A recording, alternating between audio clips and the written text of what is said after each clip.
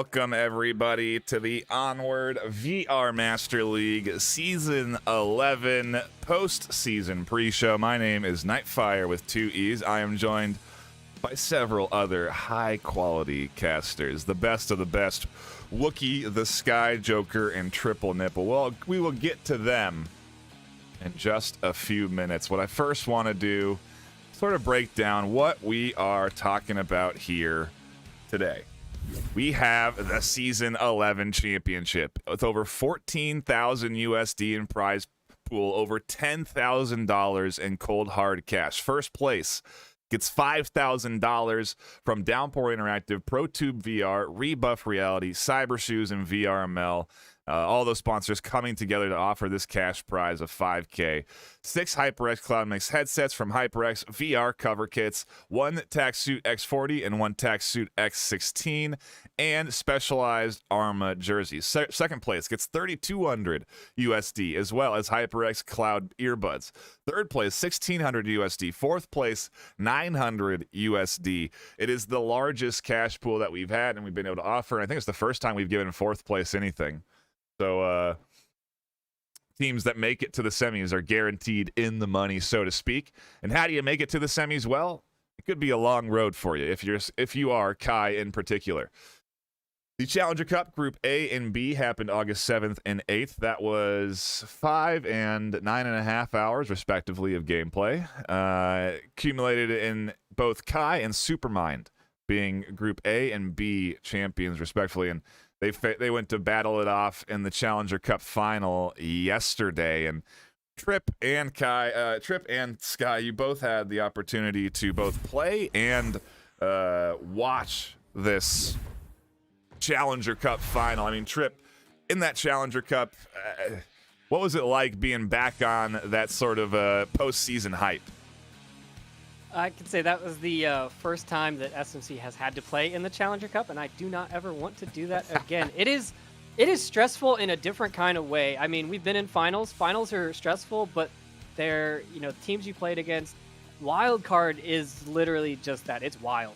You play against teams you may have never played, trying their best to take down the top teams and get that spot. And congrats to Kai and Supermind for both doing that and then fighting it out, and Kai taking that win.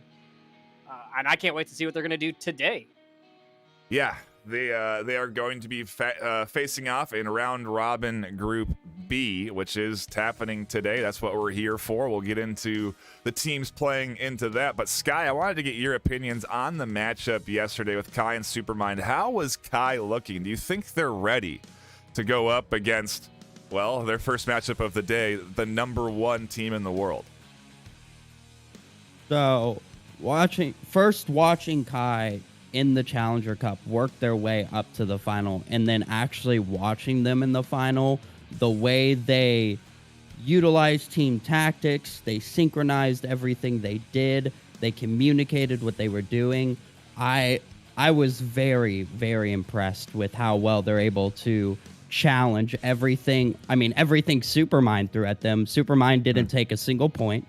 Kai countered everything they did, and they did it remarkably well. I think at least half of the rounds they were all 5 up at the end. Wow. I mean, they were solid, and I'm really, really excited to see how well they take those skills against these higher teams that have been in these seats for a very long time. Yeah, and I mean, if you look at the road Kai took through the Challenger Cup, they had some tough games in the later half of their cup. Animal House, Error 404, Legacy, Virtual Secret. They had, the last 3 rounds of their Challenger Cup to be pretty serious games. And I mean, you were going up against these teams in the Challenger Cup, Trip. It was, I think, the most competitive cup I've ever... both cups, truly. It was the most fun I've ever had watching Challenger Cups. It was very competitive. I mean, we were seeing people, teams hold those secret strats until the very end, and then they say, oh, well, let's go big or go home. This is the time. And you were seeing some crazy plays. I don't know if anyone's seen that smoke cap from Kai, but that was insane. Yeah, actually, I think if we run the highlight reel, we would get to it at some point. But yeah, a couple of highlights from that Challenger Cup. It was extreme. Super fun to tune into, tons of kills. And again, I think the most competitive I've seen. Now, let's talk about what we watched yesterday. That was round robin Group A. That was Raptors, Ember, Dead Logic, and Vikings. And going in, the storyline was Raptors, they were a fresh team since season 10. They played well in season 10, if you all recall. But then season 11, they really started to make a name for themselves. And, I mean, they really dominated through the entire playing field. They only lost one round to Ember and remained undefeated the entire way through. If we have to think, both Raptors and Vikings are going to be are the Group A finalists. They're going to be facing off whoever comes out of here. I mean, looking at this Group B stage, Beginners, Kai, Peacekeepers, and BossFight, what are our initial impressions on these matchups? What do we think is going to happen? And Trip, Wookie, I'll go to you first since it's been a while. I mean, when you look at this group stage, and at least our first matchups of the day, Beginners, Kai, Peacekeepers, BossFight, what are your thoughts? Wow, what a loaded question. I know. Well, it's plenty. There's a lot of thoughts there, but I think that today, we're gonna see a bit of an upset. I think from Kai. I think Kai are just gonna come in and potentially mop the floor. I think, BossFight, another great contender from the EU, and they have just been playing so fabulously this season. On so many levels, and I think it's going to come down to BossFight and Kai on this one. Yeah, and I mean, we've seen Beginners play well this season. They've been dominating that #1 spot worldwide. They are still the powerhouse. They're not a threat to go underestimated, but they have lost as well, and that has been a thing that hasn't happened in the past. Trip. Beginners have normally been undefeated through a season, but we've seen Peacekeepers and I think BossFight both take rounds from Beginners, so what's to say Kai can't?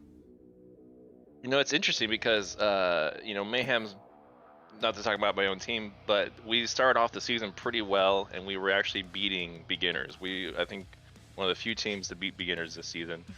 You recall that early on.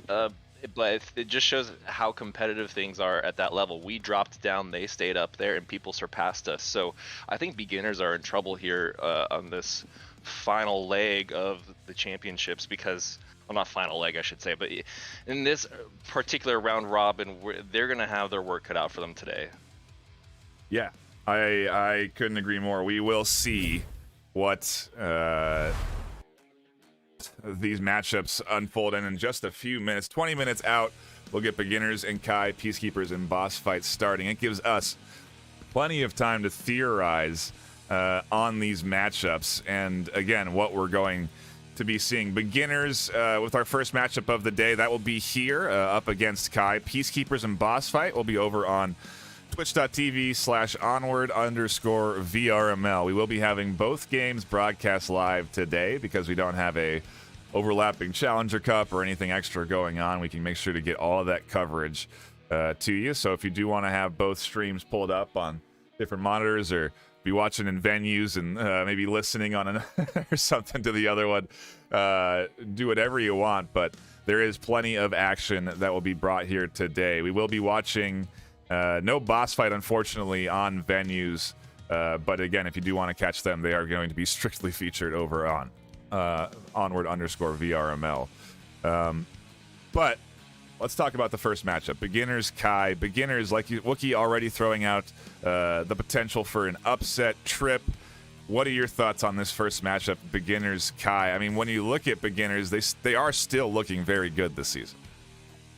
They are, but I think that Kai is really riding that momentum. They won yesterday. They've been dominating in most of their games, even throughout the season. They were playing very well. They're a very good mix of strategic, like you watch them and they're like, okay, we have to clear this, we have to clear that, we have to clear that, then we can go for the objective. And so they're very good at that, but they're also very fast on those snapshots. They're very good at doing a okay, we're going to do a round of rushing just to throw them off, and then we're going to play slow. So changing it up is something that Kai is good at. Their communication is top notch, which is what you see out of all these teams, but I think Kai has it down very well. Yeah, they can certainly ride the energy off of these wins. But Sky, I'll come to you with this question because you really got to watch it. Do you think that they might be a bit unprepared for beginners here? Because this is a team that definitely plays better than Supermind. Not to knock Supermind, but they are some 40 ranks higher than them on the regular season ladder. They have been playing since the beginning of VRML. Is Kai going to be ready for this despite their momentum off of some wins? So, I truly believe Kai is prepared and ready to face them with what they have. It's just gonna come down to, can they execute their strategies as well as they need to, is really what's gonna come down to. But I do think they have what it takes to challenge the top seeds. Well, I'd like to throw out there that maybe beginners are also holding on to something. And Wookie, what do you think about the potential of, we've seen beginners play fast, we've seen them play slow. They do it in little spurts here and there in the matchups that we've been able to spectate. And I just wonder if maybe they're going to be the team to bring surprise strats here against Kai. If there's going to be a team that does surprise stats, it's going to be beginners, right? I can't count them out for doing that, but I mean, they do have the capacity to mix it up on the fly. So, they don't really need to go into this with jazz. They've been in this game for so long that they can just, pull an audible and just do whatever they want and usually get away with it. Yeah. It just goes to show that at that level, that's the amount of skill we're dealing with here at the top. Yeah, and then let's talk about Peacekeepers and BossFight, an exciting matchup to kick us off over on Onward_VRML over on Twitch. That's going to be a storied matchup. I mean, these are two EU teams that have faced off plenty of times, and both squads were playing very good towards the end of the season. I mean, Trip, you're going to be over there casting this one and spectating it.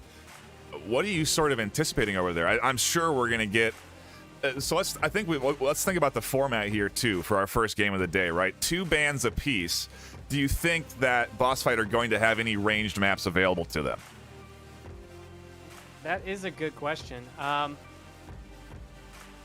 We know Peacekeepers like their close range maps, and they like to do their 5-man pushes, which work very effectively. I pointed it out multiple times that I would love to see that used more. Nobody defends for 5 people. You can't do it. You can't give up all of your defense. So they're definitely going to be opting into those close range maps. I don't know if they're going to ban the long range maps, or they're just going to ban the maps that they're less comfortable with on close range and go from there. I think they're comfortable playing any of them, and they can't thoroughly get rid of long range with the ban system, right? Well, they have 2 bans, so if they go Snow Peak and Downfall, what's left? Quarantine, technically. Right. So, and I think that's probably what's going to happen. I would say that Downfall and Snow Peak would definitely be out for Peacekeepers. I mean, I don't think BossFight's going to be able to play those 2 maps all day today. I wouldn't be surprised if everybody bans Downfall and Snow Peak. And the reason we say this is because of that sniper expertise that comes in from the Lonely Viper. He brings that range, and it seriously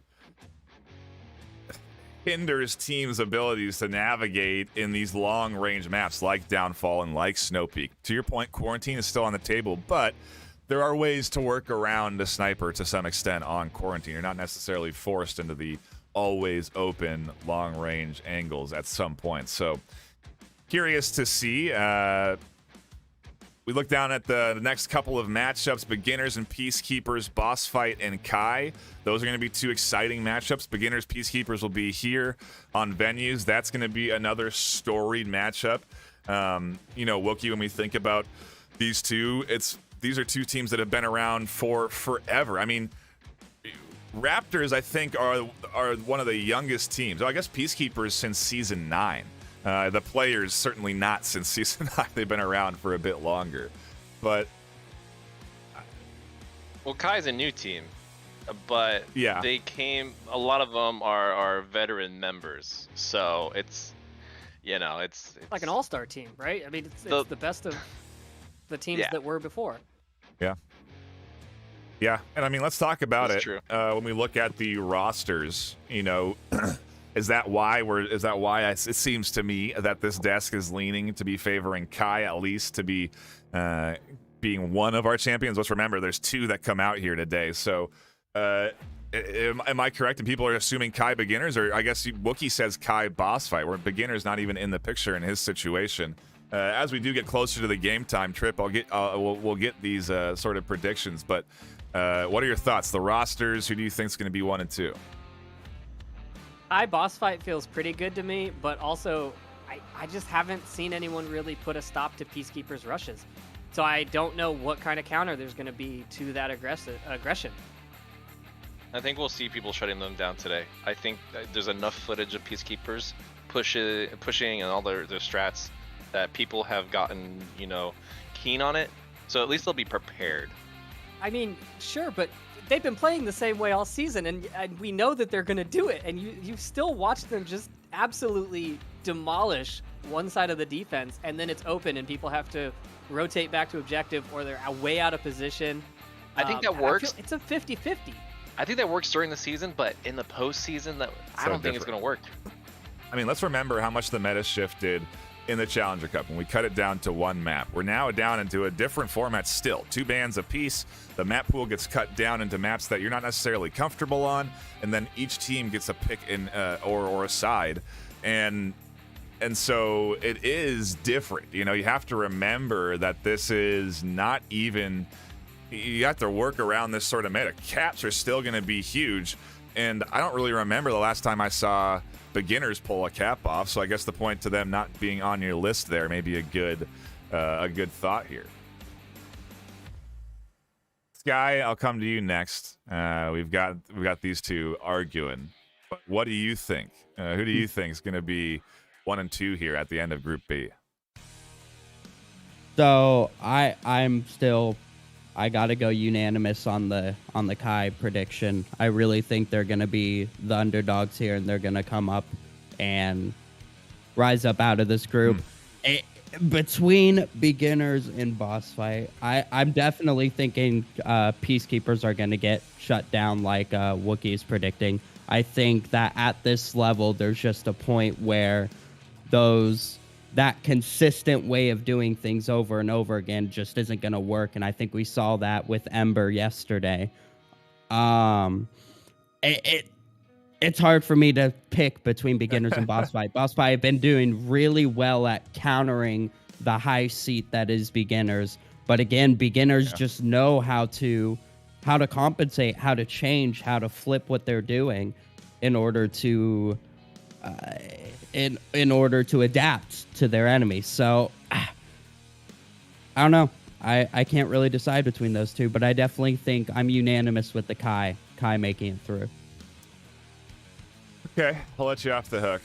Not going to pressure you too much, because I myself am starting to feel the pressure. Just thinking about everyone's predictions, the faith in Kai, there is risk it's shattered, right? I mean, they go against beginners and boss fight out the gate. Those are 2 powerful teams that we're talking about here today, 2 potential contenders as into the 1 or 2 slot. They do not have an easy out here, and despite them being warmed up, it feels risky to me to put the faith in that squad. I want to, but I'm gonna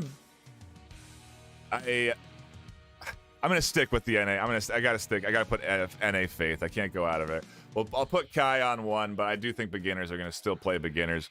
I think there's possibility it's beginners boss fight in the back of my mind. I'm thinking we could have a 2 EU come out of here, and we could have an EU favored finals in that case, in which Raptors will carry that NA banner with some pride. I hope into the semis and finals.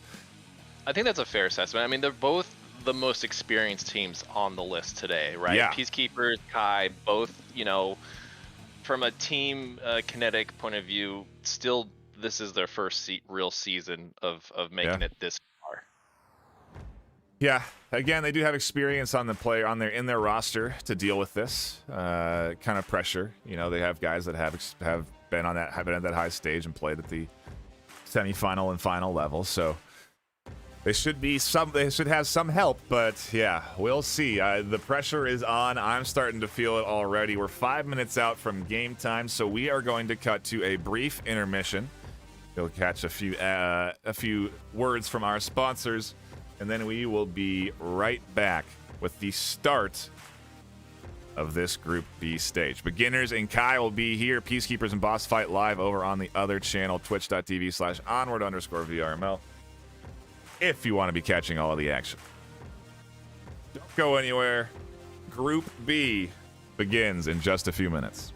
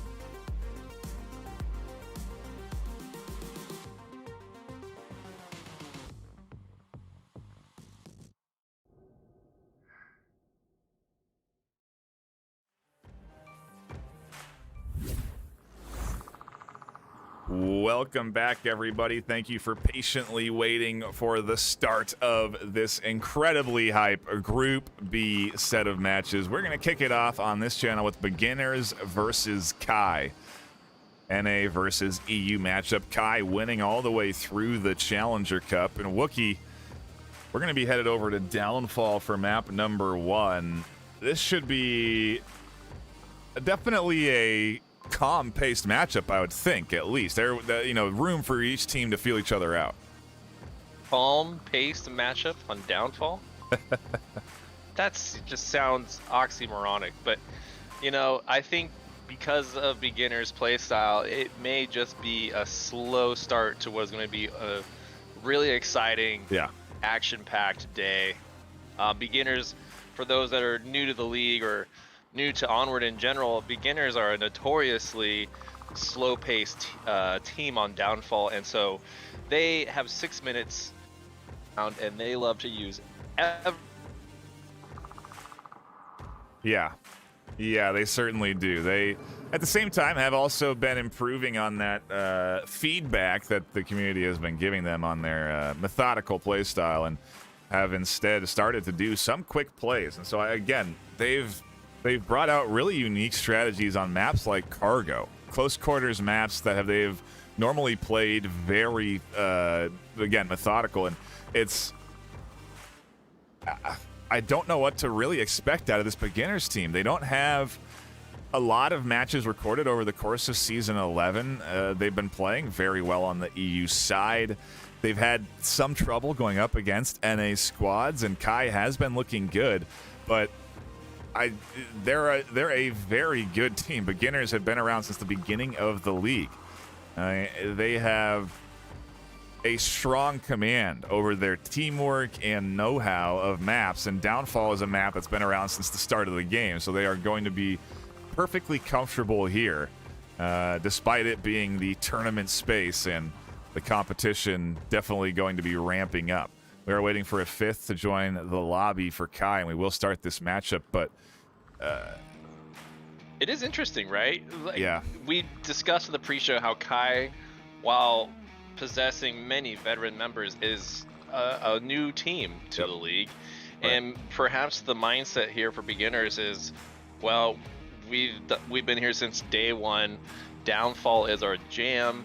Let's just hit them with that old school classic Beginners and see how they handle it, because we already know that they, can handle fast-paced, quick teams such as Raptors, Beginners, or Peacekeepers. So let's maybe hit them with some of that old school Beginners, see how they react to it, use that information to head into map 2. Yeah, it's an interesting dynamic that we are seeing for the very first round. I mean, this is going to be just a great way to kick off this whole group stage. It'll set the tone and the pace of everything here, and absolutely. I think both these teams know that, right? I mean, you look at how important. I think the fortune that both teams yesterday in group stage, every team won only one map. So it's set after round 1. Round 2 was still pretty even. It was kind of still a mystery. That doesn't always happen. A team could very well 2-0 here and come out the gate really strong with a commanding presence and have the affordance to lose at the higher levels, which is really what, or at the other levels. There's no real high or low level here in this round robin. You're facing off against the best of the best, no matter where you go. Absolutely. Still waiting on Kai's 5th. Etch has joined, the resident caster. And again, I'm very much hyped for this match. I want to see what Kai can bring. Looking at the active rosters, we have Beginners with Dr. Killinger, Icy Woods, Smoils, Strayjack, and Pods. That is the tried and true core 5 of that squad. Over on Kai, we have Dyslexic, Dazzler, Base Slappa, Engage, Phonic 6161, and Etch. And that is the Kai tried and true. So we are bringing the best of both squads out here. Both these teams ready to go for the action. We should be diving into Downfall for our first map of the day any moment here, Wookie. And I mean, we didn't talk a lot about it in the pre-show, but I'm getting nervous just for the teams. I'm excited to cast, but I'm feeling the pressure of the need to win here. You know, I can't imagine what it's like in the field right now. If your palms are sweaty and your knees are weak, and Mom Spaghetti is all over the place right now, because it all does come down to this little moment today.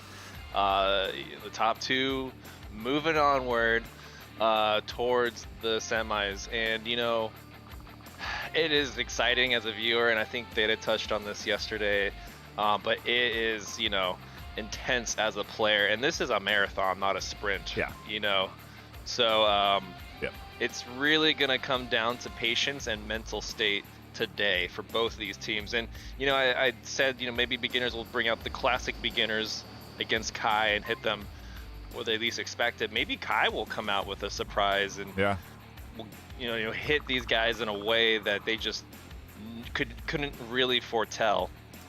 Yeah, I completely agree. It's truly a great matchup to kick us off with, just because of well, I just don't know what we're going to see. And I think you touched on it there. The format, again, also important thing to sort of remember how it affects your play style here. You only get to play 2 maps against each team. 6 maps total throughout the course of the day. Yesterday came in at about 5.5 hours of gameplay, and I guess about 5 with a 30-minute pre-show, but about 5 hours of gameplay. And so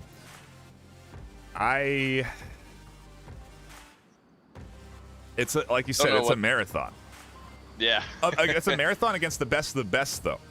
And so yeah, this truly is a test of everything: your stamina, your focus, your plays, the map diversity. I mean, I think let's think why we went to Downfall here. Maybe it's because it's beginner's map pick and they wanted to take something that they're familiar with, but what's the rest of the pool look like is the real question. Is you know, there's USS Quest out there, Shipyard, tons of a handful of custom maps that Kai could dip into to bring the unfamiliarity to beginners, and that may be an avenue to success if they do need a win for map 2, which, well, they'll need a win for map 2. Absolutely. I mean, need a win they'll here definitely too. need that, but I know, I get what you're saying, and like, this is going to be, like, don't get me wrong, I love the games down the road, like the semis, as things narrow, the teams, you get more of that onward action when you have like best of 5 maps. Yep. But today is unique because it's a lot of teams and a lot of maps over a long period of time. And at the end of the day, you want to set yourself early. You want to set yourself up well score-wise early, because at the end of the day, you're going to start making really silly mistakes that you never would have made 3 hours ago.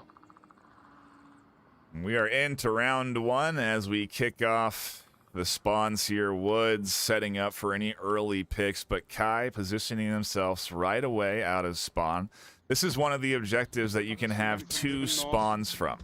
And so I believe beginners are looking there for the spawn, but Kai were pushed out right away and set up fast enough to tuck in. And it actually was fast enough that the call out came that they didn't identify anything in the north. And so right now there's going to be no information gained for any of this beginner's offense. Kai tucked in 2 into the crater. An interesting investment there. Pause taking some shots. Seems like I don't see anything there. I pre-fired on the west edge. just pre-fired from his comms. No, I didn't see anything. And you have to worry about Phonic being tucked in against this Blackhawk. He's really using the camouflage of his dark jersey against, or his dark uniform, excuse me, against that dark Blackhawk to blend in. And Paz can't quite ID him there. He's just pre-firing shots to the corner, to the common position, but Phonic's taking a very tight angle, and so Paz isn't going to find any purchase there. And I would be surprised if they tried to dry cross it, if Killinger didn't at least invest a smoke when he crossed this street. I like this Kai defense. They didn't stick anyone over there in that basement window right on camera. Chew. They're like, you know what? Forget that. It's too well known. Let's stick Phonic right there on the crash site and see how much damage he can do, because that's what Paz is doing. He's just pre-firing that window, which is so heavily utilized by teams nowadays, and for good reason. You can't tell from that range if someone's actually in it, because the window looks so dark. Volk uniforms are black. You just got to pre-fire it and just hope that you get something. No, it is a bit of a risk, but yeah, we'll see how it pays off. And I was mistaken on the objective. I thought we were on the new one. So there is just one spawn, but again, no information came in from beginners. So just want to correct myself there. Phonics still alive here, and Killinger is considering this cross.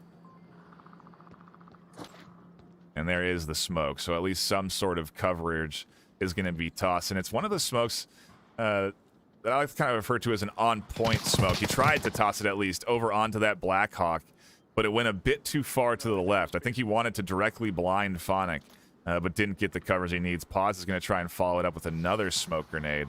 I don't think that one's going to do enough either. I'm impressed with the loadouts here. 2 players really utilizing those suppressors, and it might actually pay off here. They don't know how Killinger went down, and I think they suspect it was crash site, but you know, never 100%, especially with this silencer. Oh, those shots coming out. Oh, Almost fine. Pause. Ooh, hatch. Yeah. Where Phonic missed, Etch picked up the slack and took out that attacker. Yeah, and I mean, it's the drawing all the eyes around, right? Pulling the attention towards Phonic, and that gives the false confidence that he's made that clearing. And then you have Etch on that far outside corner that catches him coming down the ravine. A very nice pickup. And Phonic's still here in a powerful spot. Pause in trouble. Beginners cut down to 3. And Icy Woods hasn't even really run into the rest of this defense. There's a double stack here in the crater building. Even if he roots out Dazzler, base can come popping out from the bottom floor and be a threat. So it is a nice little bit of a reinforcement to a common weak point. Ooh, nice grenade by Smoils. Takes care of Phonic's position. Paz gets to confirm. Yeah, I'm so glad you pointed out the Icy Woods debacle here, because he's going to have a lot of work cut out for him. He's going to have to deal with those 2 defenders who are pretty well dug in. Base Lappa covering Dyslexic 6. Dazzler covering objective. No one really able to take out Dazzler unless they get in the building and someone doesn't do their job correctly. So we'll see how beginners fare here. I mean, they did get that 1 pick, but I would argue that that was a pretty loosey-goosey kind of position for Kai to set a defender. It's strong, but until it isn't, right? You can get picked off so easily once they know where you are. But these other positions are really well dug in for Kai. Pause with control of roof. Woods throwing out suppressor fire, just looking for any kind of picks. They got Smoils coming up through the center. He could be an on-objective threat. He could be the challenger to Dyslexic as he pushes up here, but Dazzler's playing a very tight angle, waiting for the on-objective push to come through. The smoke's here. Woods is pushing in. Dazzler takes shots, down goes Woods. Information gained. Oh no, Smoils got picked up by Etch on that cross as well. And now Paz is trying to deal with this. Engage swings out. Beginners get shut down. 4 left alive for Kai at the end of the round. And a very nice defense. That's how you play Downfall. You tuck in, you don't expose out of windows, and you let the offense come to you. That was such an impressive defense. I was getting a little sweaty there at the end. Like, I was just nervous sweats for Kai because it's close. Woods was close. Got those smokes. They got the smokes on objective. I was a little worried that the defense was going to collapse in on itself, you know, and start crashing and get picked off in rotations. But Kai held their ground. Dyslexic, you know, took out Woods. That was so key. And then Engage did start to rotate, caught Pause and off guard, and that was, I mean, it all just came together in the end for Kai. 4 up, that's such a strong defense, especially on an objective that's kind of on the easier side when it comes to cap attempts. Well, to your point, now is a real opportunity for Kai here. They're up against Beginners, the #1 seed, the best team in the ladder at the end of the season. They dominated that spot for the majority of the time that they were playing in these 15 weeks of Season 11. It is a long time to be winning. And if Kai can get momentum here and manage to do something on offense, they can really shut down the starting energy of Beginners, at least in this first map. Beginners is not a team that even then you can really back off on. They are so capable of bouncing back and even staying in matches that they have seemingly been completely pushed out of. They are a very hard team to beat, but Kai have an opportunity here with limiting how many kills Beginners got to only pick up one. That's tough. That's no warm-up there for Beginners off of this first round.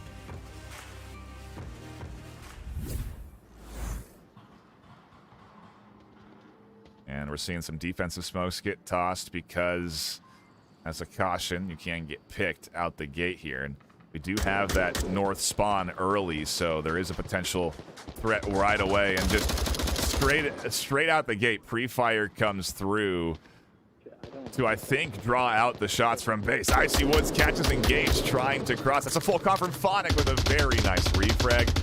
Keeps things even. Catches the head just over the top of the wall. A very tight shot to be making, but he makes it, and it does keep things at least 4-4 for Kai. What a crazy start to the round 2. At least it's even. You know, they got a kill and then they got a refrag. You know, things could be worse. We can win any other round, okay? Yeah, Beginners were set up there for some success too. Typically after they find one or two, they tend to back off just a touch, but continued to challenge up off that hilltop and got picked up. Still, though, with 4 left alive, Beginners have full control of their defensive positions here. They've got one in craters. Smoils watching that bottom entry pause up on the 2-story. And then also on that outskirts there, Straight Jack watching the ravine swing, which is coming through. They're going for a 2-2 split now as they had lost one on that cross. Okay, I'm gonna move quickly. Yeah, I'm just looking at the overhead map right now. I'm just thinking, you know, Kai's doing the right thing here. Going to do a 2-2 split, approach and surround objective, and then, you know, see what damage they could do along the way. They will have to deal with Strajic here. I think, you know, it's hard to know right now if he's going to really be a problem for Kai.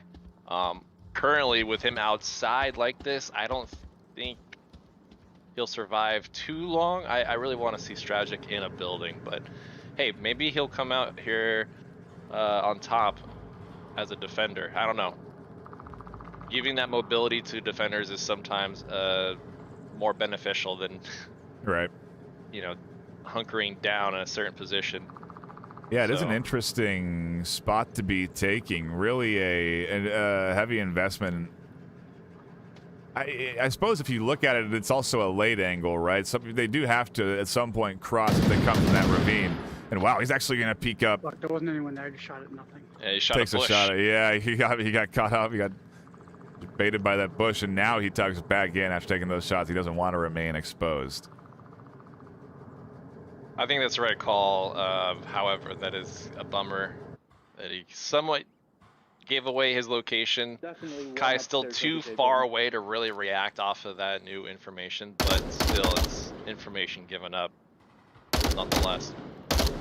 But when Dazzler almost catches pause, he sends rounds down to Smoils, and then immediately just draws up to the other window, expecting pause to try and peek out and get the refrag there for Smoils. Suppression comes in, though, on both windows, and both Etch and Dazzler are going to be making this cross free and easy. They are going to be known clearly that there's one or two here, but they're not going to be dead. Ooh, Dazzler just putting shots onto that bungalow by Westry, which is shooting right over Strajic's head. Smoils is still up, though, and Dazzler might get taken out by Smoils. No, never mind. He's inside of Center Hotel, my bad. Yeah, the suppressive fire was really strong. nice there. Yeah, I really like seeing that kind of stuff come through. Ooh, pause just crosses there. Yeah, this is a bit of a classic defensive setup that a lot of us are familiar with, and I think Kai is actually doing a really solid job of getting close to objective. Dazzler with a beautiful headshot on pause. OBJ building. Base slap over here. Really danger close to Killinger. Killinger takes out Killed one mouse. Phonic. Meanwhile, Base still creeping up behind Killinger. Now he knows exactly where he is and he's going to take him out. They've got the time. If Killinger And, goes down, they have a very weak outside corner defense. There's a threat of a Yes. cap there. Exactly. And I think if Base can do it... Oh! He takes him out.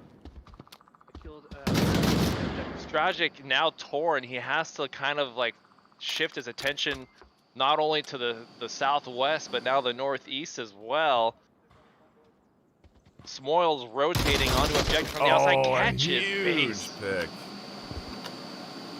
Wow. Smoke's coming out, shutting down Stragic's location. Well, a great use of utility there. Oh, Wow, and a Edge. big pick. Moyles is going to swing out wide, though. He's going to go for an unorthodox push out to the deep side. He goes to the last one alive. Kai have locked in their Marsoc round they needed. It is not a cap, but still. Wow. They are running momentum right now and are up 2-0 on beginners.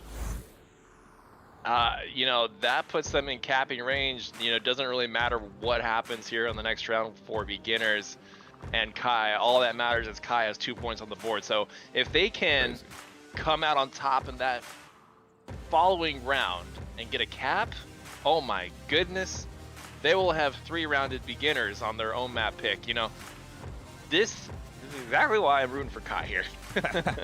I mean, Smoils clutched that, though. That would have been bad news. If Smoil doesn't find the pick through the window and he goes down, it's all open there in the front.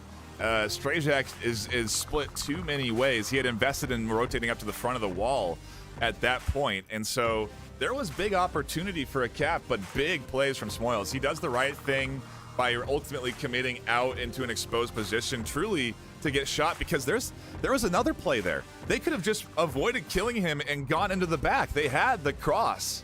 You know what I mean? They could have gone into the bottom floor and gotten a cap.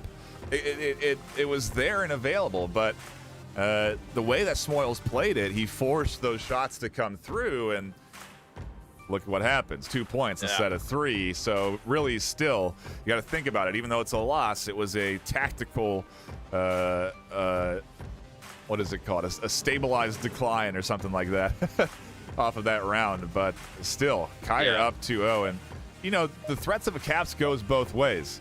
Beginners are probably thinking, let's maybe try and get some smokes onto this objective here for round number 3. Well, you know something? I was looking at that scoreboard, and Etch is currently 4-0. Dazzler is currently 2-0. We've got some members here on Kai that don't even know what death is. You know, they're just staying alive and surviving. Yeah, it's two rounds of finding kills. It gives you, the problem is, again, it's the confidence can kill sometimes, and so they have to be careful to not get a little bit overzealous now off of these 2-round wins, still play their disciplined defense game. And Etch, we are getting some information here, has identified that spawn, and that gives a lot of information for this defense to work with. You can see instantly off the call-out, Engage drops down into the ravine and rotates a bit farther over to try and catch out this cross that is coming, but I don't think he's going to be ready for what is a very, very, very wide rotation from Icy Woods. You know, I wonder if Engage is familiar with beginners' utilization of that edge of the map rotation by Woods, because it looks like he is. Well, doesn't really matter. He's down in the Marsoc dark room, so that's going to be huge. I was really hoping he was going to play the canyon a bit, but that's actually for the best that he didn't, because Woods is. Oh, he's got a nice line of sight. Shut that down. Yeah. Yeah, that back rotation works really well to cover this push up through the center. Engage is in a very common spot here, and Killinger is very likely to at least dump a bit of utility into it, especially if Engage drops any comms here that he's hearing these footsteps in his building. Yeah, he hears them and he's rotating as a reaction to it.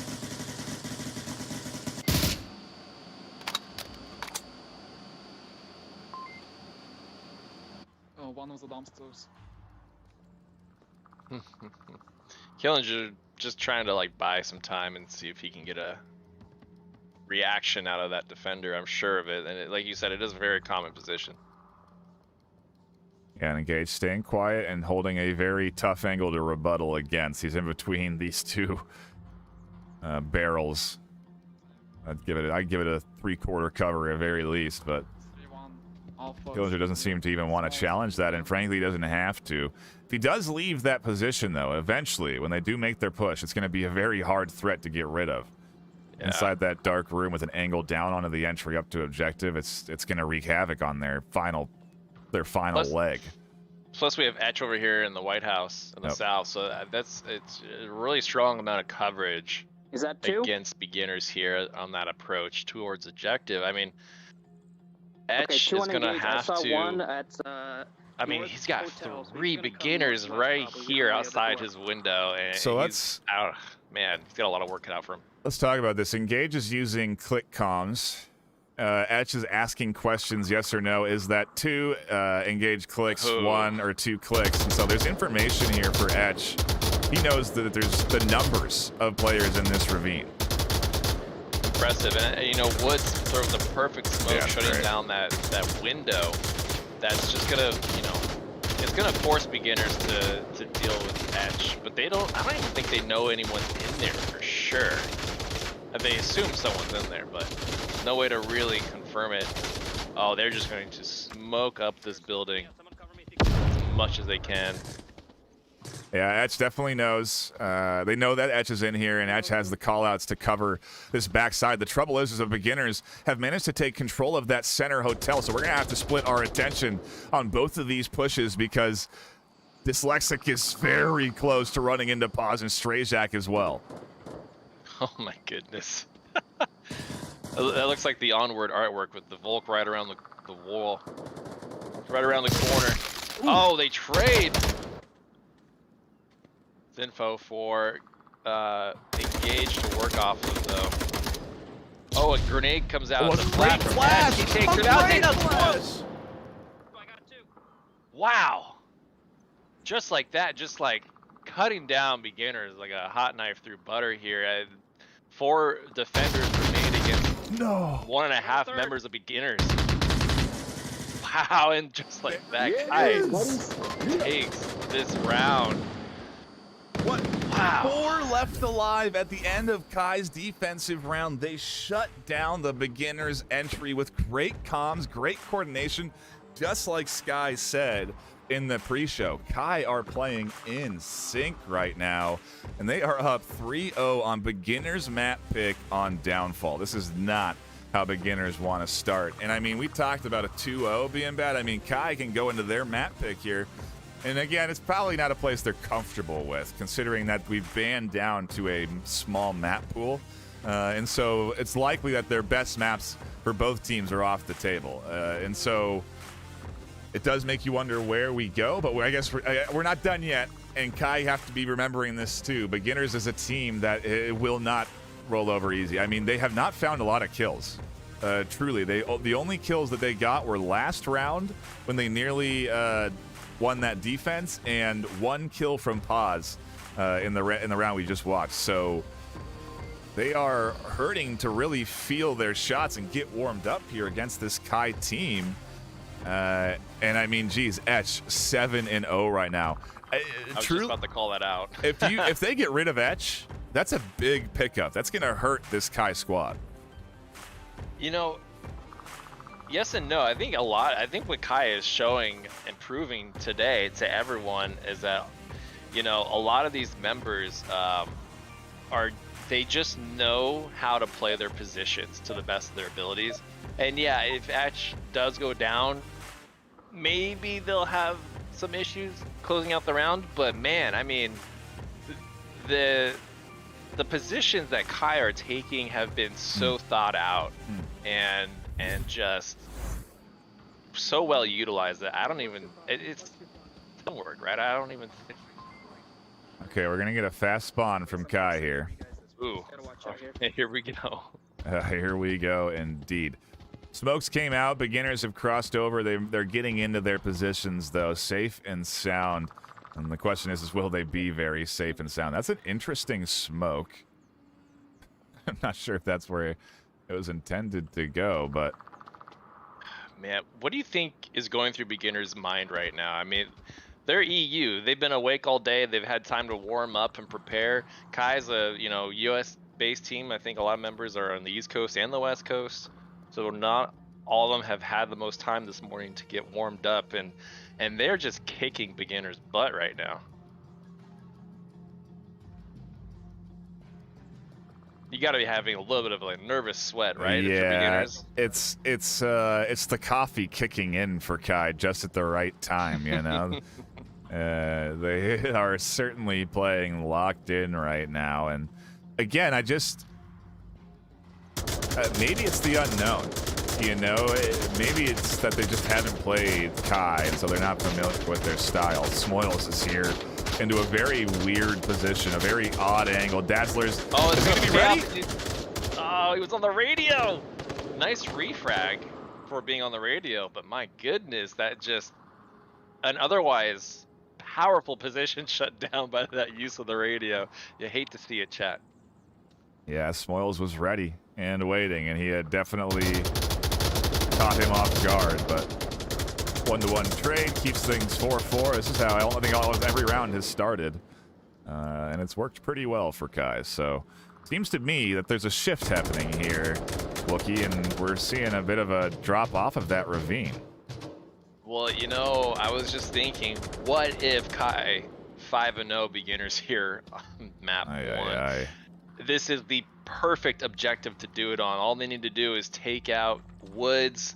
Killinger needs to slip up and not catch a Marsoc player running in that basement door.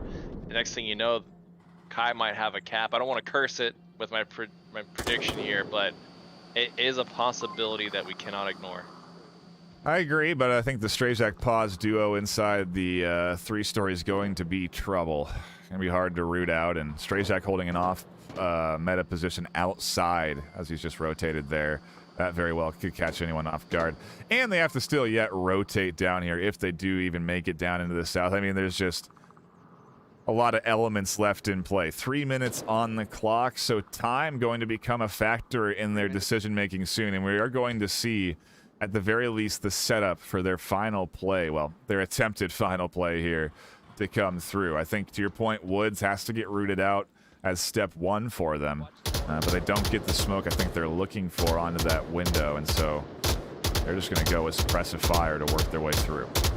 Yeah, if the throw fails, just throw more bullets at it, There we go. Follow up the toss from base. They're like, oh, beginners had a good thing going there. Let's just smoke that window and deal with it later. Well, it's a twofold operation there. Not only is maybe denying some vision from the window, but it's a good audio suppressant. And so they can't hear base push up here. Oh, that's a nice angle from Pause down the ravine.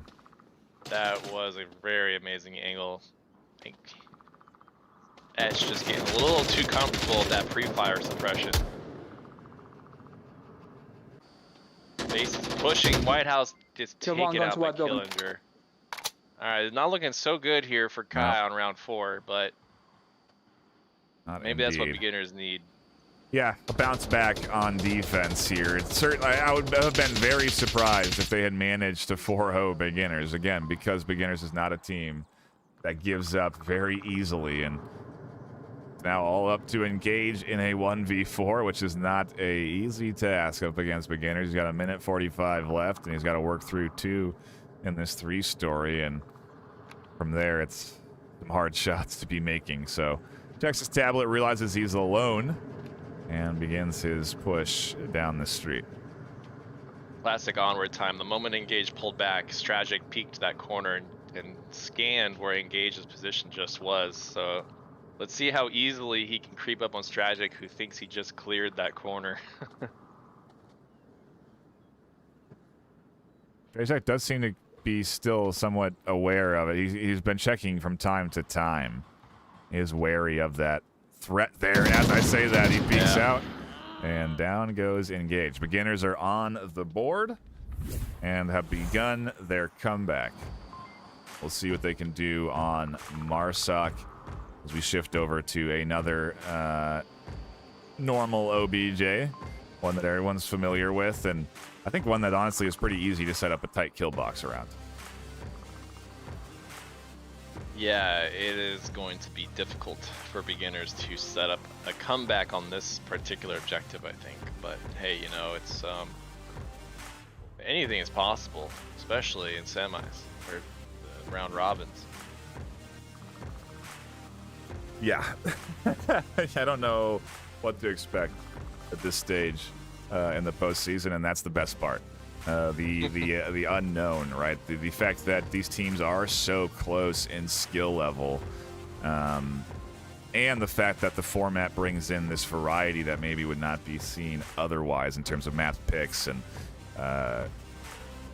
teams being playing against each other. So yeah, this is the start, at least, to our series. We started to think about map 3 or map 2, but maybe that's a little too early, Wookie. I mean, we just cannot count this beginners team out yet. I wouldn't be surprised if they got something planned. We got to see something unique come out here. There's not really any room to save strategies at this point, right? This is the round robin. You do get the semis and finals, which is your best of 3, but if you don't even... I don't know. I guess you can afford to lose, right? You can't afford to lose at least 1 or 2 rounds in this round robin. No, every round matters. Yeah, but teams, the chances of a team going undefeated through the round robin, I feel like are very slim. I think is what I'm saying. And so I think the idea that every team at least is going to lose 1 round throughout the course of this round robin is not out of not something crazy. It's what we saw. What we saw happen yesterday. And I guess if a team does remain undefeated, then it really throws things off. But yeah, we did not see it at all yesterday. And the only time we saw undefeated teams was through that Challenger Cup, where eventually the winner was the one that did not lose. So yeah, again, I don't know. We'll see. I don't know if beginners are going to be thinking about... That's what I guess to the point. Are beginners going to be bringing out their unique strats here, or are they just going to kind of try to stick to what works for them, and if it doesn't, a loss is a loss, and they can kind of ride off of it? Right. That's a great question. I think... How late do you save your strats, At Yeah. what point do you bring them out?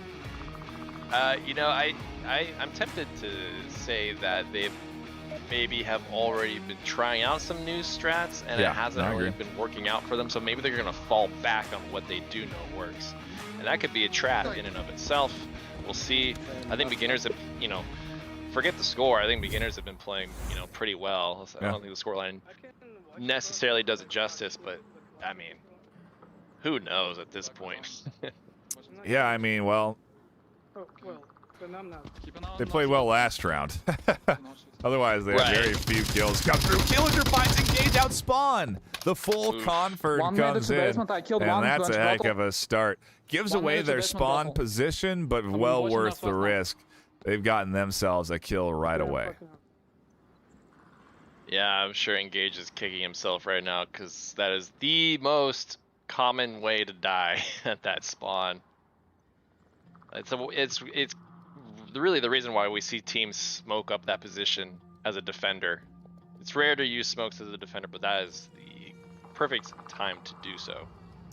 Yeah, beginners definitely. For that exact reason. Yeah, they definitely smoke that stairwell when they make their cross out to try and get 1 up into the 2-story. Etch getting into the bottom floor is not as risky, but well, he's kind of trapped there. It's not the most ideal position, but this is one of those things where it's, the more experienced teams are aware of that. I don't think Engage has played against teams like beginners who are ready for rotations and objective or positions like that. Yeah, shots coming in through the windows too, right over, just barely missing Etch there, not quite cutting through on that corner, but still enough to really let them know that, hey, we know you're in there. And this is the thing. Our beginner is going to work off of this weak point that they've created. They really don't have as powerful coverage on that far south side, but they had the north spawn. So you look at the overhead, and they're still 3 favored in the north, and I guess we got to consider the beginner's timing, right? Maybe this is all part of their plan, and eventually they'll work their way over to the south, but I do wonder what their strat is going to be here as they continue to advance up that north side. You know, if you are on camera too, Etch's position is pretty strong, I guess, for this particular push from beginners. But if they can make it through, I'm not sure how well it'll pay off. But that's really a job for Phonic and Base to deal with. But, you know, Phonic is tucked in the corner. I'm a little concerned here with Kai's defensive layout here.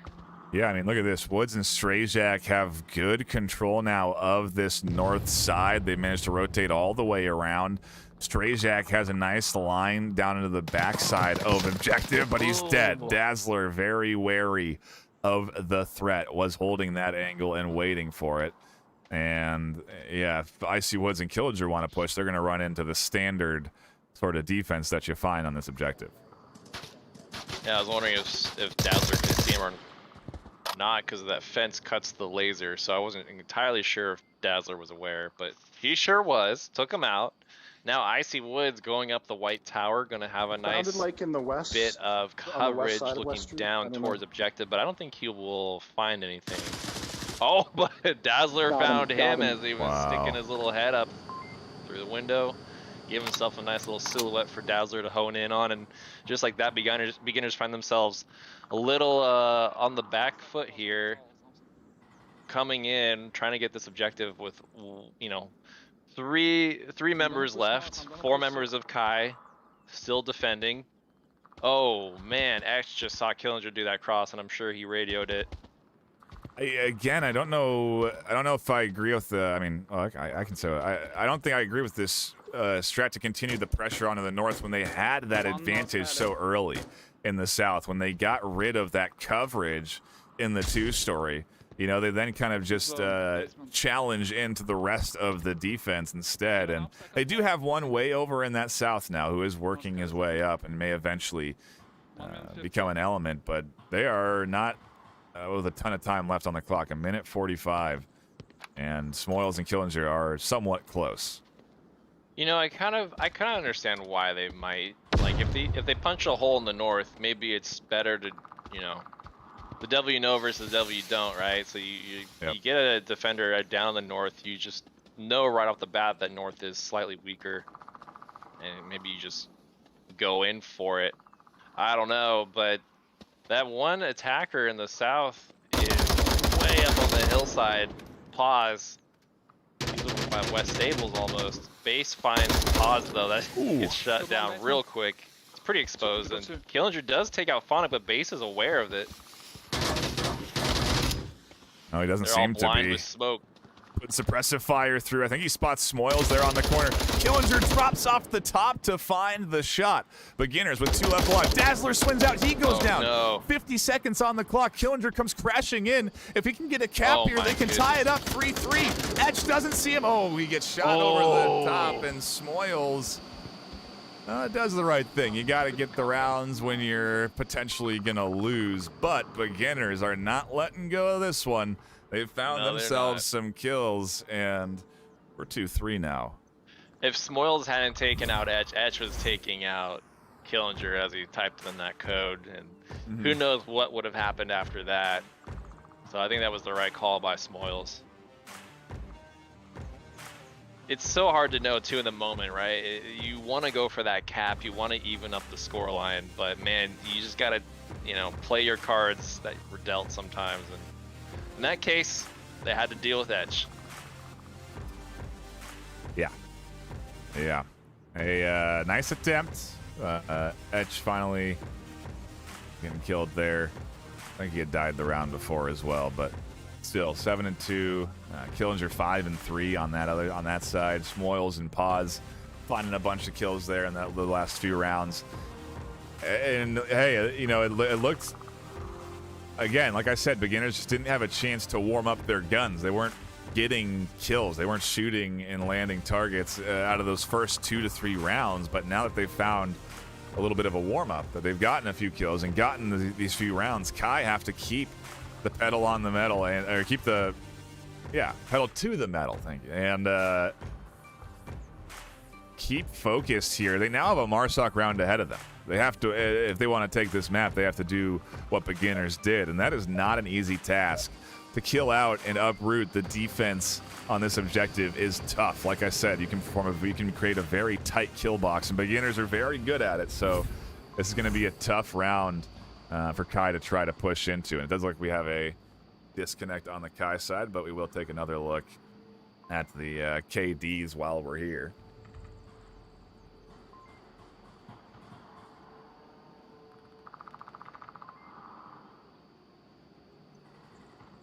Not sure what the status is of the other set of the other match going on now, but that is BossFight and Silent Purge squaring it off. An EU matchup as old as time.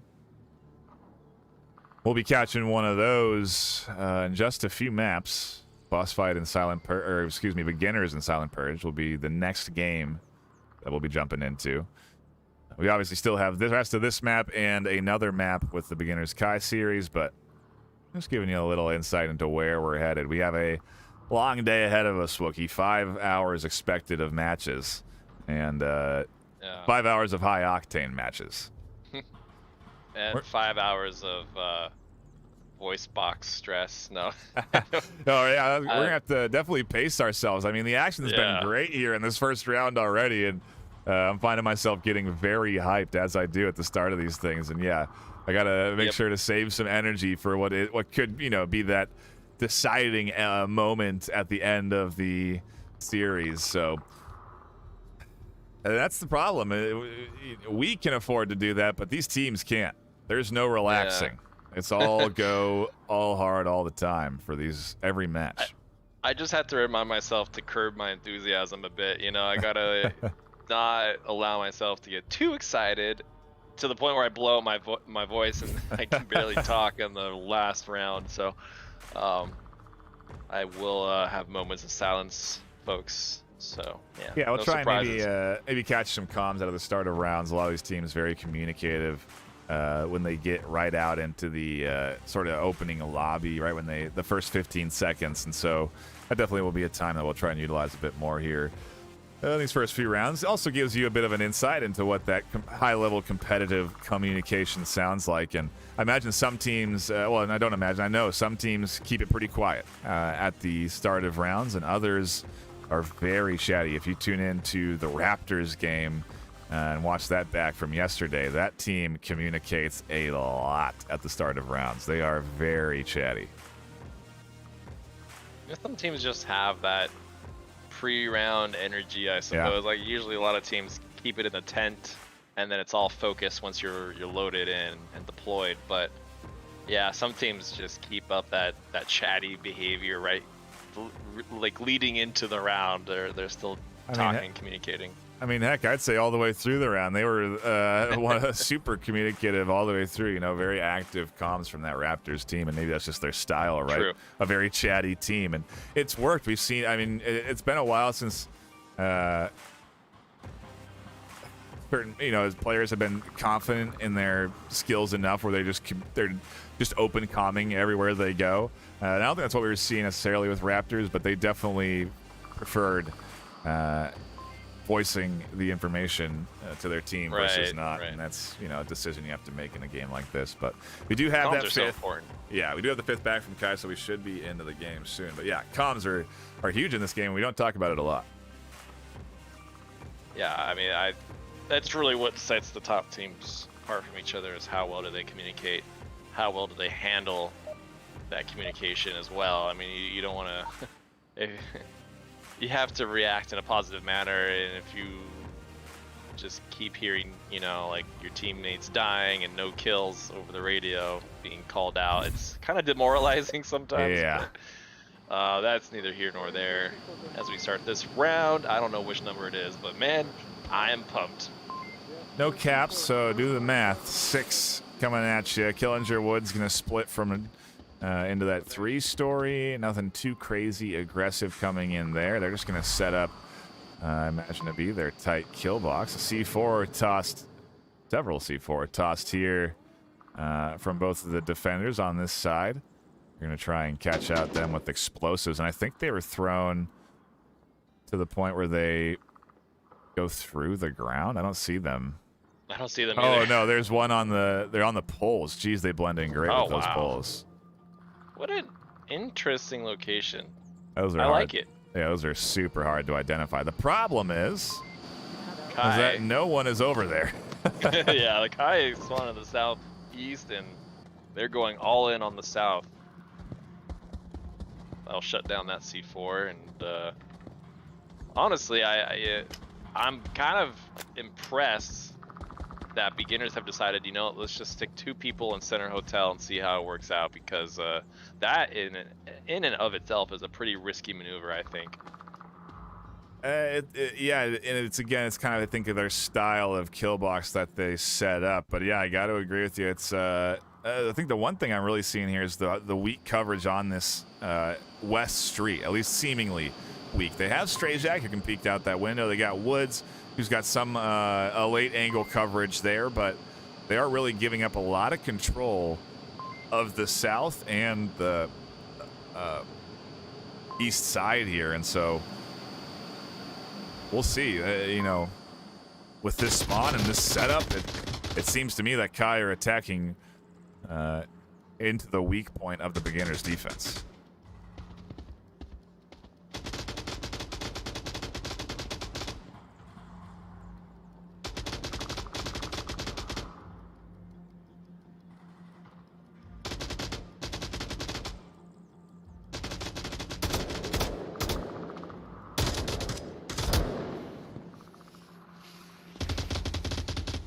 Suppressive fire just to be safe on their cross. Even a smoke invested there, but no one holding any of these angles. Like I said, they are really giving up the south to Kai. They're allowing them to push into their 3-story, and we'll see what Killinger and Woods can do, what kind of damage they can wreak, because they are definitely going to run in to a good chunk of this Kai team. Smokes are pretty well placed, I think, and they're going to cross towards that church location. So this is really interesting to me, because it actually might be super effective, although I wonder, are they going all in on the cross? My goodness. I'm really curious to see what Kai have up their sleeve. I know, this is an interesting play here. Yeah, they're playing right into the defense here that beginners do have set up on this side. Oh, Woods catches a hail of bullets at his window. That pushes him off of the angle. But they don't really work off of it. This will work if they just shove a bunch of bullets downrange.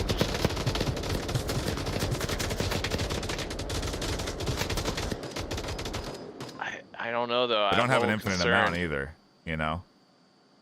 It's a lot of rounds they're putting out there.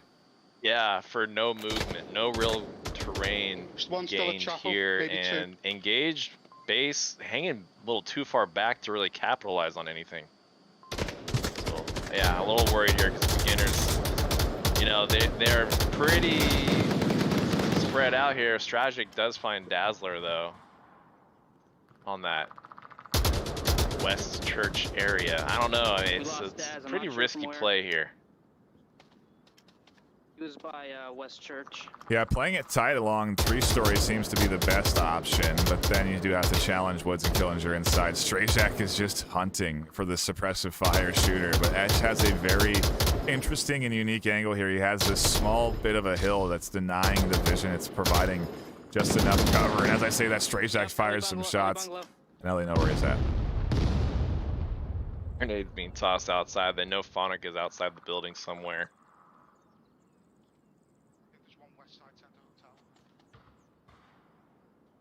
Kai not in terrible shape. You know, only one man down. C4 gets blown.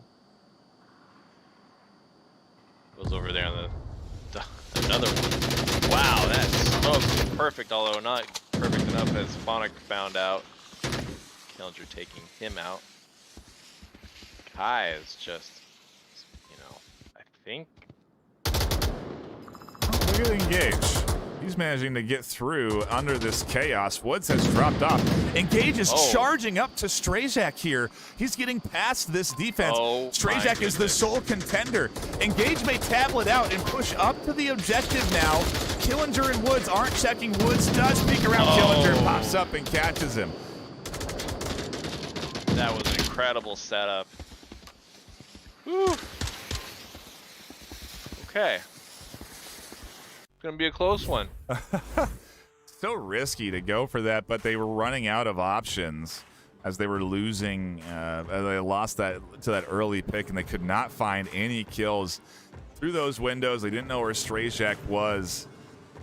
A real opportunity to continue that line and push, get up, around, kill Strayjak. I mean, you know, what we see is not what they see, but geez, they almost had a cap there. Kai nearly had 5-2 on the likes of beginners, but the trouble is that when you go for the cap and you don't get it, the scoreline never looks too hot. 3-3 now.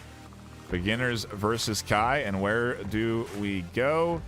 To a new objective, one that has 2 spawns for Volk, and so Kai could potentially get hammered here if they get a spawn that is ID'd fast by beginners. There's chances for that to happen. This is gonna be so crazy. You know, luckily Kai just needs to defend. They have that Volk advantage here on the round that is most important for them. They've kind of let beginners crawl back and get some territory in terms of the score line. And I wonder if Kai is just going to just be a little bit more conservative, maybe just keep like no picks. Like, I don't think we're gonna see Engage get picked off again early, right? Like, so they're gonna try their hardest here. There's a risk of that happening, depending on what spawn you get, and we'll see as we do come in. Oh, yeah, they got the far spawn. They got the far spawn, and beginners can immediately pop up into the 2-story and take shots. This is going to be very dangerous. Kai could lose some early here. You can play by the truck. I already see lasers. Yeah, this is so this is bad news. Oh man. What the fuck kind of pre-fire? Etch and Engage allowing themselves to kind of get caught here. I don't think they got spotted. I'm not 100% on that. Maybe they did, but this is not good. They're kind of cut off here. At least 3 made it out, but yeah, Etch and Engage are stuck. Engage makes it in, and now Etch is just kind of on this backside, and I wonder if they're just going to work with this, or... Yeah. Downstairs. Gonna roll with the punches. Engage. Which is actually good for Kai, because it looks like beginners are opting to go that south push. I don't like my spot here. I'm trapped. I think. Well, Cover White House for here and now. there from Etch, he doesn't like his spot here. He's trapped, and so he's just going to be covering White House, watching for anyone that pushes up there. It is an off-meta angle, and so I doubt anyone really checks this as if they do try and make their way up to the white. But weak, so we gotta really depend on yeah, something out of the world. Don't die base. They just are a little far from objective. This position could pay off though. Strayjak's here. Yeah. He's playing it pretty conservatively though, not really pushing up or hunt for anything too crazy. Doing a very slow scan of the high up top angles, which is smart considering they know the spawn and know that there could be the potential to quickly dive up there, but it certainly would have been identified by the likes of that offense. So. Oh, I was about to say, I think Etch is in a pretty solid position as long as he doesn't give it away too early, but he kind of just did, as I was about to say something. So I feel better now because I didn't jinx it. I let it happen. But Etch is in a tough bind now because they have a rough idea where those shots came from. Even though he is suppressed, he's got a bit of a muffled sound on the muzzle, but like, man, it's enough information for a team like beginners to work off of. Yeah, they said west side outside. Pause, I think, just spots it there. Oh, and they go for the fight. Still got a guy southwest ravine. Etch can't find it, and now they have gained He's the stalling. control. Yeah, that's true. He's at least stalling. Yep, yep. That will shut down that south approach, allowing the rest of Kai to kind of focus on a northeast approach. I see Woods almost has an angle though on the edge. Oh wow, yeah, I didn't realize he's really going for that flank over there. Yeah, I mean this setup is looking very good from beginners. I think They there's have Woods up here. They've got one coming in There's a from the bungalow. center. There's a bungalow in the way, so he Woods can't quite see Etch. He's looking though. Yeah, I bet he is. Oh, it's break to 5. Break to 5. Okay, I made it up. Pause now with an elevated position. Etch at extreme risk. Ooh. Tried to M203, it didn't pan out, I however. don't know if it Just a got him, little but that was short. right where he was standing. I love the M203, it's my favorite. Yeah, the call there from Pause that was perfectly placed. Pause is on an insane rotation. Pause is wrong, it was far from perfect, but, you know. One in the north.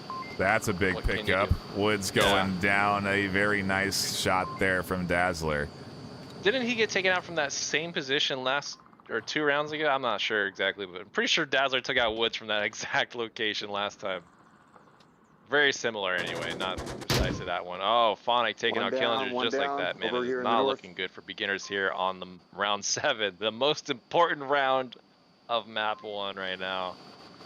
Well, you know, it didn't look good the last time they won on Marsoc either. So again, I can't relax in the slightest. But with a minute 50 left, yeah, they are not exactly close. Pause super far away on the hill. Even then, Didn't work Strayzak out has for to him. move. They believe they got to 2 or Yeah, 3, last time and then Pause they did got this, it didn't work KT. out for him either, but he's just going for it. He's like, hopefully maybe this time will be different. Seems like it is. No defenders. Oh, but they He got saw caught. him. Yep, he got spotted, and now he's really stuck. Yeah. This didn't work out for Pause last time. By I'm what kind of stables by shocked that that he's tower going thing up for there? it. You know, again, isn't that the definition of insanity, is doing the same thing over, expecting different results. Pause, you are insane to do this, but he's doing it. Strategic pushing up to that red truck near West Church. They're just, beginners are in a bind here, and they have 60 seconds on the clock, basically out of time to really do anything. Smoils found his way into 2-story heli, takes out Phonic. Oh my goodness, how did that happen? Heli. Well, Base Not- was dialed in on to Pause there, and now Smoils is here. Base can't focus on to Pause. 40 seconds left. If Smoils catches Base, there's serious risk of him pushing up to the objective. He flies Whoa. past him, but Base swings around, catches the kill. Pause goes down to Etch. Strayzak is alone in a 1v4 as he has only 25 seconds left. He can't take up any high positions. He is kind of close to OBJ, though. He's working his way past this defense. Shots come in from the back and engage. Locks in map number 1 for Kai. Shots in celebration as they do take a early lead in round robin group B. A surprising one at that. Beginner's map pick goes into the hands of Kai, albeit not easily. They definitely put up a hard fight for it. Yeah, beginners making Kai work for it.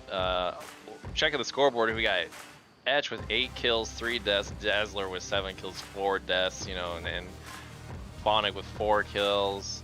Then we have Killinger, 7 kills, 4 deaths. I mean, there's a pretty good spread of kills Yeah, no, I mean on that's beginners.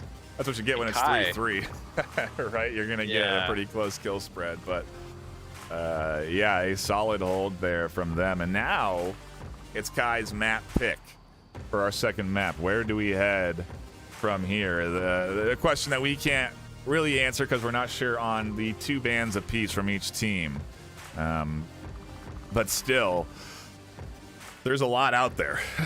There's a lot of custom maps that can't really ban away, and I mean, I guess you could. Maybe we just have a old map pool available to us. But yeah, very interested to see where Kai take this for their map pick. Or do they choose side with the available maps to them? That's the question I suppose we're headed to here. Either way, what a heck of a start, Wookie. I mean, of course, we get the excitement of Kai, the underdog, the Challenger Cup champion, potentially winning 4-0, but yeah, beginners don't let that happen. We get down to a 3-3 for round one. If this is what we can expect all day today, again, how, you know, I'm gonna need like five hours to stay hype enough. Hey, we'll see how the day progresses. I don't know. I think I'll be hyped off on Onward alone. But hey, I might go get some more coffee. I'm getting word now that map, the other match is done already. Finished before the end of map 1 for beginners. Map 2, though, is going to be fun. We headed to Suburbia, a map that, frankly, I don't know is a real sure-in pick for Kai. Beginners have been playing Suburbia pretty well lately.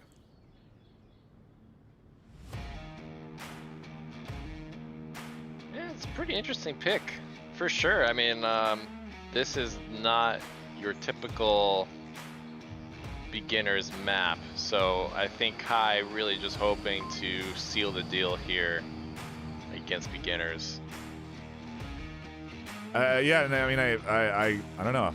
I think it is, but I don't know if Kai's making the right choice here. Like I said, beginners do play this map very well. Despite the impression of them being slow and whatnot, they are capable of bringing out some unique strats here on Suburbia. I've seen it happen.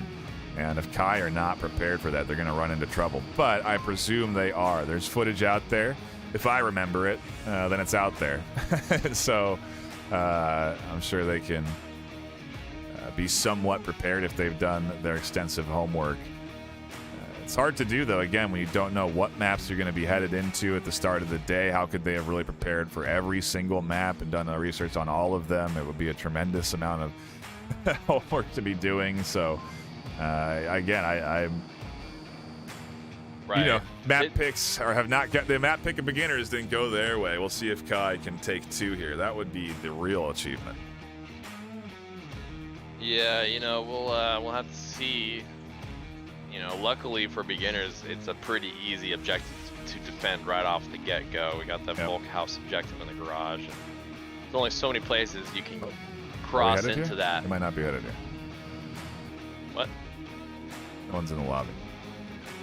Oh, crap, you're right. I was wondering what was happening. Give us some time here. Might be headed somewhere else. No, looks like we're going to Suburbia. Just had a lobby issue, but we're still fine. All right, we're still accurate on our callouts.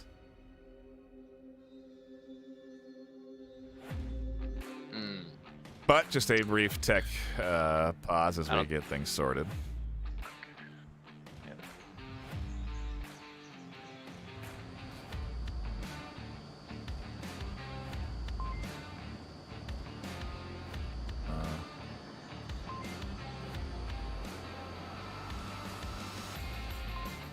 Yeah, all good. Back in the lobby. I was just going to take a look. I was taking a look at the active roster, seeing if we were getting any subs or anything like that for Suburbia. And I'm looking at beginners, and there is no nothing out of the ordinary there. Looking over at Kai, we still don't have the full roster in, so they very well could be bringing in someone from their roster that was not playing in that first map on Downfall.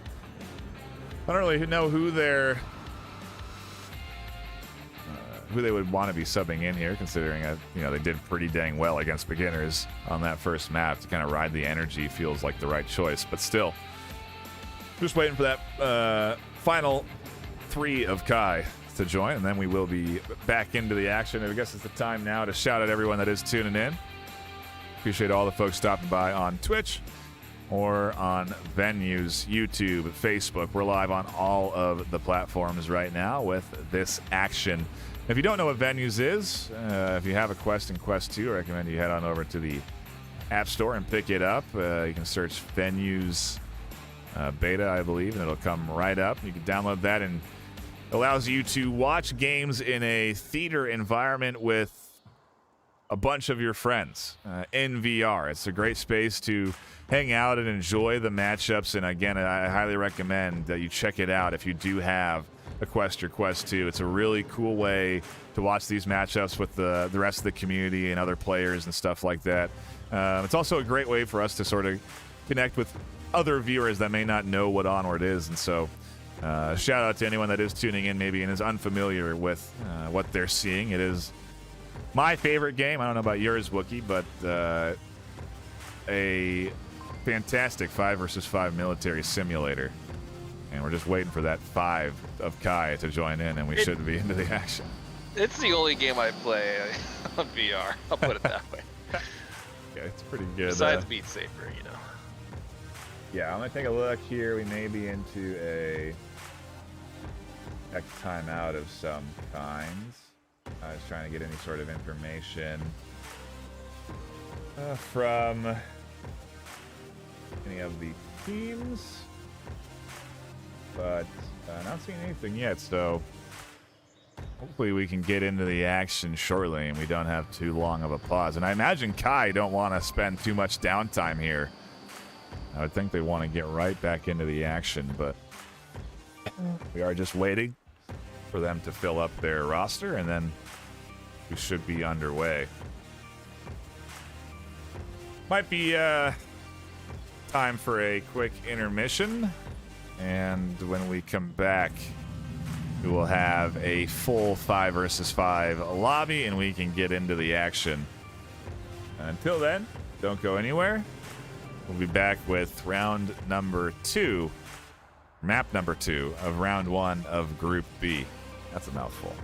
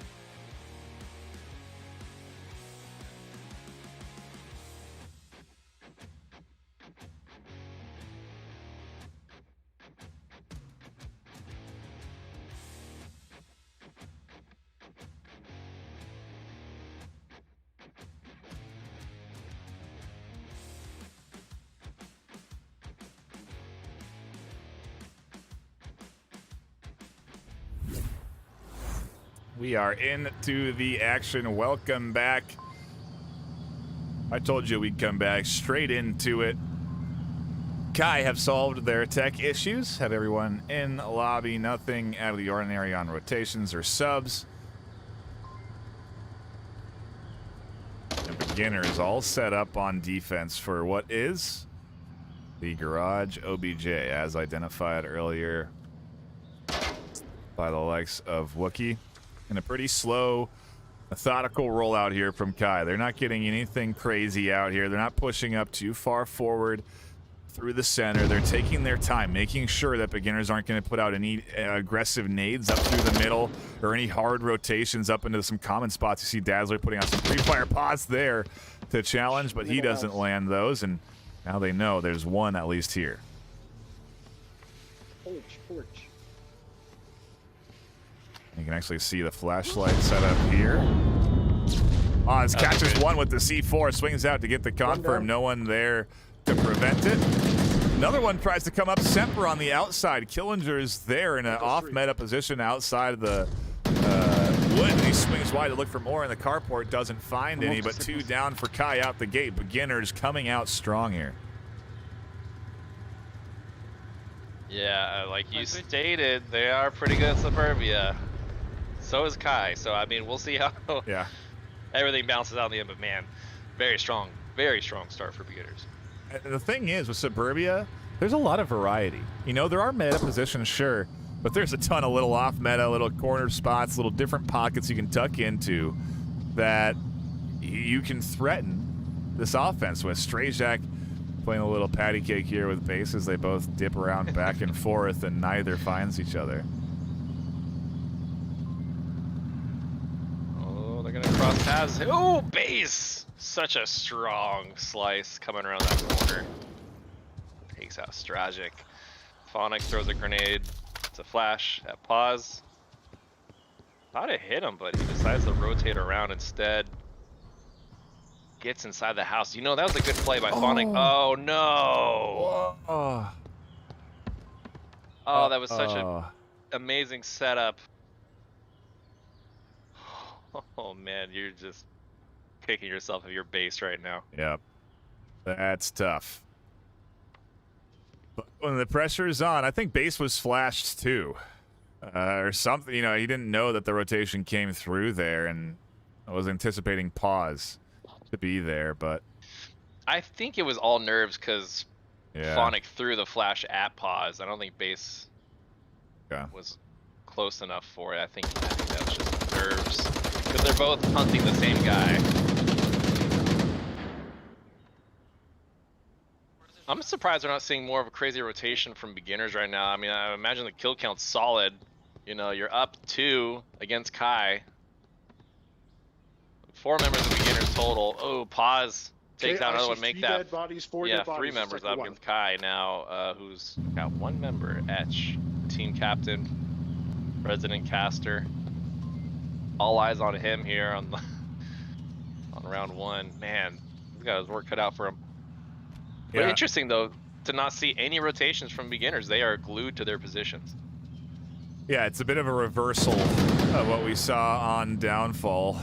No kills coming through here for Kai, and beginners doing well to just really shut down the entryways through. And now Edge is just getting shot at from every different angle. He says, "Fine, you know I'm here," and he drops off. I guess he took the hint and he's using a different approach. Smoil's on the slide. Might find him. No, Etch. He's Ready he's for running it back to the somewhat. At least enough to discourage him from standing back up on that slide. He's going to rotate all the way around to lane 4, which I think that's the right move. We're going to have to wrestle those defenders a little bit, like get their jimmies in a bunch, make them move around a little bit. Etch. Try to dig them out. Yeah, and I think Smoil has kind of identified this as the rotation that was happening, and so he drops off, he calls it out. Killinger has some semblance of angle there through the bottom of the Humvee if Etch pushes forward anymore, and It's going to be a tall order here for Etch to work his way. Oh, Killinger and Etch just cross paths. You know, that's intel for Etch to know that, hey, beginners are not flanking, because he's playing in a way that he's expecting some rotations and flanking to come out. Smoils catches Etch, though, that he swings wide around that burning building. Yeah. Not a single kill on Kai. Oof. Have the turntables turntabled here on map 2? I don't know. Yeah, you know, again, both of these teams very strong, and so this is Kai's map pick. I very much doubt that they will let this go easily, just like beginners did not let Downfall go easily. But yeah, it's not going to be a smooth win here like the start of Downfall was, at least for Kai. They're going to have to fight and scrap their way through this Suburbia matchup against, again, the #1 team ranked in the ladder. So it shouldn't be easy, and it isn't going to be for a reason. Yeah, I can't help but think if Base didn't get that team kill, things may have panned out a little differently here for Kai. So I'm gonna chop this up to a flub here on round 1 for Kai. I'm expecting great things the rest of the series from them.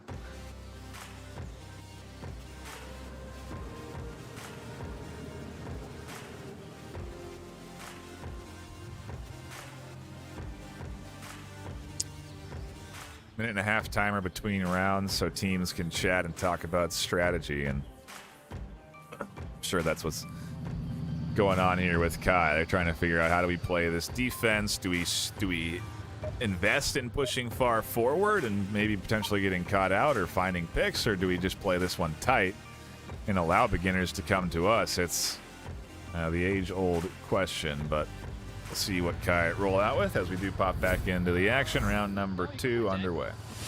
Nothing's dumb if you take it serious. Just do it well. Nothing's dumb. Who's saying they can play tight? I can't hear guys saying. Bases. Or lane 4. Daz, can you hear me? Oh yeah, I can hear you. Okay. Really aggressive Kai position here in middle house. Takes out Killinger. They were just not ready for that push. Tragic may be in hot water here. Yeah, and it's beginners are known for really when they push out on offense for sending a lot of suppressive fire out down lanes, and it almost was like Kai tried to counter suppressive fire there. Strayjack upset with his nade toss, not where he wanted that to go. But yeah, a nice little bit of a counter aggression, and then look at this. They all just quickly tucked back. They found that kill, and that was enough. I saw that. Good discipline by them, but however, Paz does pick up Dazzler. You gotta look out for that slide position, folks. Yeah. It will just bite you in the butt. That's only if you're in middle house. You only have to worry about that in middle house, but oh, Semper with the swing takes Paz out. That's the problem with the slide. It's, you know, probably one of the most well-known positions on Suburbia. Oh, Woods with the refrag on the Semper. My goodness, he's only down, so he can give call-outs, but that's still a huge dig. There's someone. Yeah, No Semper confirm.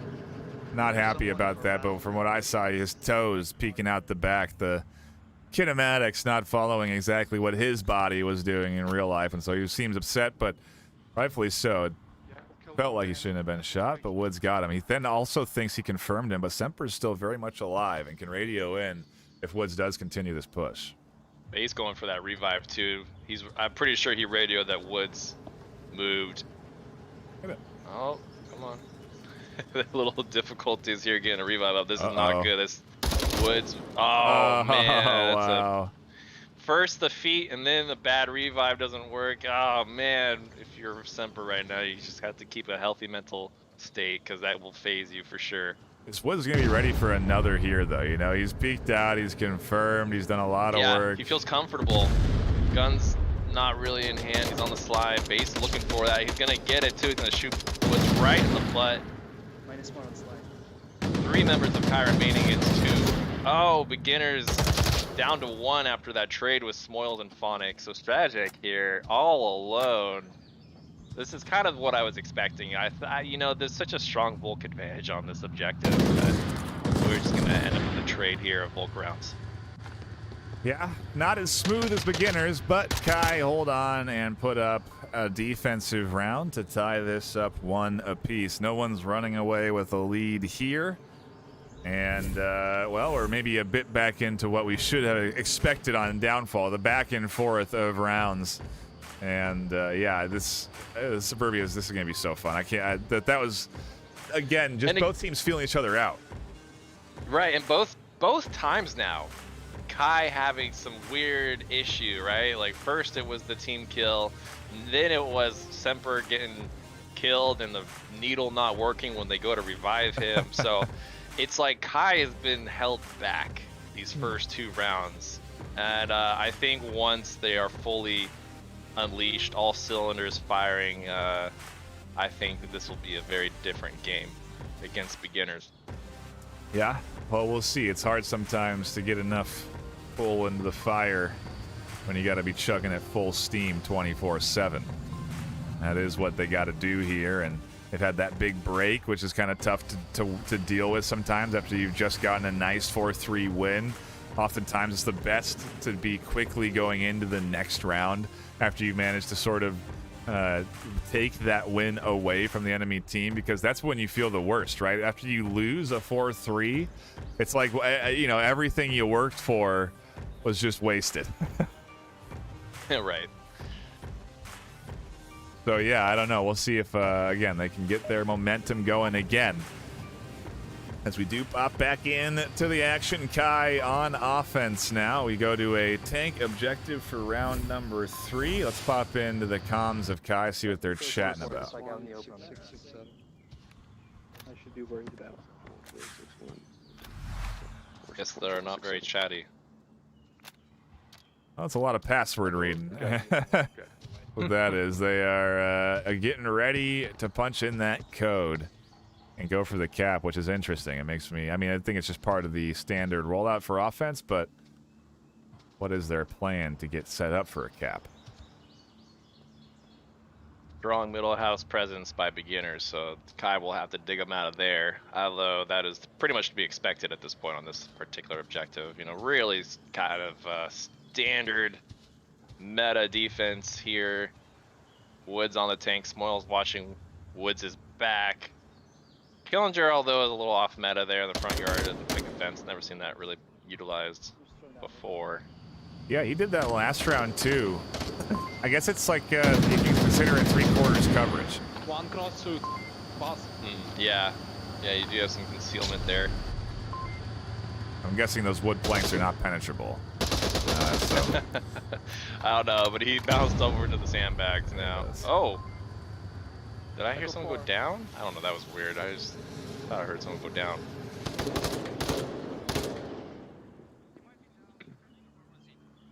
Maybe Semper faking it. Yeah, I either got fire from burning or somewhere in the tank area.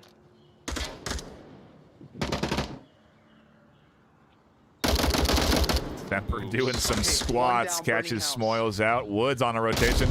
A long-range nade air burst just a bit too high, so Semper remains alive, but Killinger could have certainly cut out Semper with that one if he hadn't cooked it. On the other side of things, Base and Strajak. Woods goes down trying to rotate. Strajak gets picked up. Paz and Killinger, the only 2 left. Paz trying to control the patio, but now he's taking shots from Semper on the back. Killinger reinforces and catches the frag. Base finds Killinger as he swings out from the APC. Dazzler trades in the center, and just like that, Kai put up a solid Marsoc round, and maybe they are becoming active here because that looked a lot better from them on offense.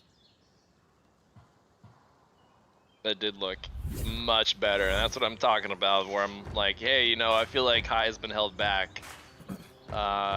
What will they be able to do when they're firing all cylinders? I think we just saw it. I mean, they almost won that round 5-up.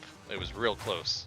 A couple trades there at the very end, but man, it was pretty much a 5-up victory for Kai. That's, yeah, you know, it's a lot to take in if you're beginners. Yeah, true. To the point, not finding those kills, it hurts. You're not getting that muscle memory loose of finding those kills, and mentally, it's something you have to compete with. You know that you're not, you're getting killed in a high competitive scenario, and so, yeah, we'll see if they can again focus up here and play the beginners that they've been playing. They are. Every round's a challenge, truly. Kai do look good, but the rounds they're winning, they're looking good. You know, it's not they're not playing discoordinated. They're all pushing up at the same time. They're finding good picks. They're all communicating actively. Like, it is a solid bit of teamwork for them to get these wins.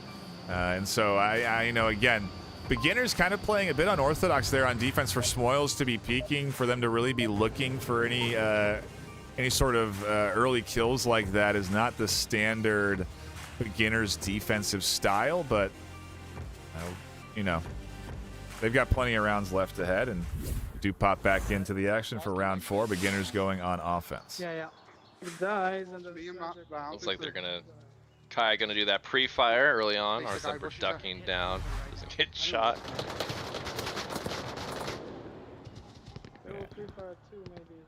Not heavily sustained. I guess that's all you really need. Quick bursts on that initial cross through the bushes.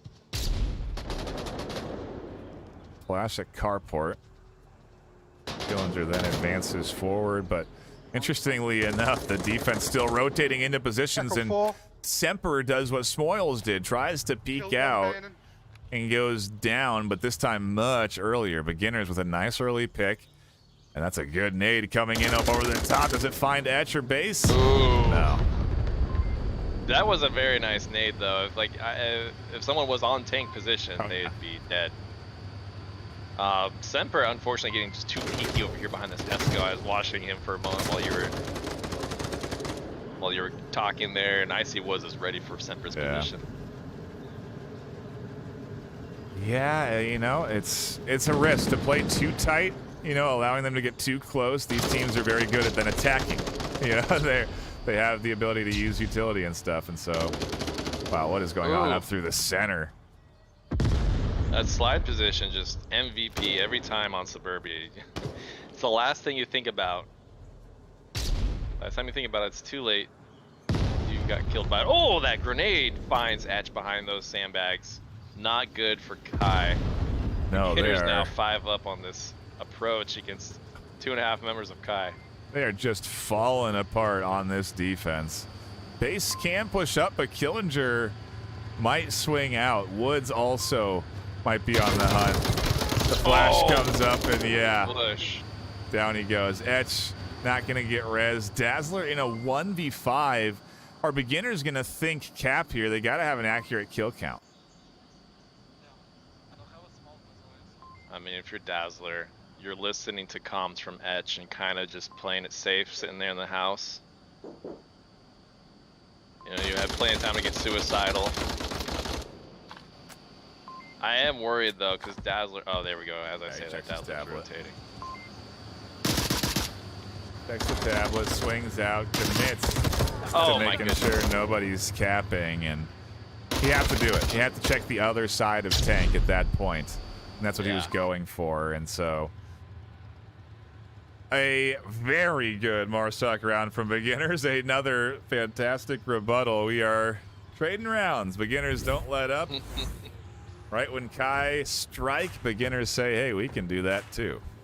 Now we are... Volk. Marsoc, Volk. Who's it going to be this time? 2-2 on the scoreboard. I mean, Kai, this red car objective Kai is very good at. They could totally smoke it and get a cap under beginners' noses. And I think, you know, that's the predictable play. I think beginners are going to be expecting that play. But overall, I mean, that's the play to do here, and Kai are more than capable of pulling it off. Yep. A true battle in this first series. Kai looking at a potential for 2 rounds out of beginners. I think that would really surprise everybody. For them to come out of this and put up 2 losses onto the beginner's scoreline. Well, it wouldn't surprise, I guess, the analyst desk, maybe saw this one coming. Not to say that it's happened yet, but I do recall in the pre-show everyone basically saying that beginners are going to be out. They're not going to make it through this group stage. It's looking like BossFight and Kai were the favorites. So, you know, again, this could set that tone if beginners can't get a map here. I think, again, the series already completed on the other stream, but I'm not sure what the scoreline is, and I'll know soon because chat will tell me.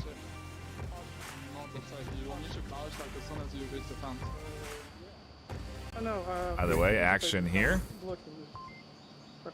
as we pop back into the rounds. Beginners pretty active in their comms. Was not. Yeah. Now really is the moment of, well, moment of choice, moment of opportunity for Kai, because this is one of the better objectives to cap on, and you're not going to get a lot of opportunities like this. As you cycle through objectives, it's kind of like less likely that you'll get another good cap opportunity, but I don't want to, you know, I don't want to count out some of these other opportunities here on this map, because there'll be plenty of opportunities to cap. But man, red car, that is the play to make here. Yeah, I think the new objective at the... Yeah, that's a good one. Hummer is certainly one that's capable, but yeah, there's a good handful here, and it's going to take smokes and picks and all of that, but I don't know. We'll see if under pressure Kai go for it. Trying to hide in this flower thing. Cracked one in lane 3. Not sure if it matters, but Icy Woods does get a kill over there in lane 3. Smoil's down Semper. Oh, this is not looking good for Kai.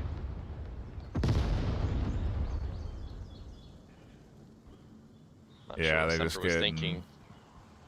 Shut down on both ends. No real utility coming out. Everyone pretty far back. Seems like a bit of a disconnected plan here coming out from Kai that ultimately now leaves them in a 3v5. I have to try and readjust. Semper is resable, but I doubt they can scoop him up without much contest from Smoils right there. Maybe they can actually get it without being detected, though.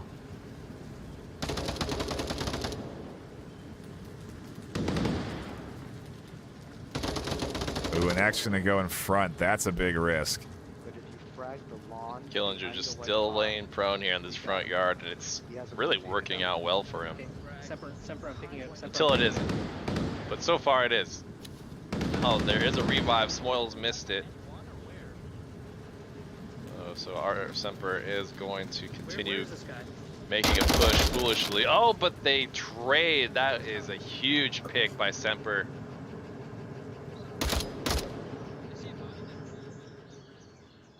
Yeah, it gets rid of it. They know that they've got the kill as well. Strayjack is still here in that north side to cover if they do make the cross. Killinger also, to your point, prone, and I think he can actually also ID the cross underneath the car. That's crazy to me that that is even a thing.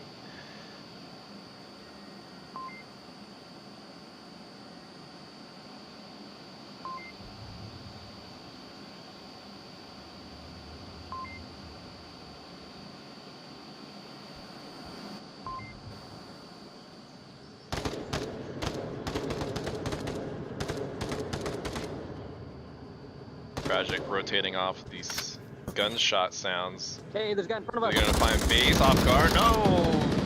He gets Phonic instead, but oh, sorry, that was Woods ago. But Edge did pick up Strajek, so it's now a 2v3 situation for Kai. Beginners have a good kill box here on this objective, but if Kai can rotate along the northwest and get behind these houses, that is going to be huge, because most of the defense from beginners right now are focusing towards the middle. Paz really the only defender looking northbound. Oh, and he picks up base as he tries to do that cross. That's rough. He's going to shut down Etch and his attempt at the cross, and now he's going to try and reevaluate. But a solid bit of holding here from beginners. All their defensive positions ultimately paying off, and yeah, they've got a nice triangle around OBJ, and so I'm not sure what Etch can really do unless he's got some good utility tosses to come out. That flash not going to catch anybody. Pause still has a laser onto the corner. I think Etch is hunting through the bushes for Pause.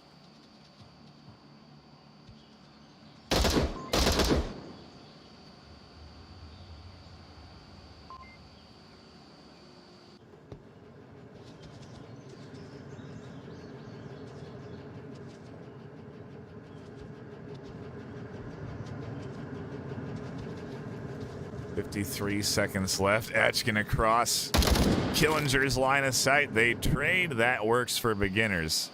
Wow. 2 left up, locks in their defensive round, and they really do just shut down anything Kai tried there. I mean, the 2 early picks really just put them into a great place, and Kai just could not bounce back after that. And so, solid bit of hold in there, and now beginners staring down a chance at map point as they go on the offensive. I don't know if they'll be thinking cap here, but I wonder if that's almost something you can play off of, right? You don't have to worry about getting capped as defense. It's really, I mean, I guess it is something you don't want to have happen. You don't want to lose 5-2. The point differential does matter. It can matter at the end of the day, but still, I would be really surprised if beginners tried to throw out a cap attempt here on this, and so you almost have to play off of that knowledge.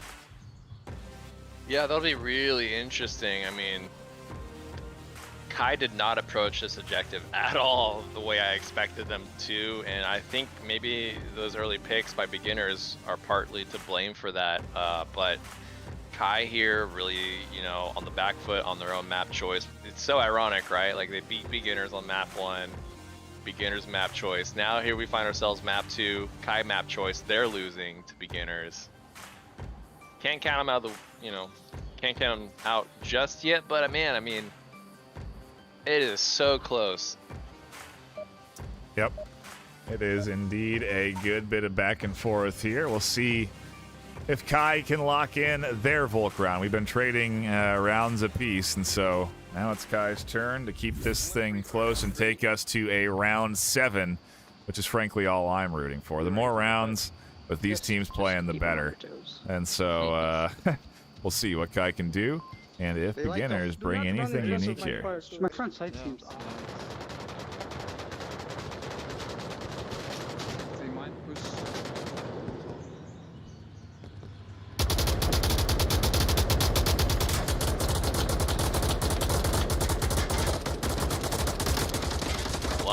Fire coming out. No one caught as a result of it, but lots of bullets being sent downrange. I mean, there's so much penetrable cover here. All of these bushes, you know, you can shoot through. Most of the wood, walls you can shoot through, and so they're really just kind of, better safe than sorry if you got the extra bullets.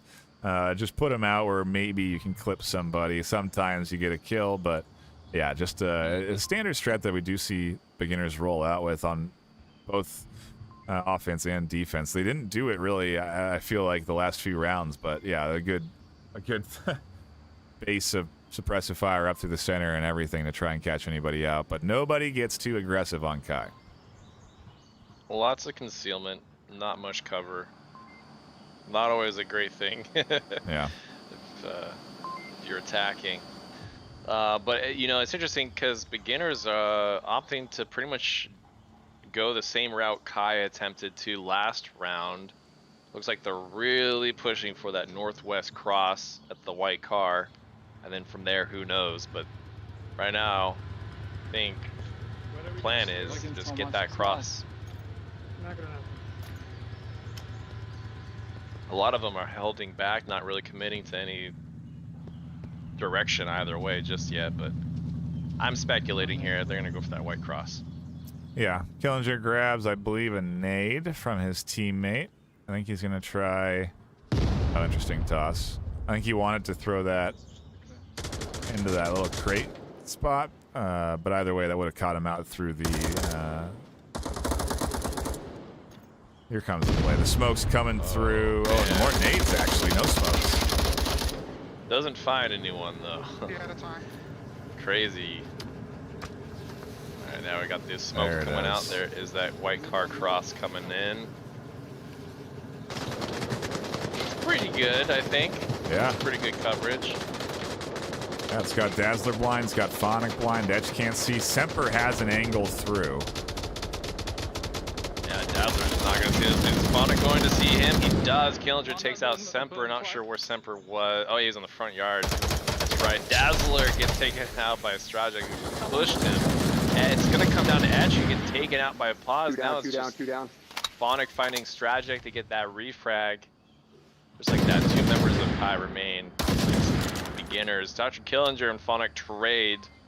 Wow, that's some real kill feed spam right there between those two. All eyes on Base Lappa now. He's the last man up. Ooh, and Smoils is making a timely flank. As Base is dialed in to Pause's location, Smoils is going to swing, and Base has to be cautious of this. He does thankfully push up, which will give him that,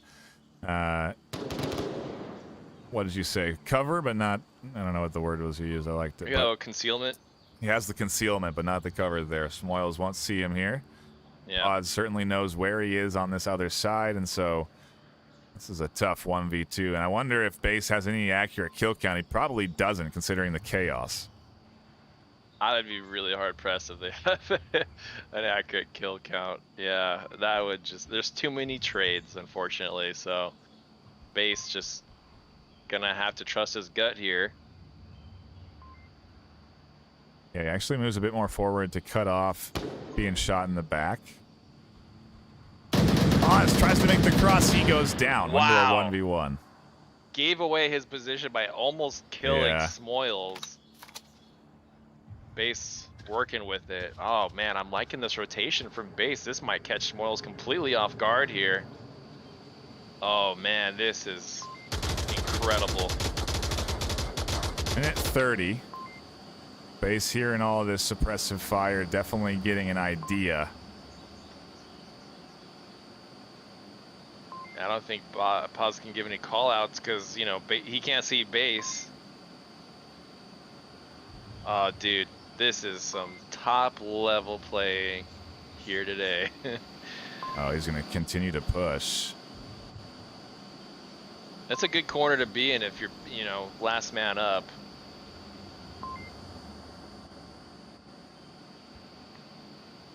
Seems like Smoils is aware, though. The call-out had to have come through. Oh! It did. Paz definitely ID'd it as he was down. Smoils swings with the LMG, can dump the rounds before he even hits the corner.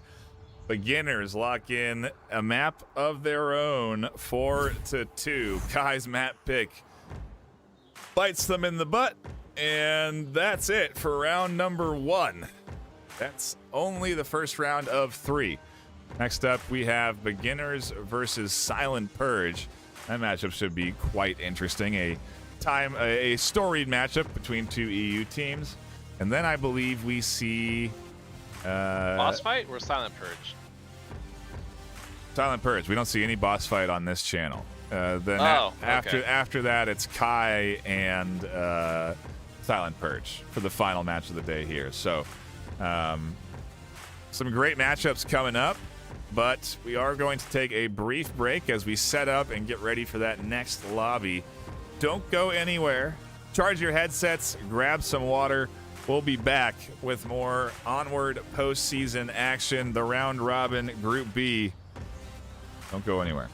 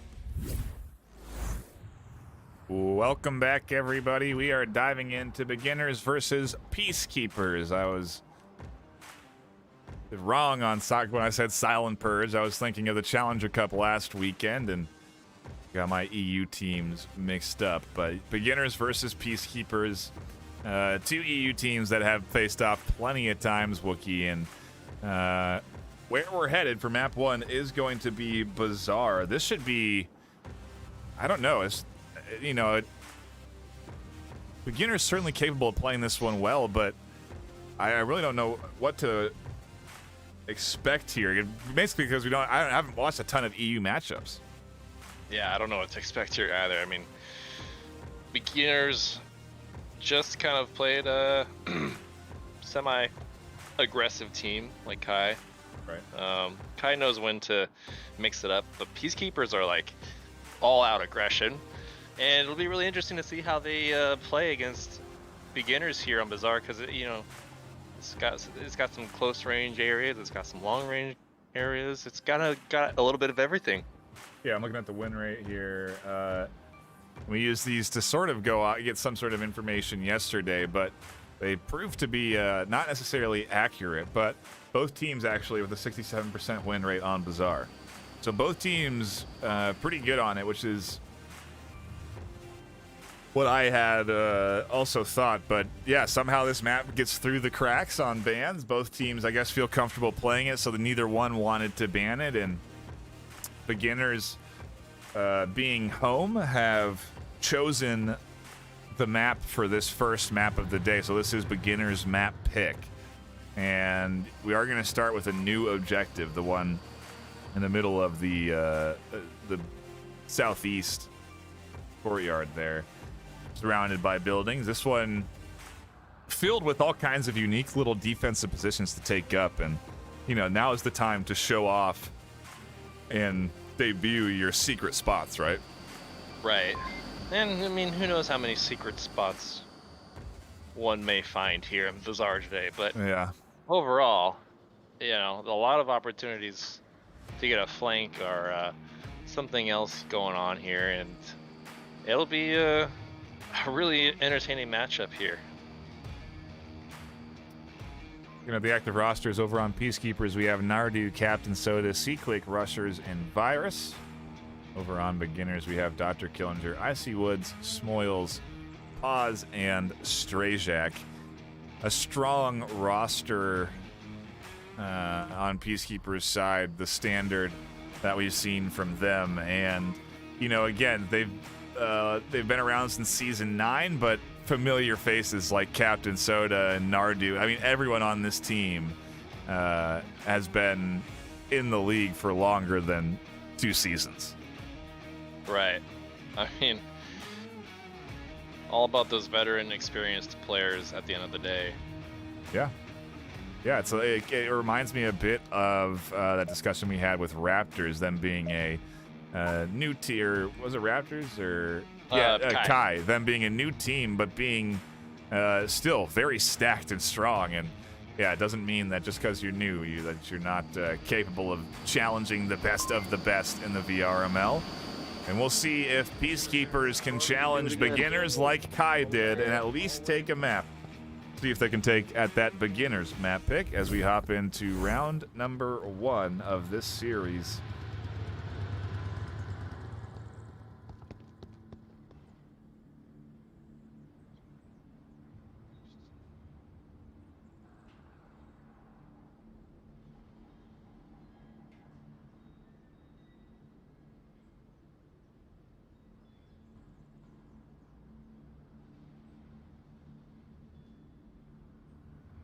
And both Pause and Soda pushing as far forward as they feel comfortable and then holding their angles, waiting to see if either one feels the need to get aggressive. Pretty interesting position here by Seaquick. He kind of gave up watching that alleyway that Pause is in to look for like their spawns or something, but it's a little too late, I think, for that.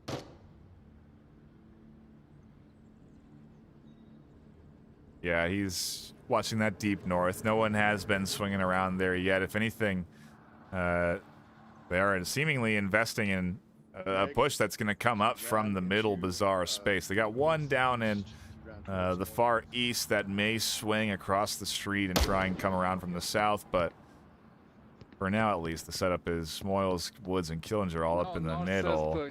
Just making sure that Peacekeepers aren't getting too aggressive up in their forward, in that hotel building.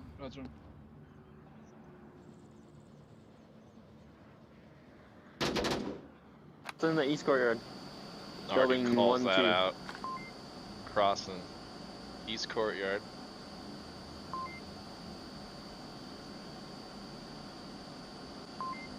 Smoyle's looking for that refrag though against Nardu. Yeah, but as long as Nardu stays to this tight angle, he'll be all right. Woods does just put rounds down, but doesn't really know where Nardu is, and so actually does. Look at that. The laser going right through that gap.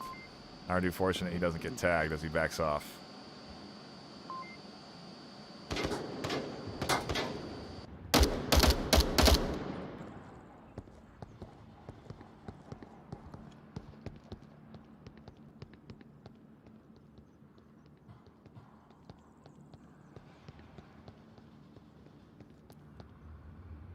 Take a look at the overhead, get an idea of where the rest of beginners are. You can see we have two that have crossed the street and are going to be swinging in from the south side at some point.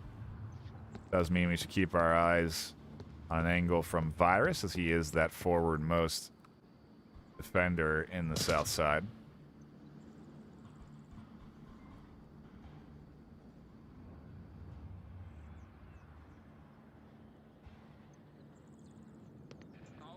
This defense is interesting, though. Like, there's no... It seems like on objective is super weak. They're so spread out. They have one way over in the north, across the street on the west. He's, you know, Soda's pushed into blue room. There's big rotations that have to get made to crash back to objective. If they lose Nardu, this push up the center could result in something big for beginners.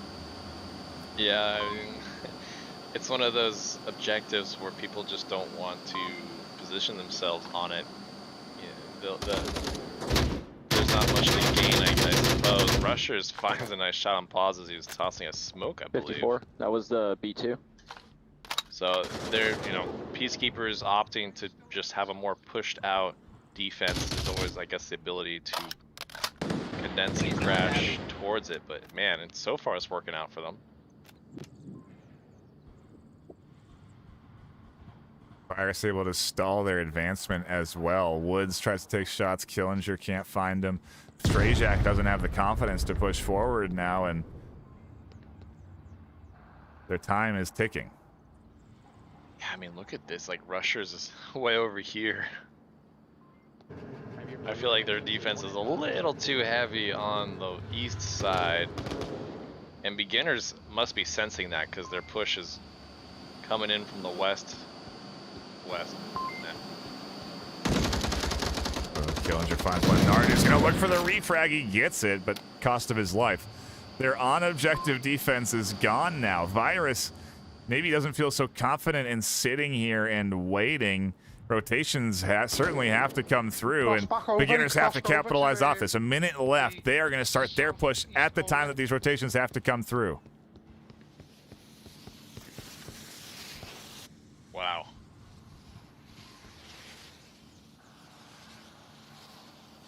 Not the best situation for Peacekeepers to find themselves in, but they're still holding on.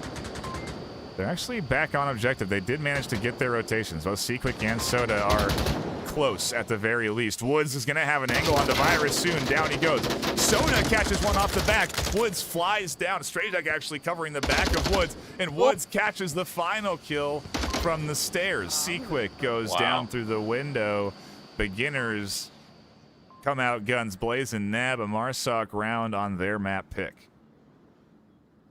Really well played by beginners here on that first round. I mean, man, we really were worried about that extended Peacekeepers defense. Yeah. And it, you know, I think it would have worked out really well had beginners opted into going for that east push, but they didn't. completely avoiding a lot of those traps that Peacekeepers set for them. No, I totally agree. It was a lot of the beginner's play working there. You know, I like it too. I think it's a pretty common weak point, and one that you can rebuttal against, as we saw. You know, the battle up the middle there for contention of that small slice underneath the fridge. Once they won that, they had full control of center. You know, they did have to worry about their one far side, you know, that one tucked in position that I think Virus peeked out and caught a kill from. But still, they had the comfort of just crossing that street and then going up that line to the objective. And at the end of the day, going up the stairs to find a couple of different kills there. That stairwell position becomes super powerful.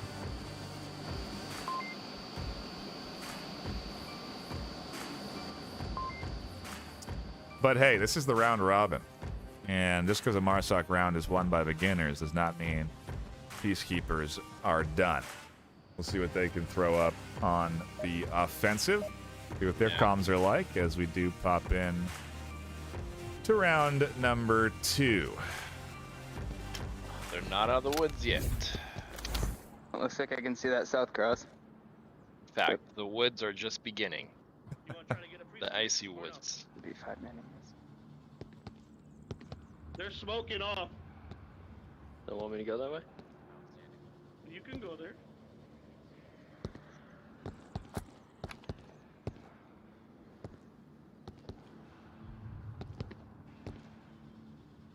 Be quick IDing those smokes, defensive smokes, to allow pause to get across the street and tuck in to his corner.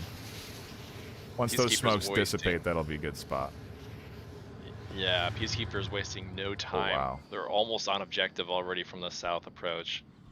Yeah, they're essentially at where beginners were at 2 minutes with 5.5 left on the clock. Yeah, and Icy Wood's really the only defender that they push down here, covering this approach. It's a very powerful position, don't get me wrong, but it is just one man.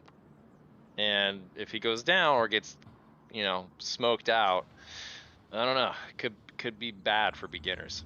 I think Strayjack can still pop out from his position. He can be a threat at those pillars. Those pillars basically give you 3/4 cover if you're using up and shooting around them. But yeah, Icy Woods almost catches Nardu, and to the point he ducks in behind the pillars and is safe. South side of objective courtroom. I've just killed one, I think. Ooh, he calls it out as a kill. Dangerously close to objective. Oh, that's not good either if he called it out as a kill, because he is basically on objective. Just about. I think he can cap without Killinger seeing him, though. So if he called it out as a kill, then Killinger must be confused, right? Be one on my building? Yeah, he just called it out. Nardu giving him a run for his money, though, making him run around. Strategic trying to find a kill through the window, doesn't quite find an opportunity. No line of sight. No joy. Yeah, but now Rushers has the coverage of Killinger's back. The push comes through. Strayjack finds one. Rushers tries to get the refrag and can't. Nardu swings wide. Killinger trades with him. Downs himself to his own nade, it seems. Yeah. Just like that, though, this Peacekeepers push getting shut down. Rushers, though, fine strategic. That's what they needed. Quick gets Moyles. Okay, quickly they're evening things up here. The 2v2 situation, Killinger's still downed, so I guess 2.5 for beginners. Peacekeepers, though, Rushers is in a position where he could easily get taken out by Woods in that cross, so it really just going to come down to C-Quick. Oh, and he finds Paz, who was not ready for Quick on the scaffolding. There's the Rusher shots on takes the out Woods. Oh my goodness, what a turnaround that was. Good shit. Yep. And this is the round robin. This is the best of the best, and aren't really any easy wins. Maybe there were over on the other set for some reason or another, but over here on this channel, Wookie, we have had very close matchups. A good bit of play there, though, from Peacekeepers. Paz had to rotate out. He was in a good spot that would have eventually killed C-Quick. C-Quick definitely forgot about Paz tucked in there. And fortunate enough that Paz was down to the one of two defenders and had to rotate to prevent any potential caps. And so as he does, he gets caught out. Woods then, as the lone defender, has to rotate, and he gets caught doing that. And so the kills come through. One apiece now. Yeah. It was so well done too. I mean, you just, the way it all came together in the end, you know, it was just like everyone taking each other out one at a time, refrag after refrag. I mean, that is, it's exciting for us as viewers, but it just goes to show that like these guys really have everything dialed in at this point. Everyone's warmed up. They've had a couple games under their belts, and you know, the communication I think going on here between everyone is just top notch, and yeah, partly to blame for everyone being so good at killing each other. Yep. A couple of powerhouses duking it out here. Right. And we will see as we do shift objectives what Kayat holds for us in this series. Right, when everyone's loose, we go to an objective that can throw things into chaos. A common objective that can, a commonly capped objective, and one that is arguably the toughest to defend in game for some players.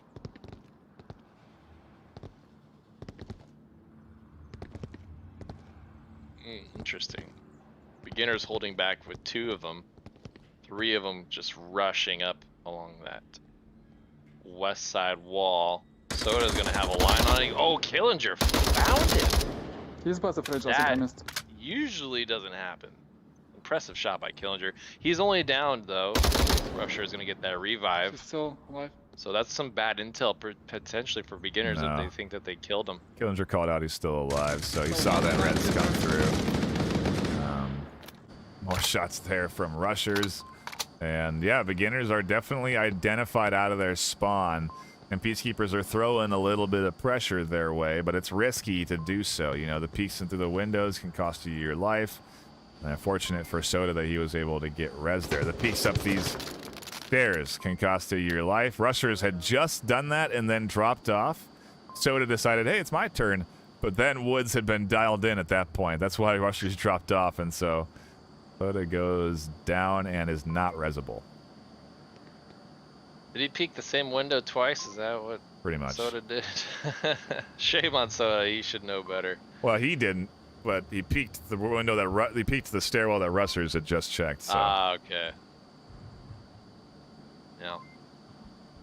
It's tough. It's tough in the round robins.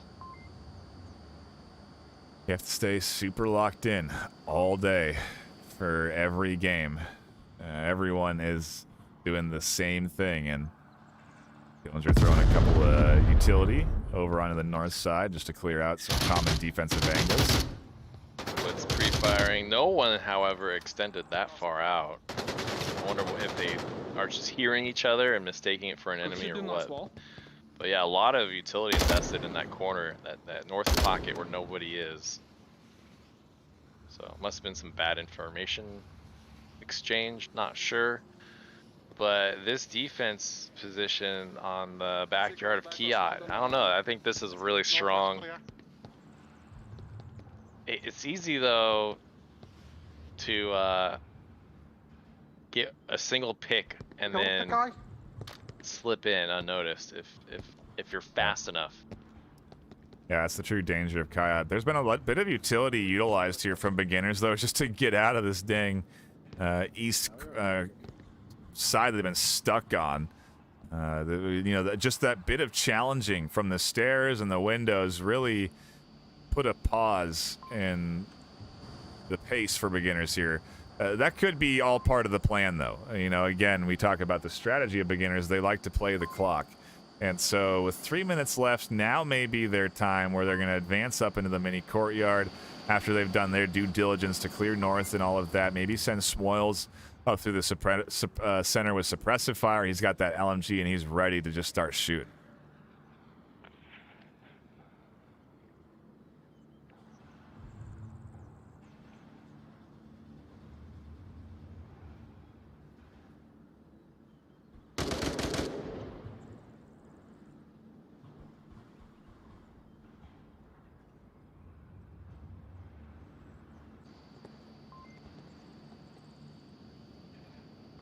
Oh, look at this. Woods is going to actually get a bit of Rushers back through the gap. Rushers was not pushed up enough on that stairwell, and Woods was able to catch him out. That's the second time we've seen that happen today, where those bodies are maybe a little bit too thick. And they end up peeking around. And now you really got to panic on objective defense. C-Quick has control of the second story. Virus is on the bottom, but you lose either one of these, and it's really a scramble to hold the objective. Yeah, shows how spicy Kia can be. He's dead. He's not dead. He's not dead. Oh! Bit of a brawl in the back. Frees up the defense to look elsewhere, which they need to do. Smokes are here. Nardu has a line that is super important to hold. If Killinger can get rid of him, he can push forward. C-Quick's crashed back down and is a threat. Virus is here, and they are rotating in the chaos, just making sure nobody's gapping Killinger in that chaos. Finds one. Virus tags Killinger once, but doesn't find the kill. We have a minute left. Where's Nardu? He's dropped off. For the flash of a moment, he dropped off. Killinger is up top, punching in the code. He is going to lock in 2 points as Nardu is not going to check this. This is the threat of Kayat. Virus tries to call it out. Nardu's trying to push up to deny it. When the timing. Oh, man. Right as Smoils kills him, the code gets entered. Beginners find the first cap of round robin Group B, at least for us, and lock in a 3-1 lead on map 1. I'm impressed. I mean, this is usually Peacekeepers level of aggression, but we're seeing it from beginners who, you know, are notoriously known for being a more slow-paced team, more methodical. Don't get it wrong. That was a methodical push. You know what I mean? They didn't cross out of that east corner until 3 minutes. That push came down in the last 30 seconds. I didn't even see what the time was, but I'm sure it was pretty close to running out before that code came in. Yeah, that's true. It's all that just pent-up aggression at the very last minute of the game, which is, you know, classic beginners. It just felt like a lot of aggression that you normally see in Peacekeepers. The trouble is now they have to go and defend. Defending against Peacekeepers, who managed to bounce back with a Marsoc round of their own, is not going to be easy. Peacekeepers are going to put a good quality challenge here on this OBJ, and beginners got to be ready to fend off a potential cap attempt again, because, this is still... they're not out of the woods just yet. This full crown that they have to earn to get this map is not going to be an easy one. They get southeast spawn, so we'll see how Peacekeepers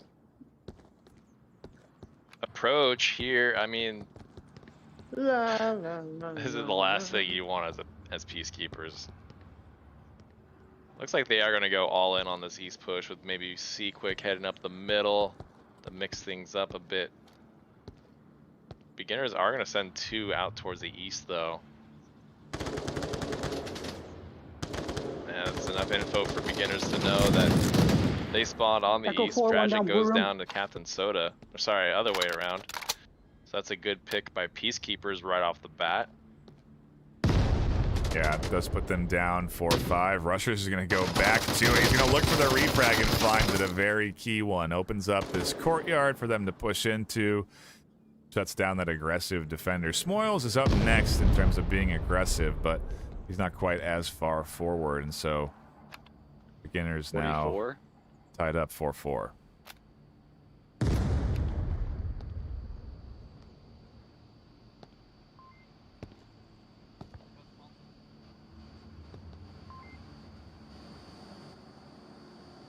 Interesting position here from Smoils.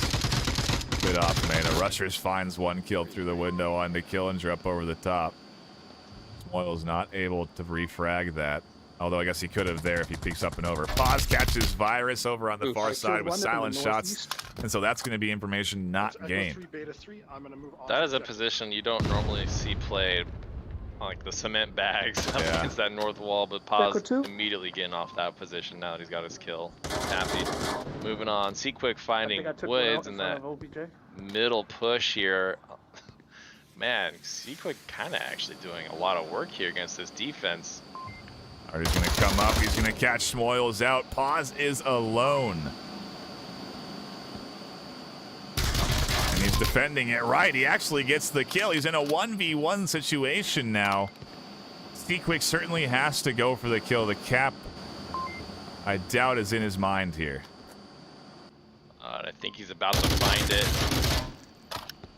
There it is. Not More exact- cap opportunities in the future. Yeah, there is, and not exactly the same situation that beginners had, where they had a bit more of an accurate kill count and more command of the space with their player count. But still, a solid Marsoc W. Comes down to a 1v1, but Peacekeepers, a lot like beginners, are not going to let this go easily. Keep this thing close, and we head now to a Humvee OBJ, which we have seen cap in, I think, both the Challenger Cup and Round Robin yesterday. No, this one didn't get capped, but I saw it capped several times in the Challenger Cup. And so, the threat is very much there.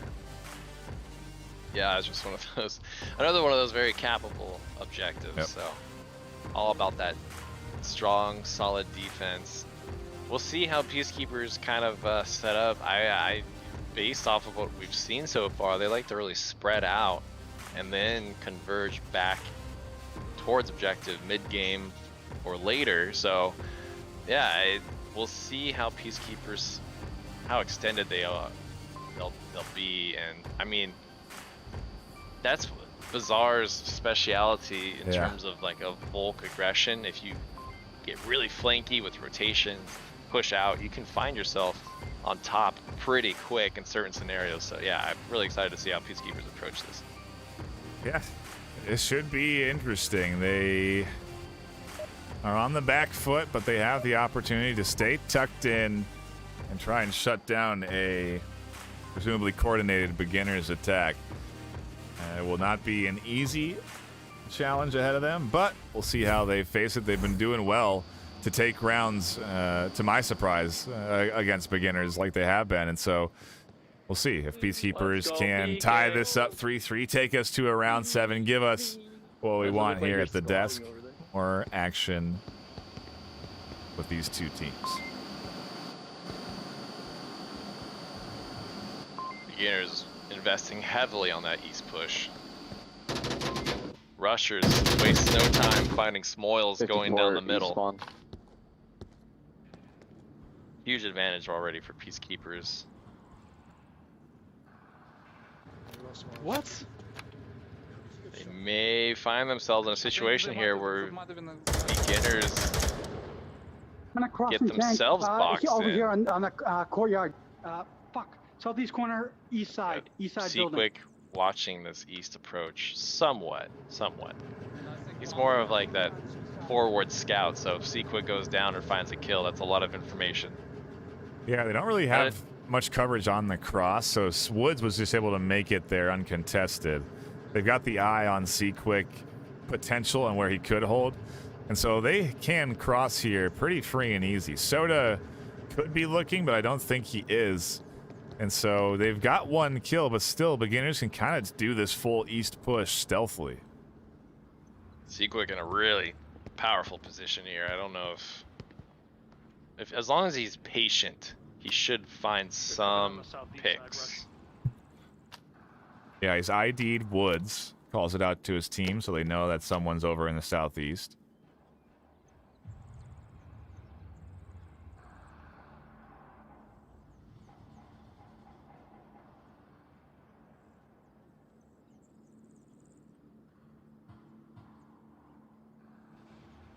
Well, we are into that setup phase now where the Peacekeepers defense is going to wait for the beginners to set up and begin their push. Seaquick playing it tucked and tight, and he's going to try and throw this nade up and over to Killinger, but botches the toss.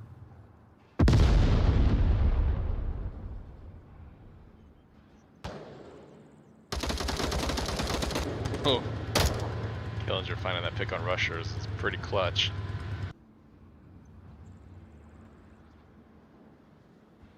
Yeah, but still, Seaquick's been playing this so disciplined.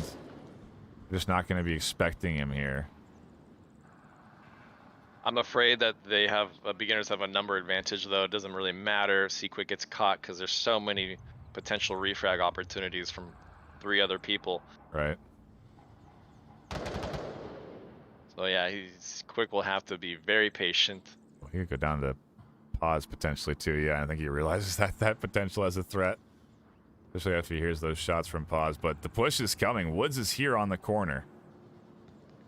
He's getting ready to pounce. Will Paz catch his butt out? That's my question.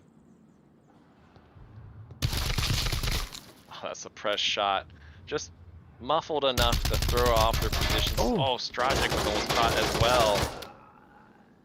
Oh, Quick got wounded somehow. I'm not sure who it was. Yeah. Paz does get that refrag. Tried to heal. He thought that cover was solid, but it definitely was not. Those bullets sent right through those seemingly cardboard boxes, and so Peacekeepers down to 3, as are beginners. That position definitely paid off. He definitely put out a good amount of pressure. Forced some heals out too, so there's going to be some instant kills. Virus in a really powerful position inside the shack, looking through that little break in the wall. Basically an impossible shot for Pause. Can't even see what you're shooting at. Yeah. You decide to smoke it, not a bad idea. Killinger gets that revive too. Wow, I thought that was a confirmed kill. No, I think Pause is the one that doesn't have any heals available. He goes down, he's dead.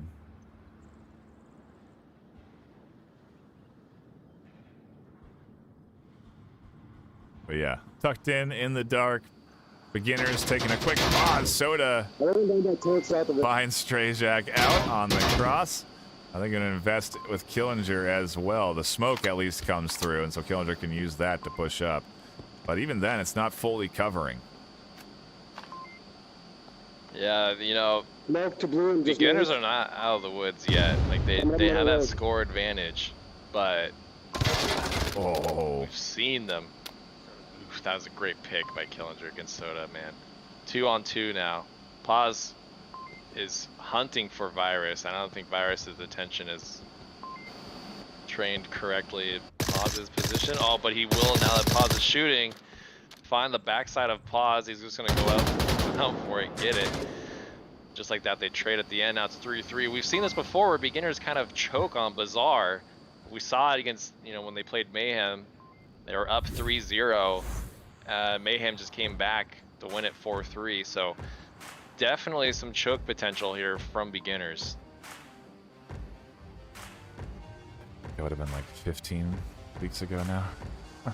14 weeks ago. It's crazy how fast time flies. Yeah. It was one of the more recent matches. I'd say it's probably like 8-9 weeks ago. Because we ended up playing them twice for some reason. Both button cups. So it was more of a recent match. Okay. But yeah, you know, Peacekeepers just cannot let off the gas. Especially going into this round as Marsoc. We will see. Beginners did get that early lead. They did get the cap. They now have to go on the defense and continue to try and get that map point. But this is what you get when you're in the round robin. It's no easy wins. There's no, very rarely blowouts. I'm surprised that we did have a 4-0 happen in that second series against Peacekeepers and BossFight. That's, I mean, I guess it did almost happen with Kai, but these teams are resilient and no round goes unsought after. They don't let, even if they're down 3-0, the mental fortitude of these top teams is strong, and that's what makes them top teams. Truly, they're hard to beat. That's why they don't lose often, and it's why they're in the top 7 after 15 weeks of gameplay. And so, you know, who knows? Again, it's a toss-up, truly. When you get into the postseason, that's the excitement. What are we going to see? And right now, Peacekeepers may be able to take beginner's map pick from them if they can grab this Marsoc round. We go back into it. Round number 7. We got what we wanted here at the desk. I'm not across. Like push on the southwest side of the mark. Not quite around 7. There was a cap. Oh, yeah, 6. But basically, I mean, it feels like 7 points. there's been so much aggression. Well- And, I don't know. It just feels like it's come down to around 7.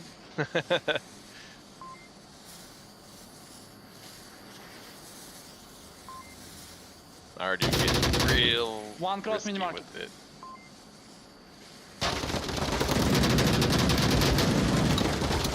Judging does fine quick. Oh, that position from Woods is just so strong, and he's going to kind of shut down this push that Peacekeepers were really hoping would work out in their favor. They're pretty much running out of smokes here. They're going to have to make this cross without any utility, which is the last thing you want to do on that particular cross.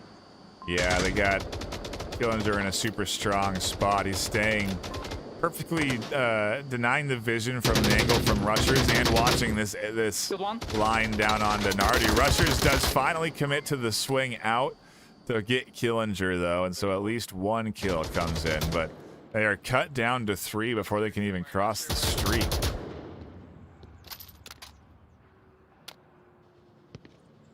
Yeah, and we have that one position, one beginner on scaffolding kind of overlooking that cross. That's going to be a huge defensive position for beginners. It's going to be a lot for Virus to overcome.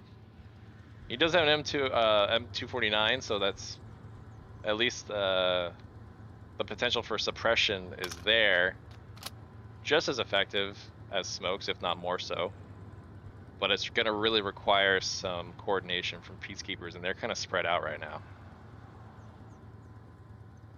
Okay, as I say that, Virus is commenting over the radio, we should all regroup. Looks like that's exactly what is going on right now. Yep. Shifting off of that failed attempt to cross from the west, they're going to direct themselves over to the east, and Plaza's position may become more valuable than he's initially anticipating. He may very well be able to catch a couple of rotators along that east side. He can shoot right over the wall. Indeed, and if there's one thing Peacekeepers are very good at, it's rotating and not getting too tunnel visioned and dedicated to a play that isn't working out. So I definitely think that's one of Peacekeepers' strong suits, just knowing when to fold it and just go a different way. At least they have time on the board to pull that off. You know, that's the last thing you want to do is run the clock and not have any time to properly rotate or anything like that. But you know, 3 minutes-ish on the clock, still 2 minutes 40 seconds. Still plenty of time to do a rotation.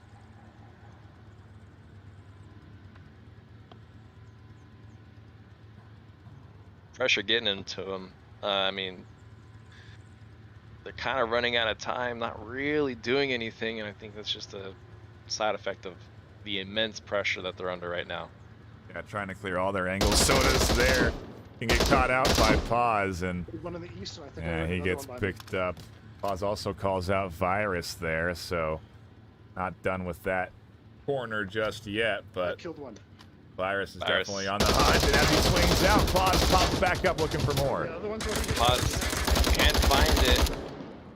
Got him, There he goes. got him. Gets killed by Rushers. I was just waiting for Virus to radio in, you know, scaffolding's hot, right, or something. Right. Because Rushers was prime flank position. All right, now they just have a little over 90 seconds remaining to pull this off. 2v3 situation for Peacekeepers.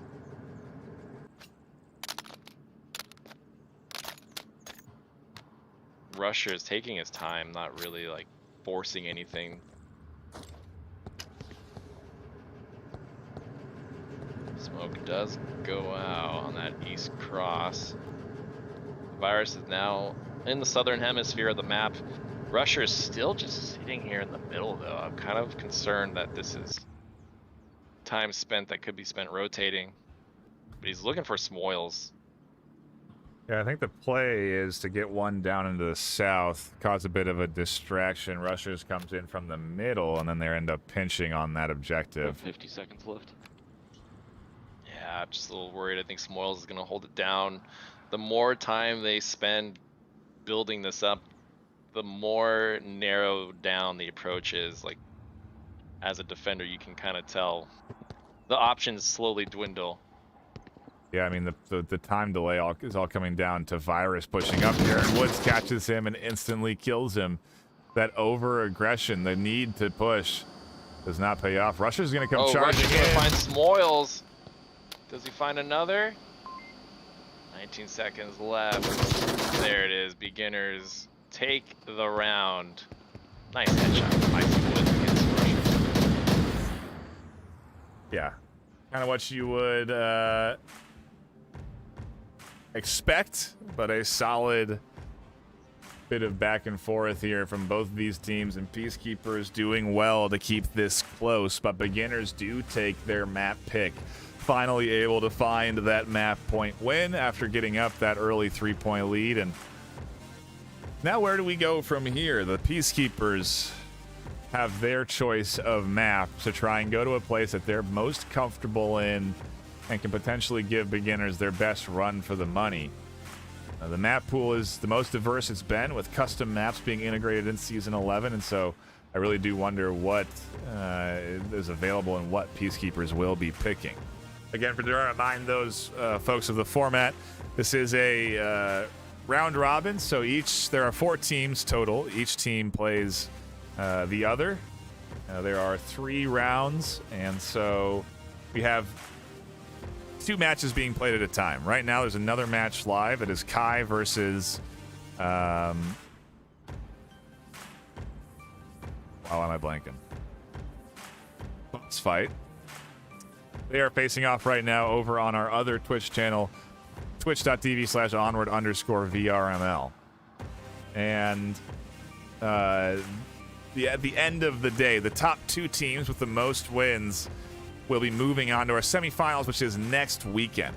You're definitely going to want to be tuning in then and catching that, so be sure to follow the channel here. That will be live on this channel, twitch.tv/VRMasterLeague. All of the games next weekend will be here, so be sure to follow this channel and to be catching it on venues. All of that finals action will be live on venues for all the fans out there that do enjoy that. And so, yeah, there's going to be a lot more action coming up. I mean, this is also just the second round, so we have another map to be played here. 2 maps, 2 bands apiece. Beginners pick this one, Peacekeepers pick the next, and then play that one out. And then we have our final 2 maps of the day. That will be Peacekeepers versus Kai here. So we'll be having Kai return, and we'll get a bit of an NA-EU battle to finalize the day, which will always be fun. It'll be a fun one to tune into. Curious how Kai's doing against BossFight now as well. That is not an easy task. They were a team that I think a lot of the casting desk Wookiee had faith in. Yeah. Curious to know how that turns out. I was just looking at the score line as it's kind of incredible it was this close in terms of kills. It was like 9 kills, 6 kills. Yeah, 9-5 on both for teams, and then Killinger had a cap on top of 9 kills. It's just kind of madness that the kill count is so high with a cap involved, but it does look like everyone's shuffled out of the lobby. Yep. I wonder where they are heading. Just got to sort out our tech issues and get people in to that next round. We might also be getting into a bit of a brief pause here as we do set up this next lobby. So I think we'll cut to a brief intermission, give everyone a chance to grab a quick drink, and then we will come right back. Should be a very short break for round number 2, or map 2 of round number 2 of Group B.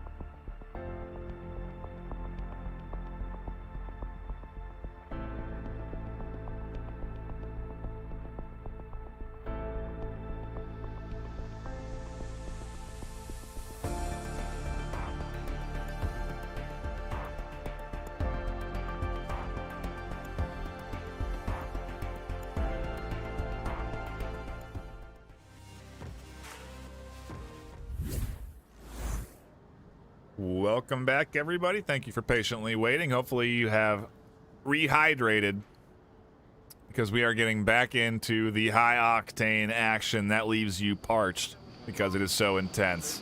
Beginners on defense, Peacekeepers on offense, Shipyard for map number 2 in this series. Absolute favorite of Peacekeepers for this map. I mean, hopefully no one goes down to gravity though this time around. Moyle here with a really strong angle, gonna catch 2. Virus caught one of them. 2 dead, lost 1. Yeah, just got 1, but what was really nice there was the quick reaction from Virus to follow his teammate up on and find Smoils there. Woods catches 1. Virus is looking again for the refrag, but doesn't pop up as fast to catch him out, and instead decides to duck back under cover. That then pops up. Woods almost goes down as he tries to toss the utility, and no, there's the gravity. There's gravity. Good old MVP gravity.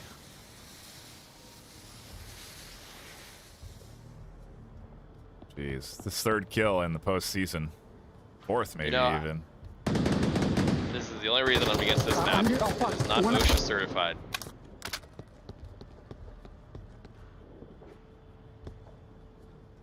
Too many accidents to falling. Oh, he got the wrong body. Oh, Killager catches him around the corner. What a stroke of bad luck for Peacekeepers. Nice pick by beginners. Yeah. Soda. He's got to be careful not to fall off this ledge. I swear to God, if he falls too. Yeah, he's close, but Woods is in a risky position. We just saw Soda's head swing around the corner, and if he stays here, it is a height challenge. He could get, I think, potentially challenged from the corner as well, but Soda's not going to do that. He's going to try to rotate. He didn't see Woods when he peeked, and Woods pops up over the top for, I think, his 3rd kill of the round, or 2nd there. But yeah, really doing a nice job of shutting down what was looking like an okay setup from Peacekeepers. Yeah, Woods was in an amazing position for that push. I mean, he just, even if they did, Peacekeepers made a little bit more progress, Woods would have been right there to shut down probably most of it. Either way, off to the races start here. Beginners did get a few deaths on the board, so Peacekeepers not completely hung out to dry in terms of shooting and getting back into the swing of things, I suppose. It was only, I think, 5 or 6 minutes between maps, and so not really a ton of downtime. And they did keep it close on Bazaar, so again, they should be feeling pretty good with an opportunity here to win a map against beginners. And like you said, it's a map that they do like to play on. Shipyard's a map that they have succeeded on, and so there's plenty of I mean, this Shipyard's kind of crazy. You know, there's so many cappable objectives, the defensive, there's so many positions. It's a fun map. So many lack of railings, you know. Possibilities are endless on this one. I mean, it's kind of like I'm thinking of, you know, of like Mario Kart on that one racetrack where there's a train rolling around and you just kind of keep getting hit by the train. Sure. That's gravity in this one. It'll just, gravity will remind you real quick who's in charge. But yeah, you know, it's kind of funny because this is Peacekeepers' favorite map and they're still succumbing to gravity. You know, you think with these amount of hours on this level would have prepared them mentally for these ledges, but the ledges forgive no one. If you underestimate them, they will take advantage of it.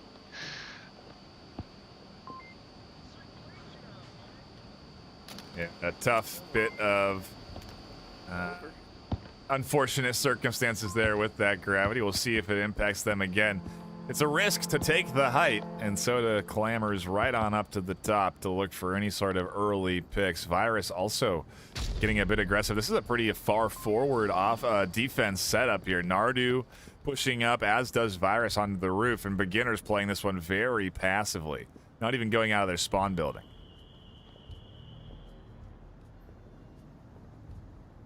Yeah, Killinger just watching this one angle looking for some kind of defensive rotation. Killinger is in a pretty good spot, actually. Pretty far forward, all things considered, too. Yeah.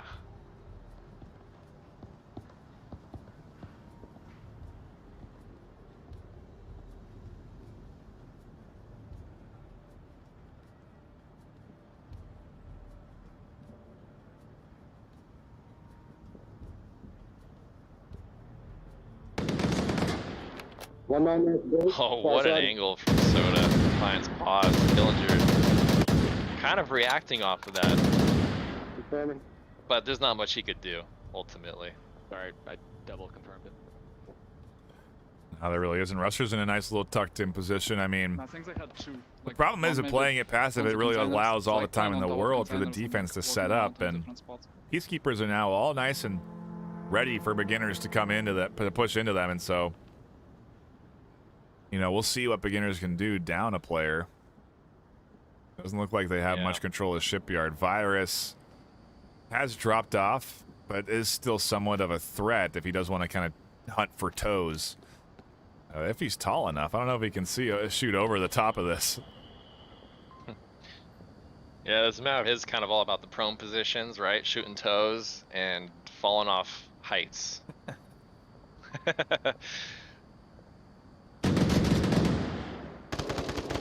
Oh, nice refrag by Woods finding Nardu.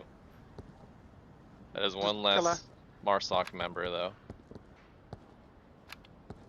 Like the guy who got smiles. Peacekeepers have a numbers advantage here, and, as you pointed out, a posture advantage, because beginners have really allowed them to set up and dig in so well, especially on that ship. I haven't talked much about it, but Seaquick's position's also super strong. He's got great coverage straight down over to Woods if he tries to pop up. Virus also still there. I mean, they got good coverage of the roof. That roof is so powerful that Seaquick is on right now.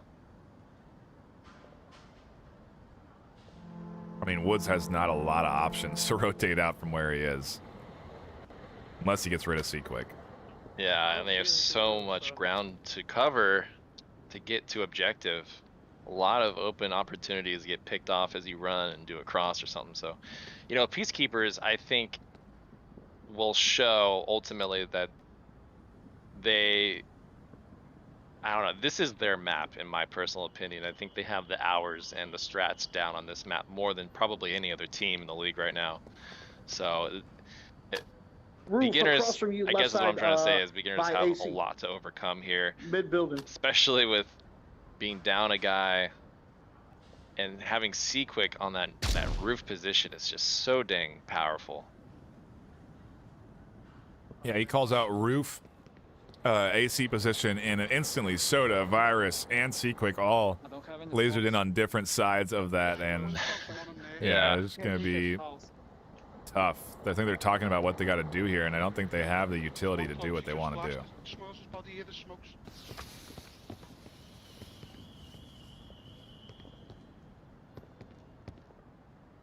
Can't see anything. Definitely a smoke there. Doesn't seem like Strazak can spot it under Smoil's body, though.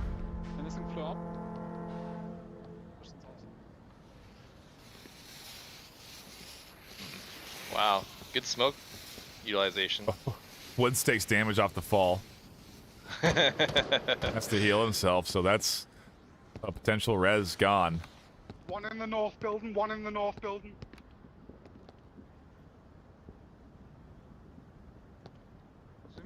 Oh, Seaquick just giving out so much good intel.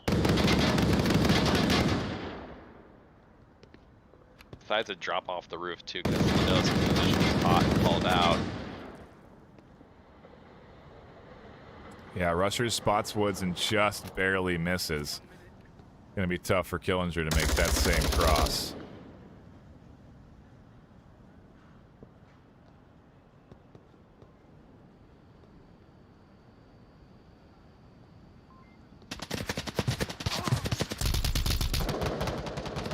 Oh, and Seaquick catches the toes underneath the truck there.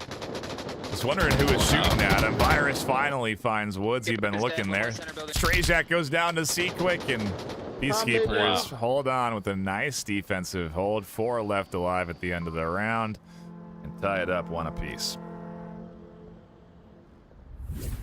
This is going to be a very close shipyard map. Yes, it is. Where do we head for objective number 2? Oh, pretty easy to defend one. I expect to trade Volk rounds here. I'd be surprised if we didn't. Yeah, you know, these 2 objectives, I don't know, personally I feel like maybe they are a little Volk heavy advantage, but you can't count out any of these teams, and they could pull off some, all this really boils down to is just like a cascading number of mistakes that kind of build on each other. Like one guy falls off a roof, you know, that's all it will take sometimes to throw a certain advantage one way or the other. So right. I do enjoy this map. I feel like maybe it sounds like I'm being too negative here, but no, you're not. Not at all. The map is I love watching it. It's so unique in terms of all of the different verticality that it has, and you know that verticality has risk. If you're not paying attention, you can fall and die, and we've seen plenty of players already fall, die, take fall damage. I mean, it impacts for sure the play style, and some players just kind of forget that they're going to get hurt doing what they're doing, and so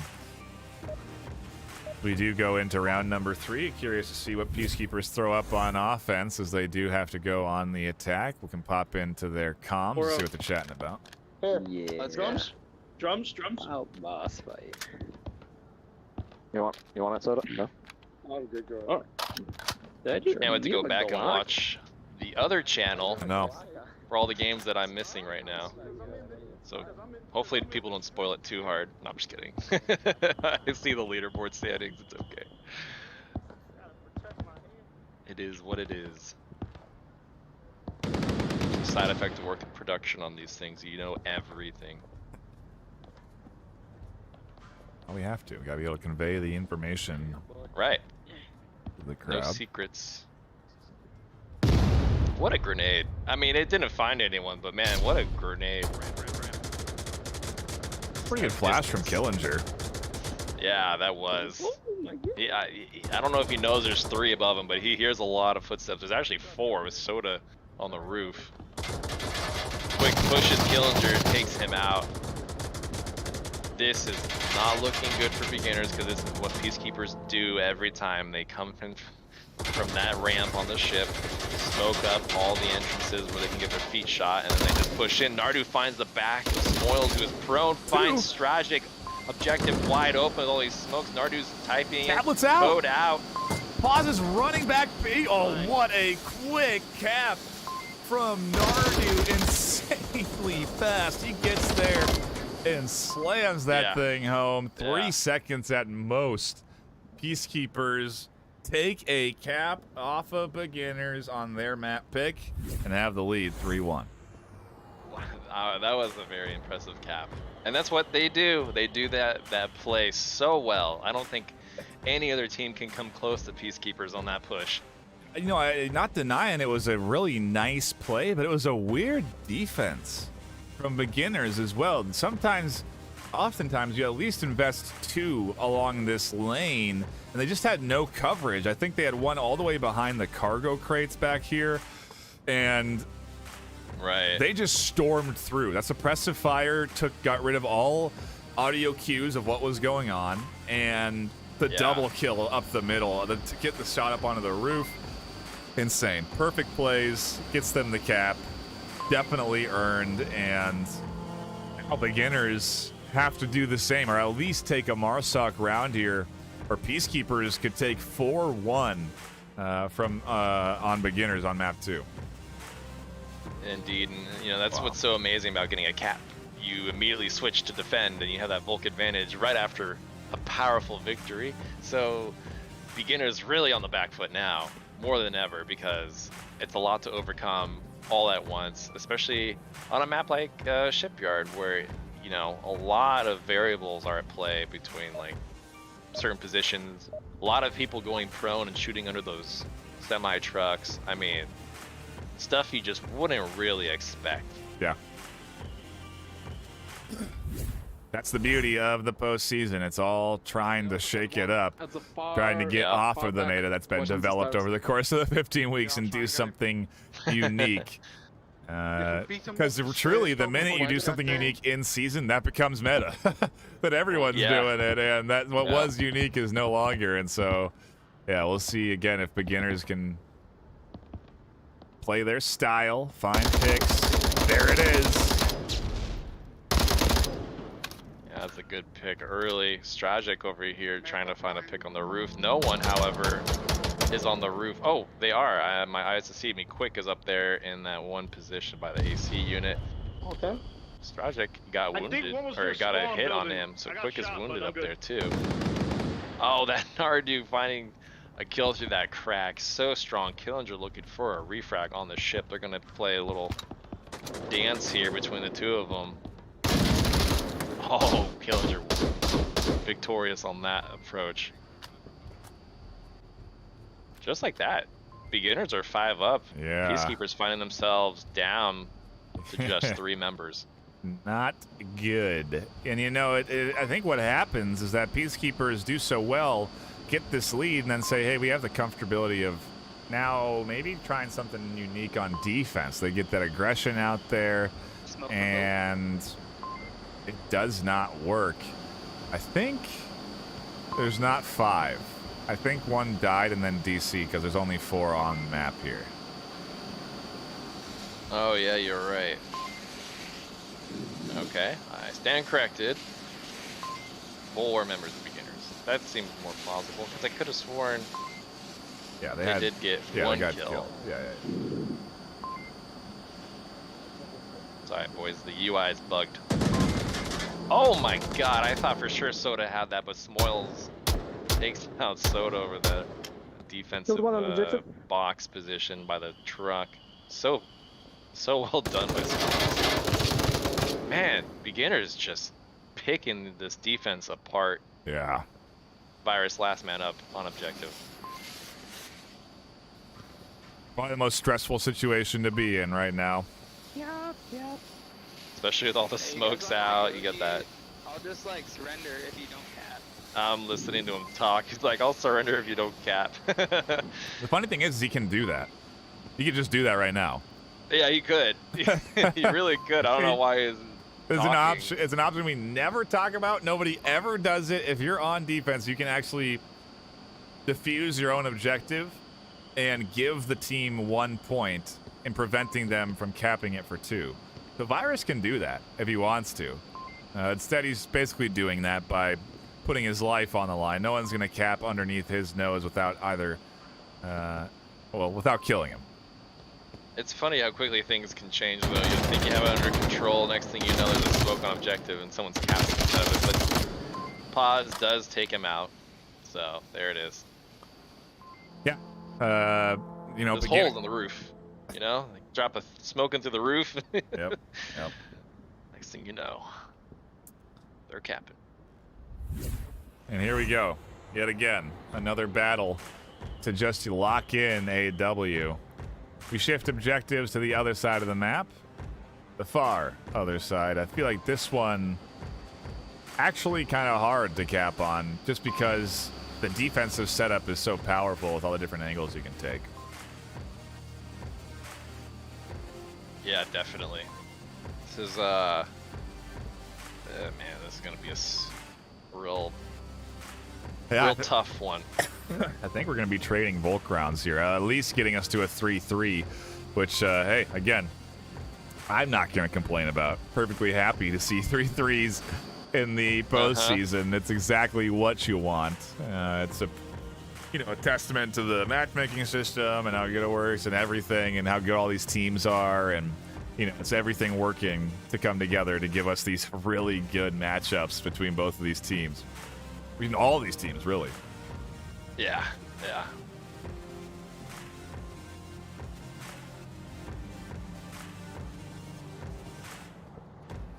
Looking at the feedback there from the general audience. Amazing PK push.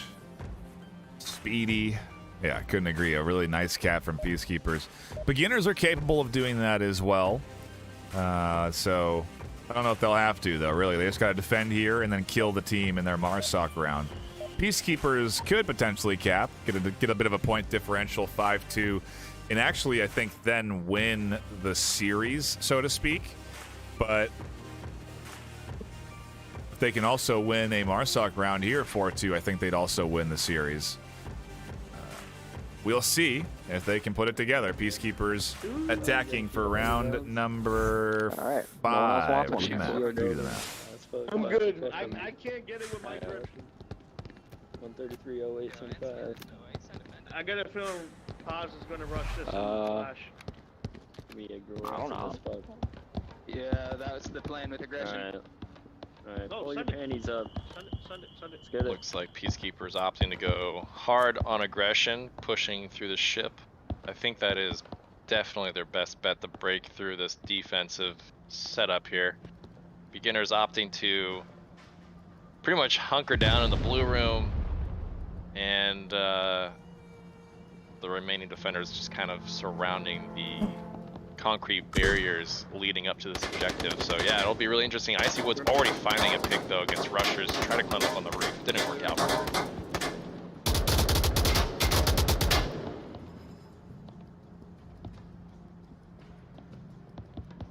It's a few rounds out towards Woods, and then the smoke comes up.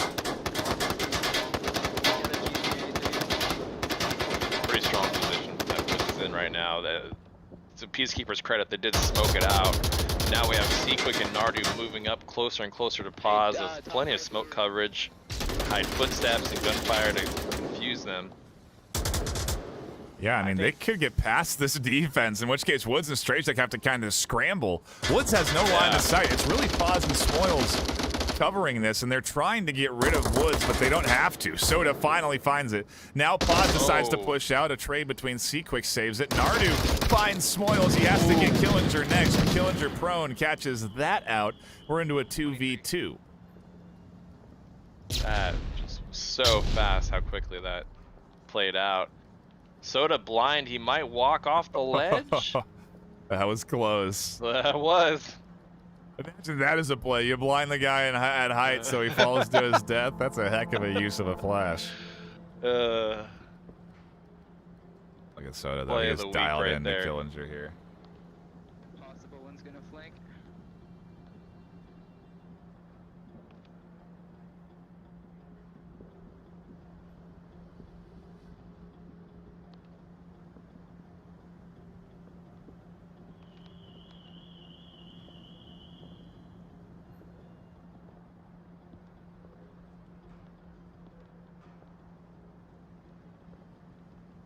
Soda looking for that kill, scanning the rooftop, trying to figure out where the remaining defenders are. Strajic. Oh man, Soda just keeps getting so close to falling off that ledge, man. It just makes me so nervous. Yes, he's tucked back left. Fortunate that Strajic hasn't peeked out further here and found Soda either, because Soda does not have that FOV to spot Strajic out of the corner of his eye with where he's looking.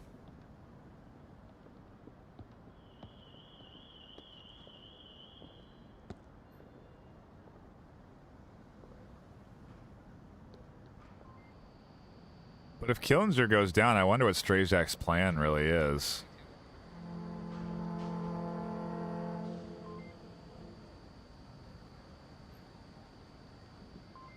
Oh, Virus. He's gonna walk right in front of Killinger? No? Okay. They know he's there. I think Virus was just checking the gap without fully exposing himself, and now they're hunting for Strajek, the two of them. It's funny. They have plenty of time to do this stuff too. It feels like it's gone so fast, but at the same time they still have plenty of time to make some moves. Well, that was all part of the plan with their aggressive push. I mean, they charged forward. Yeah. For this exact purpose. Strajek finds one. Virus. Oh my god. Killinger misses. What? He misses. Oh my god. I can't believe that just happened. Where's Virus going now? rotates back around. Strayjack crashes to objective. We're into the 1v1. Strayjack's going to come charging in. He finds the kill. It goes to Peacekeepers. Wow. What a game. Holy cow.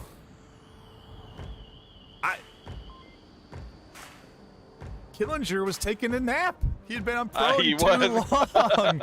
His eyes closed shut. He's been playing for 4 hours now, and he's got a little bit tie-tie. Peacekeepers take that one 4-2. Wow, what a weird round. I'm sure we'll be hearing about that one, but That's what happens. You know, if you go prone too long, you start to fall asleep watching an angle. Wow. Crazy. He sprinted past him, and he just tried to react and couldn't, and that is Peacekeepers up 4-2. They take the map and are now technically leading in this series at least. We'll see where it puts them at the end of the day and where we're headed for round 3. But we are going to be tracking Peacekeepers facing up against Kai next match. We're going to cut to a brief intermission. You can catch a word from our sponsors. And when we come back, we'll be tuning in for Peacekeepers versus Kai. And I'm not lying about the names this time. That's what it's going to be. Can confirm this is accurate.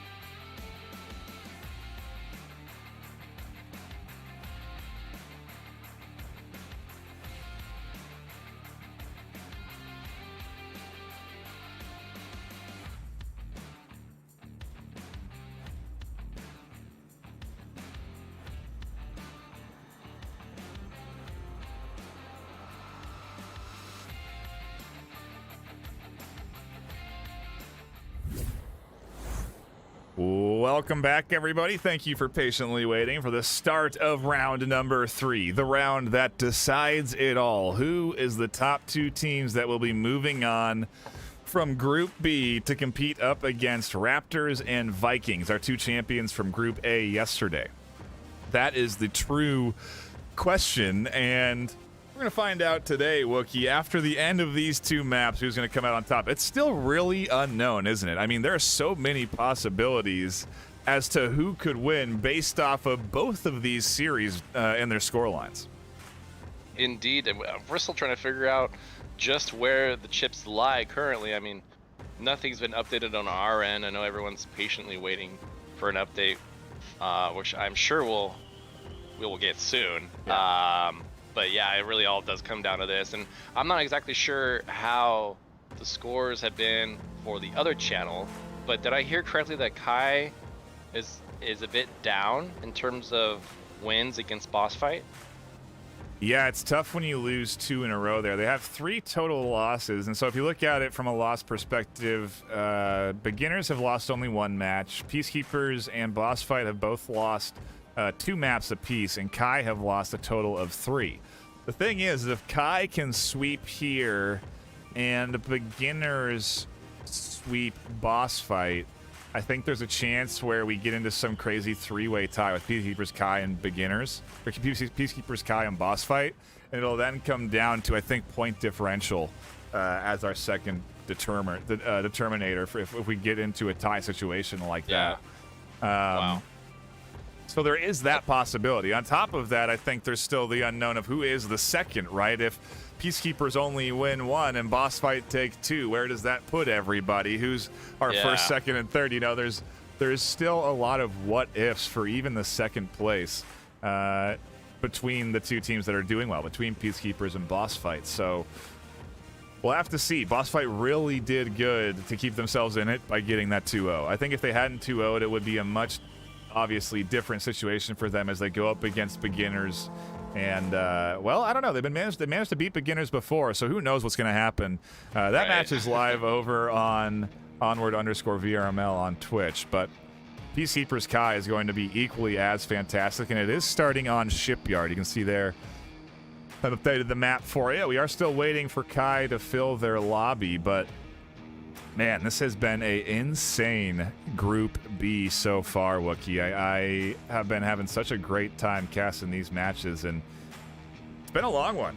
You know, we're at about almost coming up on 5 hours. We still got 2 maps left ahead of us, and so at the end of the day, I think we'll be going a bit longer than we did yesterday by about an hour, and I don't really know what the reason is there. Maybe teams just taking a bit more time between rounds to get ready and prep, or frankly, just really long rounds, right? We've had a couple of 30-second rounds here today already.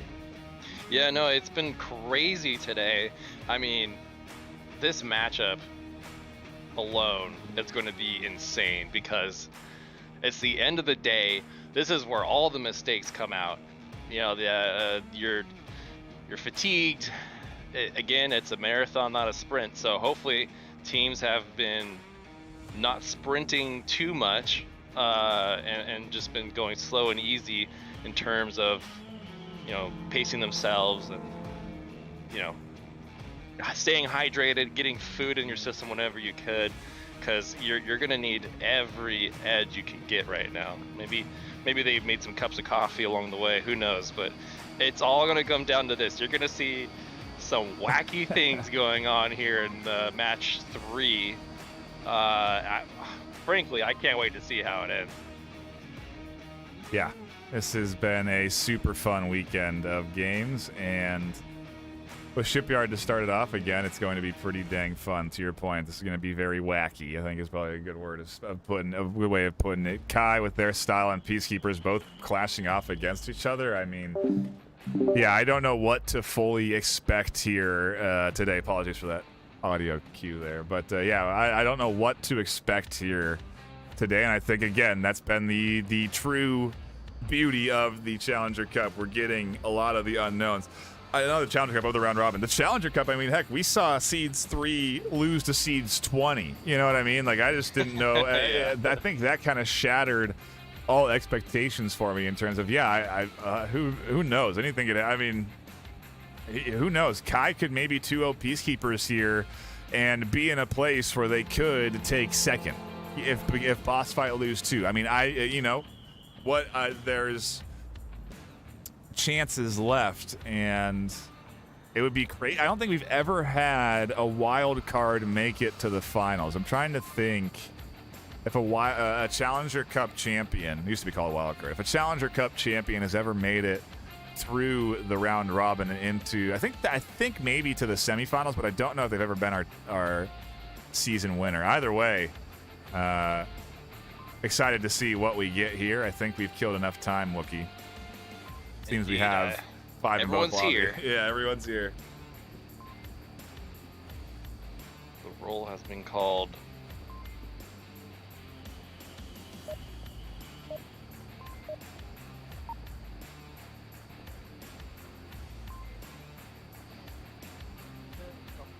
And into the action we go. Round number 1 of map number 1 of round number 3 of Group B. The final 2 maps to be played here in this group stage. And it really does matter quite a bit. These teams got to lock it in and try and dominate every map in front of them. We'll see if Kai can swing 2 in their favor, or if it'll go into the hands of Peacekeepers. And we'll have a EU dominant Group B selection. Man, I'm really getting a sense of deja vu right now. One down boat, push him. Wow, Dazzler getting very aggressive. He tried to push off a flash that did not catch Soda. Yeah, and look at Semper. He is just on the cusp of falling off.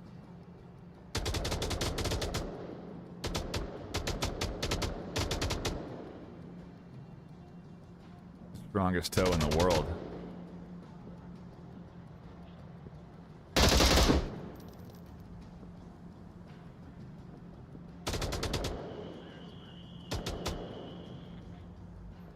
Catches one, and Soda is going to continue to push up onto that Semper shot that he heard. Semper hears these footsteps above him, but doesn't adjust quickly enough. Engage can't find the refrag up over the top, and Soda is going to drip back off. Kai down to 3. You know, if you're Peacekeepers, this is exactly what you want, because you just came off hot off the heels of playing beginners on this map, so you're definitely warmed up and ready to go on this map. I mean, warming up with beginners is really good, solid way to prepare against Kai on this. Although base Lappa in a really strong position. I've never seen anyone play at that particular location before. I like that. I think he went up onto the roof floor and then dropped off onto the ledge of it there. Yeah. Yeah, that's a smart position to play. It doesn't get too utilized. You know, usually it's in between the other 2 cargo containers on the other side that people tend to sit in. But I like that. It's nice and tight. Yeah. They are looking for, if the Russians is gonna find engaged base unable to shoot him in the back, Virus will walk right into his sights. Yeah, and Virus was looking to this side, but didn't know where base was. Yeah. Because it's a weird spot. Oh, and he finds rushers. Soda's just struggling to figure out where Slappa is. A huge triple there from base to keep Kai in this one. It was looking like a solid rollout there from Peacekeepers. They had the early pick, but now it's a 1v2. And Soda has to push off of this rooftop down into this defense. Oh, man. Engage is giving them so much info. I'm not sure how base went down to Soda, but there it is. Either way, yeah, Etch reacted off of that down, and Kai defend barely. 1 left alive on their side, but they do it, and they put up a 1-point lead against Peacekeepers here. The start of the 2-0 they'll need to keep themselves in contention, but we saw Peacekeepers against beginners. They did not let go of any round or make anything easy for that team. Yeah, no, they did not. And this is a tough objective right off the bat. Is this the same objective when they played beginners, like the very first time. All I know, Seriously, this get is the deja vu. objective that they capped on in the Challenger Cup. Oh yeah, that was It's, crazy. the cap under the smoke behind the back of the defender. Something I've never seen before, but was a amazing highlight.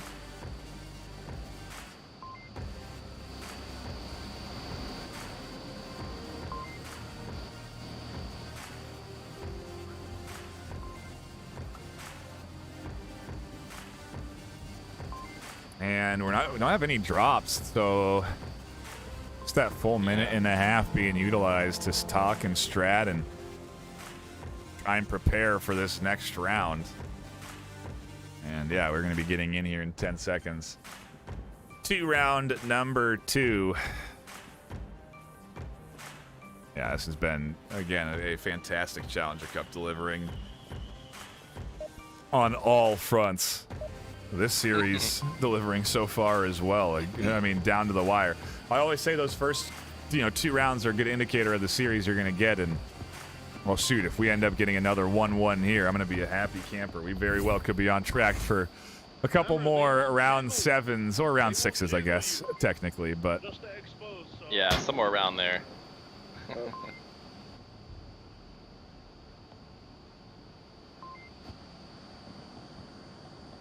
Gage going on the roof, as is tradition, in his little AC unit location. Nardu also taking a pretty standard spot. He's going to have an angle down on the base, and base is going to peek and take it. Wow. Doesn't know if he got him, but he did. Oh, and Dazzler confirms. It's such a common pick. It goes both ways, sure. But still, you know, one of you is going to die peeking that angle, and they took the risk, and it didn't pay off. Now they've lost that forward defender on that stairwell, and it really does drop a good bit of coverage that they had. It allows Kai to push up a good, all the way through the shipyard up to rushers. Yeah, it's too soon to really tell, but so far, Kai being 5-man up still, it doesn't bode well for Peacekeepers, certainly, but a lot can change between now and then.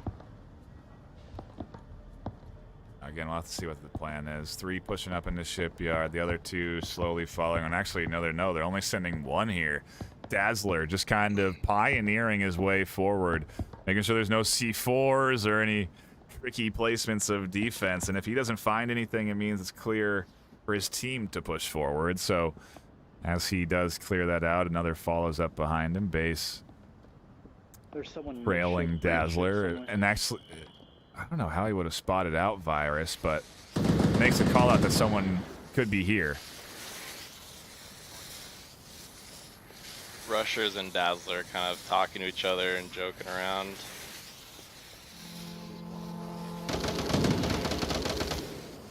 It does give out the intel that there's 1, maybe 2 on the boat. It's accurate.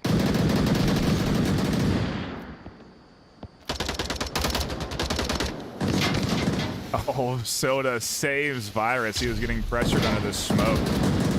Virus stays alive. In the meanwhile, up the middle, Rushers taking some shots. Dazzler has managed to push up, and he's got Rushers back. Rushers snaps quick to find the kill. A huge pickup. Kai cut down to 3. Peacekeepers putting up a solid bit of defense. Soda gets denied. Virus peeks up. He can't find the shots. Engage catches him out. Oh, Virus is not dead though. Engage needs to confirm. He doesn't. Rushers gets him. Gonna go revive Virus. Not good for Kai at all. Edge in a real tricky situation here, but base slap over here behind Rushers and Virus might catch them both off guard. Nope, it's a trade. All comes down to Edge now. They have an accurate kill count.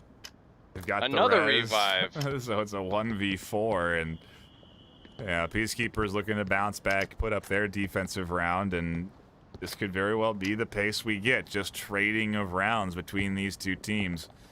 But, that's just with this first objective. We'll have to wait and see where we go for our next one, and we're not even there yet. We still have Etch that is left alive here. Yeah, you know, it's Kai is getting into the tent, looking at that score line and realizing, man, we really need to confirm our kills. They're gonna see so many revives. 2 revives in 1 round, not good. It basically equates to 2 extra lives, two extra chances.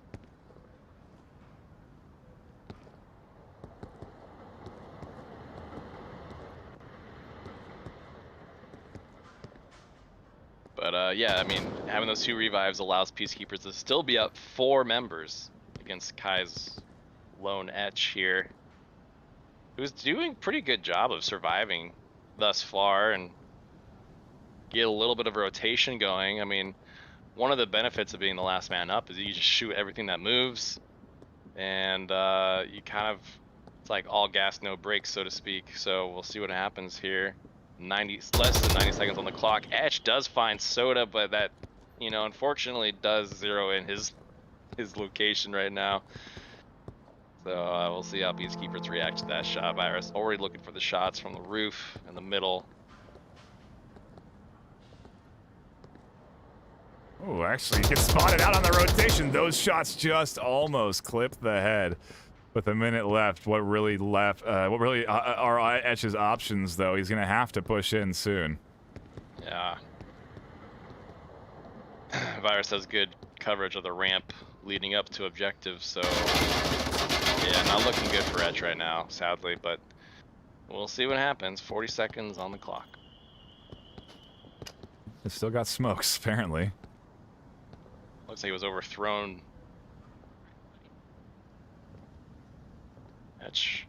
Etch might find an angle on rushers. He does.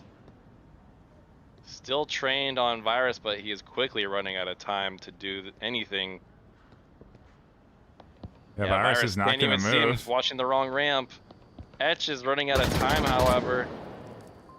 Oh, Virus falls to his death. We've seen gravity strike again, and all Seaquick needs to do now is tuck in with 5 seconds left on the clock.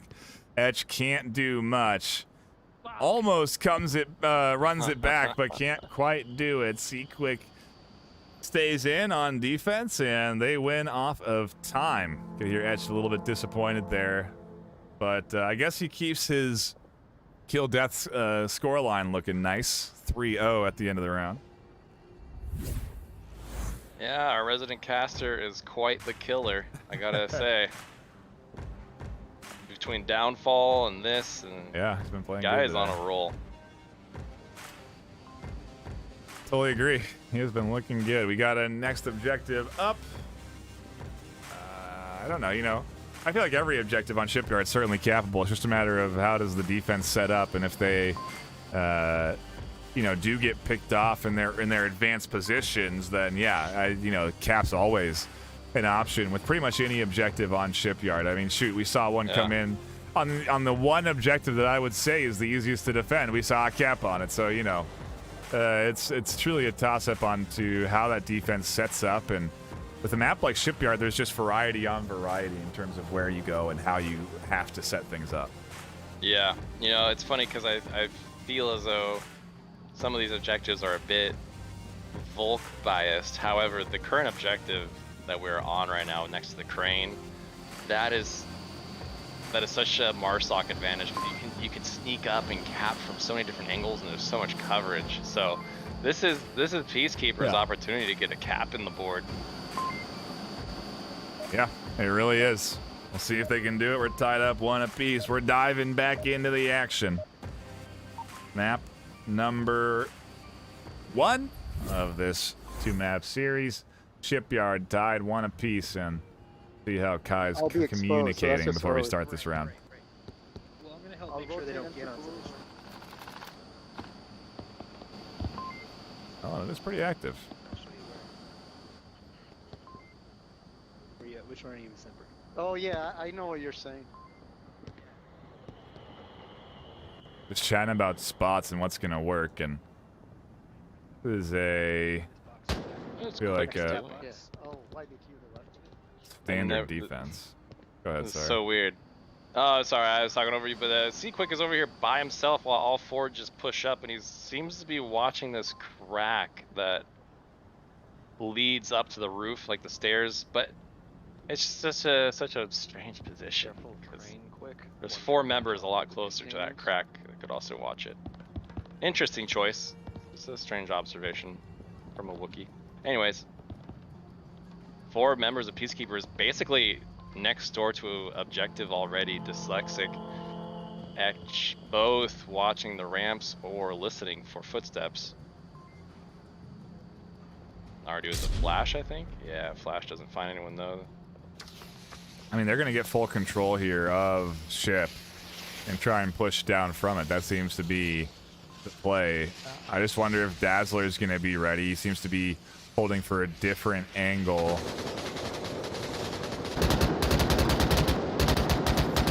Yeah, the smoke's actually not too great on blue ramp. Base has the option. There's the drop down I was concerned about with Dazzler. Yeah. And now they have objective relatively clear. Oh, look at the position from Etch, though.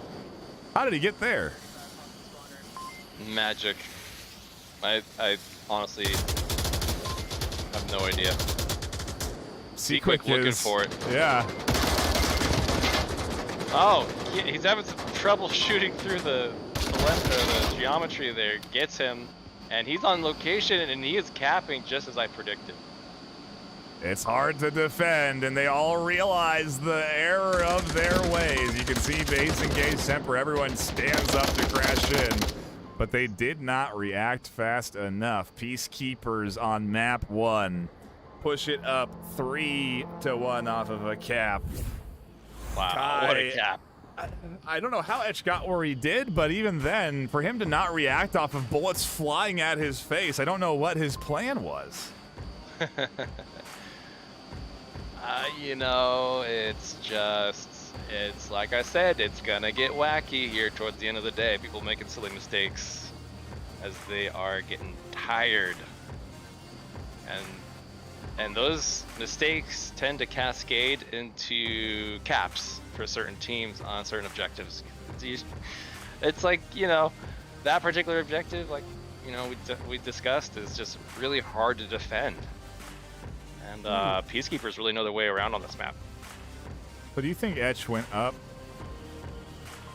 onto this top story, went down onto the crate, and then jumped from the crate to the ledge, and then dropped down? It's the only route I can see, right? That's what I'm thinking. I've seen it done off the stairs to the ledge, but there's that gap there. So yeah, he had to have. God, that's a cool spot. I love to see that innovation, something that they were definitely saving for a moment like this, and it's unfortunate that it doesn't pay off more. It had the right energy, it had the right spot. He just didn't, again, go for that second kill. If he had gotten Quick, then everything would have been fine. They would have had time to rotate, no worries, no stress.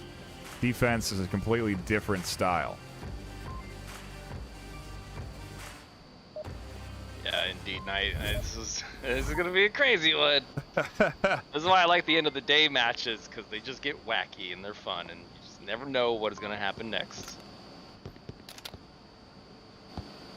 And man, Peacekeepers just silent on their comms. That's the reason why I couldn't find the guy. You know, he fell off and died. They don't want to get too ahead of themselves. They kind of learn that playing against beginners, I suppose. But you know, Kai have every opportunity here to bounce back and get a cap for themselves, and I think that would be super cool if they could pull that off. True.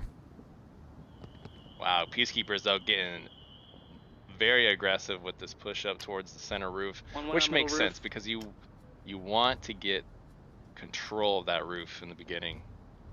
Wow, Dazzler just crossing, almost gets lit up. I couldn't believe that he just went for it like that, and Rushers takes him out. I don't know what Dazzler was doing there. One down mid. Semper goes down on the roof. And great coverage here from Peacekeepers, really denying them entry. Rushers is going to keep applying pressure here. Might get two. My goodness. Oh, that is just not good for Kai. It's his little mistakes that just start to add up real quick, like.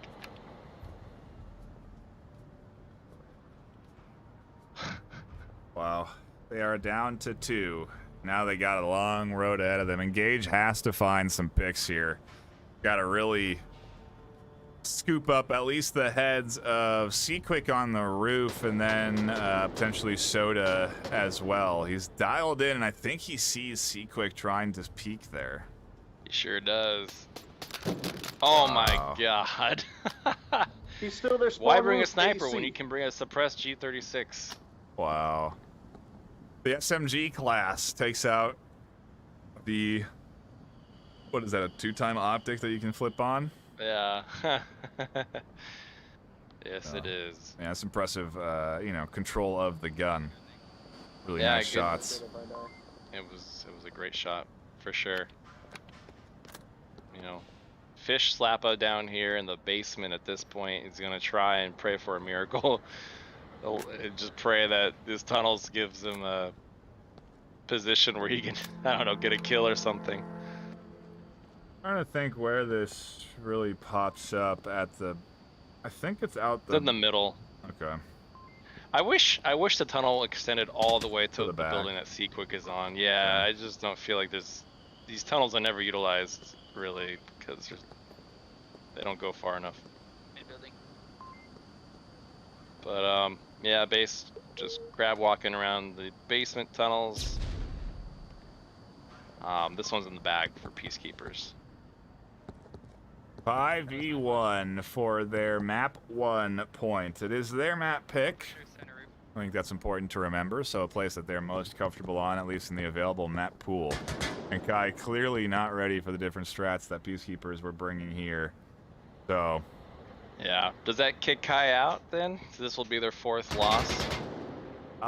it might. Yeah, I think it puts them at a place where they are unable to advance forward into the semis and finals, but I still don't think it's guaranteed for the Peacekeepers. They still have to lock in the second map to True. really assure themselves a chance.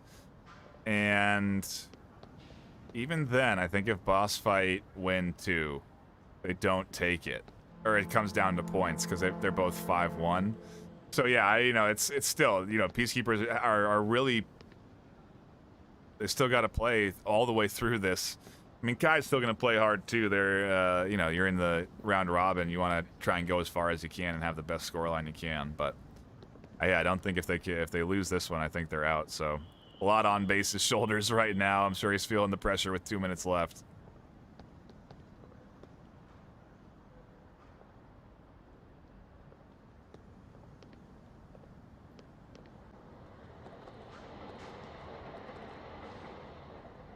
Yeah, I mean, if I was Base, I'd just get it over with. Well, But maybe the kill count is inaccurate. Maybe they think they have more kills than they really do. I don't know. I'd agree with you in a regular season match, but this is your last shot of the season. You know, you have to give it your all, and Base is trying to pull off a 1v5. We've seen it done, but it is a incredibly hard thing to do. And, you know, that is what he's seeking out to go for here. He might actually get under Seaquick's radar for now, but yeah, geez, I mean, it's just going to be so hard. The second he kills anyone, the whole team is gonna Zerg rush him. Or just that. Seaquick finds the kill. Peacekeepers lock in another win. They continue to look solid here in Group B. But we now go to Kai's map pick for map number 2. And so it's a place that they're going to be most comfortable at and can give Peacekeepers the best run for their money. But yeah, a tough loss 4-1 on Shipyard there for Kai. They had some close attempts, but ultimately just not enough. The cap really sealing the deal there for him.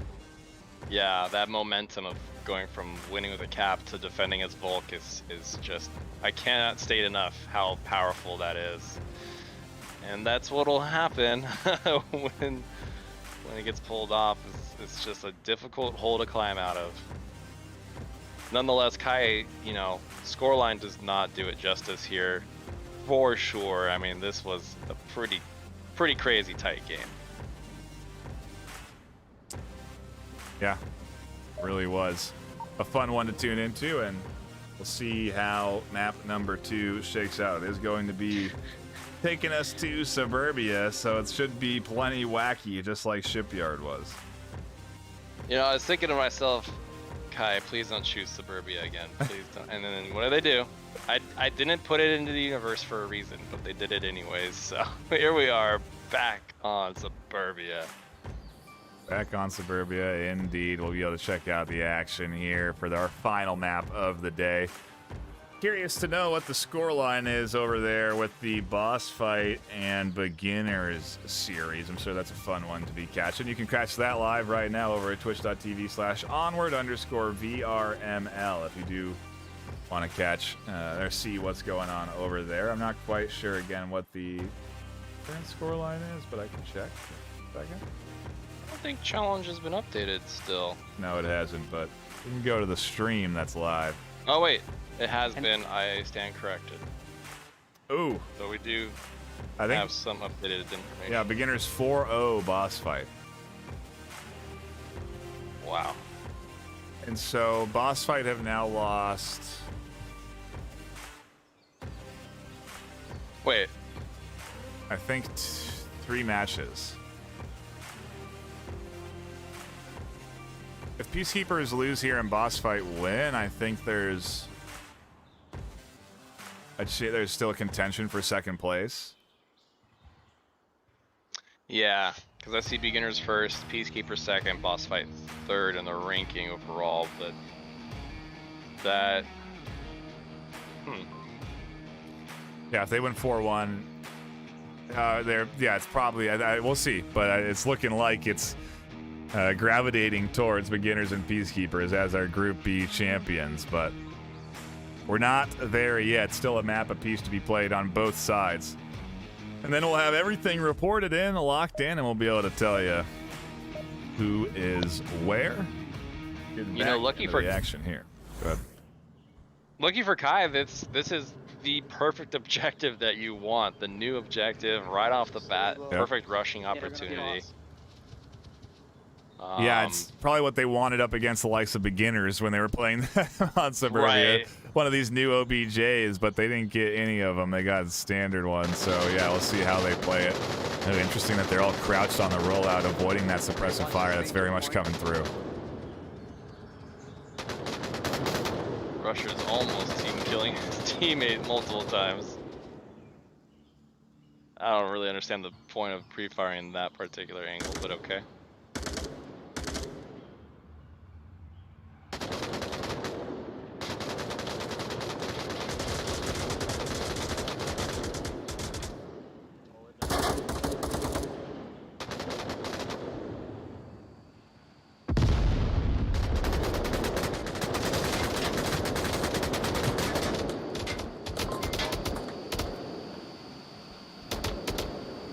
Just a lot of pre-fire. Nobody's shooting at anybody they're seeing.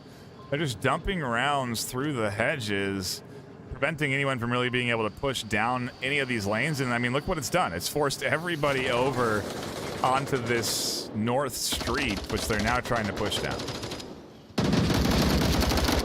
Wow, Kai doing a pretty good job cleaning out defenders. Dazzler on objective takes out rushers. Soda with the refrag, but he's only down. Virus with the kill on Dazzler. That was a little close for comfort if you're Peacekeepers. Kai up 3 members, Peacekeepers up 2 members. And Base Lappa with a flank over here in the north is going to find Captain Soda in just a moment, I think. Yep, there it is. One down, lane 4. Pretty quickly, it's just 1 remaining Virus on objective. So he's looking to get killed, doesn't want to get capped on. Wow. Looks right at Semper, but somehow missed him. Base also peeking around on this side just a touch too late. That onward time really setting in right now. Yeah.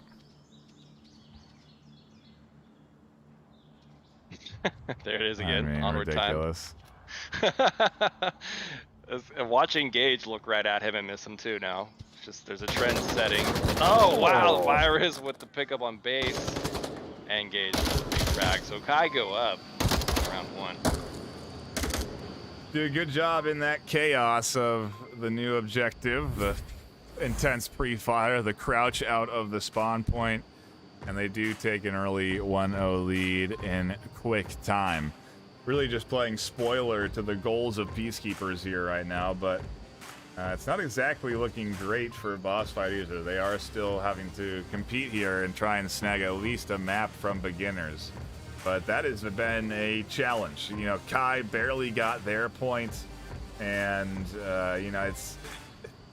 beginners, again, just make it so difficult to score against them. So, not surprising to see them do well and for them to be moving on. I think now they've guaranteed their position, at least as first seed for Group B. They'll be going up against first seed, well, second seed, I think, for Group A, which would be Vikings, a team that they know all too well as well, I think. So, I'm starting to look. Now I'm starting to look forward to the next weekend, Wookie, and yeah, I mean that I'm just starting to think about it now. That next weekend is going to have some fun matches. Oh, I have to sneeze. So excited. Yeah, oh, okay. I hear you. The body can't control itself. There's so much hype. No, I am really looking forward to this weekend. It's gonna be just incredible Onward action. Yeah, it is. Cannot wait. I'll probably write up a little article recapping the round robin, just like I did for the Challenger Cup. And if you do want to check out some clips from the Challenger Cup, or if you missed any of the action, you can head over to vrml.com/onward, where you can see that article posted there on the website. Read up, catch the clips. Have some witty comments in there about the games, and yeah, it was a fun little thing to write, and I hope that folks that didn't maybe catch the game enjoyed it. I'll do the same for this whole round robin stage, because yeah, 10 hours of action can be a lot to digest over the course of a weekend.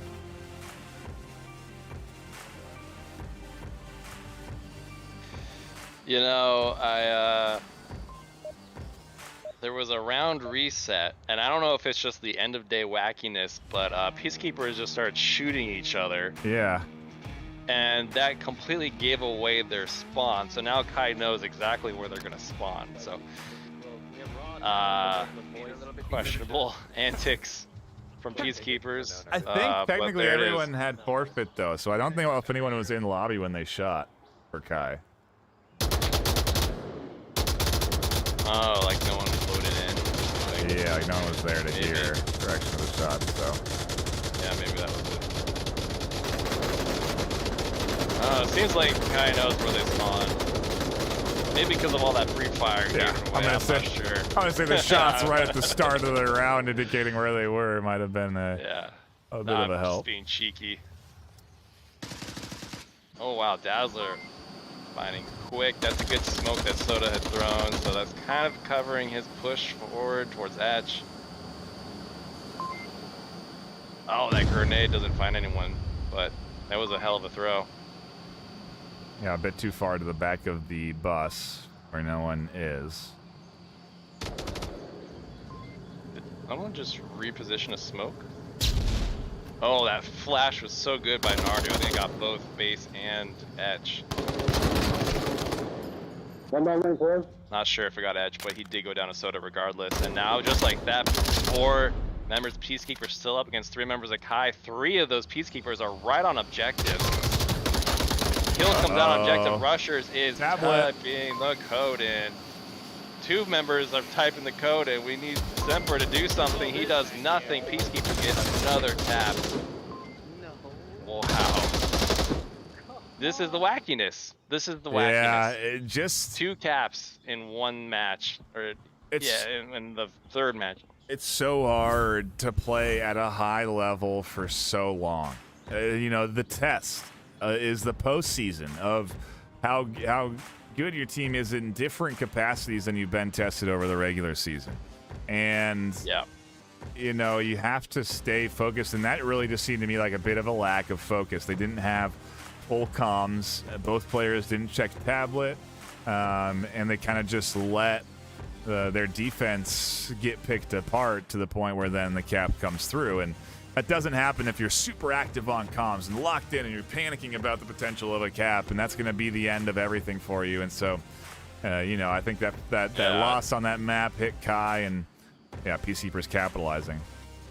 Yeah, no, they've got the momentum in their favor now for sure. Yep. I mean, going into this map, and now they undoubtedly have just scooped up any remaining momentum that was available, I think, because there are certain objectives where you're defending and you feel like the odds are ever increased to, you know, the odds of getting capped on are just higher for certain objectives than other ones. So kind of surprised that Kai were a little too lax, but at the same time, again, this is a very long day of Onward, and so these little mistakes start to add up, and the tiniest mistake will tend to, at this level of gameplay, will tend to result in a cap.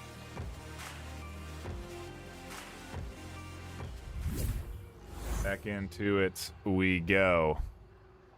Kai and Peacekeepers duking it out, and now Peacekeepers defend a center house objective, which is certainly capable. Kai can throw out some heavy pressure here out the gate, but I don't know if they're going to be flinging themselves at an OBJ right now. We'll see as we do get back into the action. Kai does keep getting these good objective opportunities here, I gotta say. So we'll see how they handle it. You know, the kill count on Kai is great. These caps are just so strong. One down.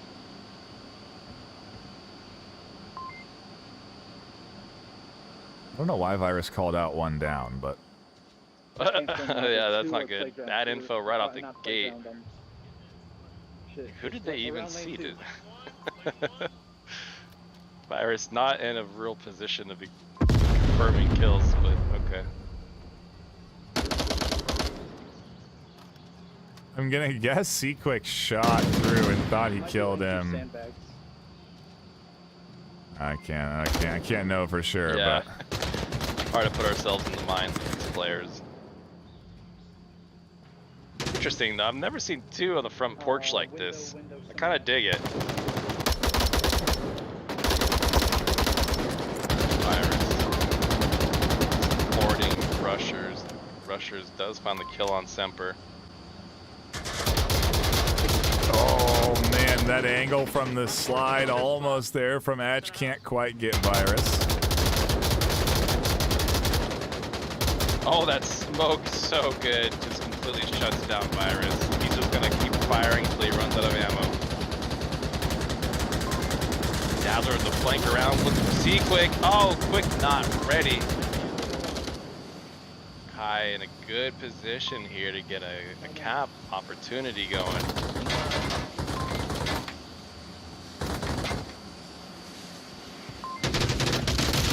Oh my goodness, what a trade. Just like that, Kai's capping opportunity beginning to diminish. Rushers just doing such a fantastic job locking down that burning building, but Engage takes Rushers out. Now it's a 2v2 situation.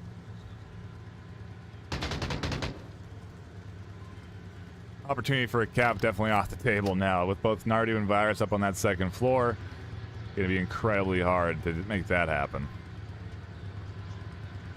You know, Kai has so much time to work with. They just need to somehow get into spawn house. I think that would be their best bet. Just get an equal grounding so they could look into the upstairs floor from across the street and get some kills that way. I think that's, you know, hindsight is what it is, being for us casters have, you know, total omnipotence, but you know, I think that is their best bet.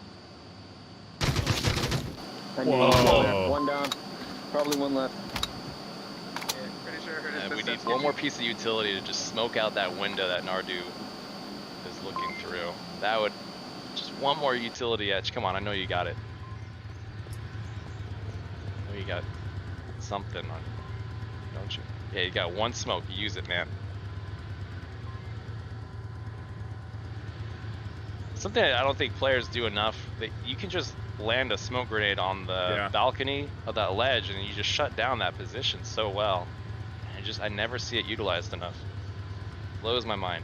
I think oftentimes you'll throw it, well, not often, but it can roll down off of the pad, off of the top, so it doesn't. It would have to be a really bad toss, I think. Yeah, it could roll off, maybe, but probably more of a flub than anything. Alright, Etch is just going for it. Well, he has to. Time eventually will tick down.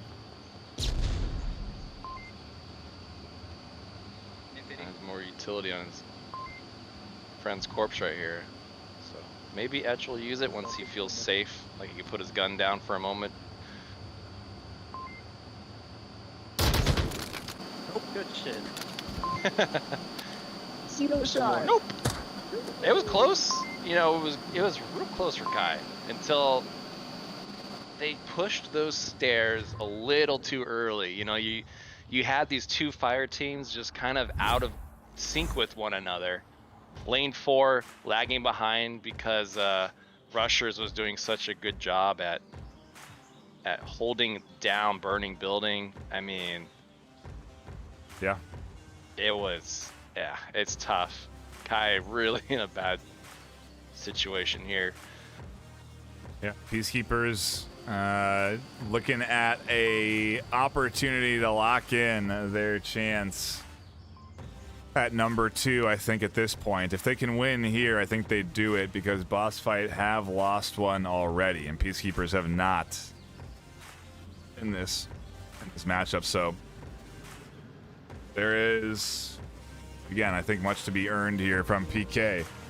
A lot to be, you know, you want to move on and get into that semifinals. Top 4 teams are in the cash. You know, 4th place still gets, I think, $900 in cash. 2nd place is $1,600, 3rd place is $32, and 4th is $500 or $5,000, something like that. So there is a good amount of cash now that these teams are going to be getting up into. And then when we talk about the semis and finals next weekend, that's a whole other ball game in terms of pressure, right? Because then you actually have prizes to compete for. It's not just to be the best in the league, you know? Yeah, no, we're way beyond bragging rights now. This is for all the marbles, all the gold, or gold cash. 699 or 3. You know, so you also got prizes on top of it. Right. Yeah, I mean, it's a lot to be competing for, so I don't think any team wants to give that up, but Peacekeepers close to locking in their opportunity here to move on if they haven't already. Etch catches one with some pre-fire up through the center. Virus goes down, but is Resible and Nardi will get that. Oh, the frag? Oh, man. Wow. That flash. That flash was so good. Dazzler needs to really capitalize on it. He does. They are playing very aggressive here on this round. Semper comes flying out. Virus not ready for Dazzler, who catches him, and Seaquick left alone in a 1v2, make it a 1v1 as he snags Dazzler's back. Wow. It's not even barely 45 seconds in, it's a 1v1 situation here. Peacekeepers on the cusp of taking it. And, you know, with so much time left, it's actually kind of stressful as a defender, because it's like they could literally be anywhere, do anything. You don't even know. Like, they have all day to figure it out. Yeah, and Seaquick's on the hunt for a win right now, so he's going to play this one the best he can. Doesn't know of the accurate kill count, doesn't know he's into a 1v1, and so he's got to kind of search out several other positions for enemies before he feels comfortable continuing to move forward and eventually challenging the final defender.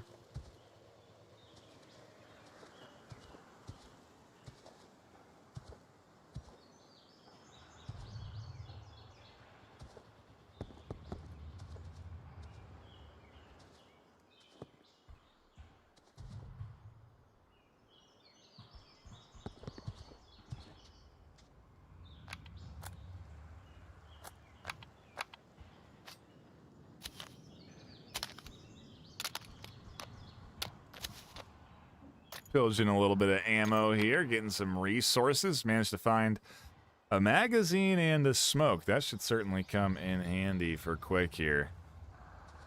but he still has to push up into the 2-story. That's going to be the true task. Etch is there and waiting. And there, like we have seen, is tons of different little angles to take and hold up on. So I wonder what Seaquick is going to do for his approach into that 2-story. You know, Seaquick is usually the guy that plays specialist with like a suppressed weapon. It's kind of interesting to see him running assault with the drum mag. So, you know, Etch is at a huge disadvantage here. Seaquick can just pre-fire everything. Not really too concerned about reloading, obviously. And, oh, he does try to smoke out those windows. Was a little short, so it landed on the patio, but Etch looking for the slide. Is he gonna find it? Oh, he barely dodges. Quick still has all that ammo, doesn't really need to worry about reloading. Etch falls back. Oh, he doesn't. I thought he fell back inside the house, but he doesn't. Oh, it's a trade, and Kai are still in it. Wow. Able to lock in that final kill from Etch. Not letting Peacekeepers take this map just yet. And I mean, this has been the trend, right? In all of these series, it's been teams not giving up despite them being down. And Kai is a team that's capable of not giving up themselves. We now go to a capable objective, and I gotta think that with how they played that defensive round, if they kind of flung themselves here with smokes and whatnot, they may find success. Yeah, no, again, a cap opportunity handed to Kai, almost on a silver platter. I mean, this is the objective that you go and try to cap on. This is going to really force Peacekeepers to either get super aggressive and push out and try to stop this smoke push cap thing from happening, or they're just gonna hold back and just kind of watch their lines. And I don't think Peacekeepers like to do that. I think they're more of the aggressive, push out and seek and destroy type of player. Yeah, I'd agree with you, but we did see them. They are capable of playing that type defense. We saw them do it in beginners, but yeah, at this point, I imagine that they would be playing a little bit looser. So yeah, they could very well come out here and do a little bit of a counter-aggressive swing from that west side, or excuse me, east side. We'll have to see. We do pop in back to the action. Peacekeepers and Kai still duking it out, and Kai trying to hang on literally by the skin of their teeth in that 1v1, coming down to a trade. Gotta get those points. Let's go. Yeah. Beginners has to lose tight if we have a snowball's chance in hell. Watch the pre-fire. Oh, here we go. It's gonna be crazy.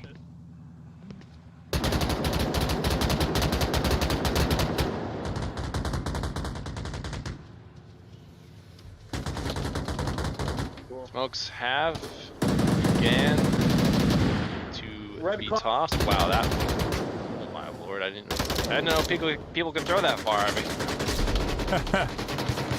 Yeah, quite a hook. Rushers catches one up over the top. A nice 2-story angle up over the bushes. Dazzler's looking for the refrag to send some rounds down range and doesn't find it. It looks like Kai opting to kind of do a pump fake with the smoke push cap. They threw a bunch of smokes at first to kind of lure them out, see how they rotate. Now here all it comes. the smokes are coming. Semper's gonna swing wide. Finds Soda. Can't get rushers in the 2-story, but sprays through the smoke onto Seaquick. Dazzler on objective. Tablet out. Nardu is gonna have to really. Oh, he found him. Just blasted rounds into the smoke and caught him, and now Semper is left alone. He's thinking about cap, but decides not. Seaquick finds the kill. Peacekeepers take map number 2 as well from Kai, 4-2, and that is a tough back half of Group B for Kai. 4 losses in a row, or 3 at least. It was looking good for them, but the powerful teams in this Group B showed their faces when the time mattered, and Peacekeepers have locked in 2. We are still waiting for the beginners boss fight map to culminate. Currently, BossFight is down 1-2, but they do have a kill advantage and are on defense, so they may be able to tie it 2-2. And again, I'm not unfortunately sure where everything lands, but I think Wookiee, that we could probably tentatively say it's Peacekeepers and Beginners as our champions for this group stage. Yeah, I feel safe saying that. I feel pretty safe saying that as well. I don't think it can happen any other way.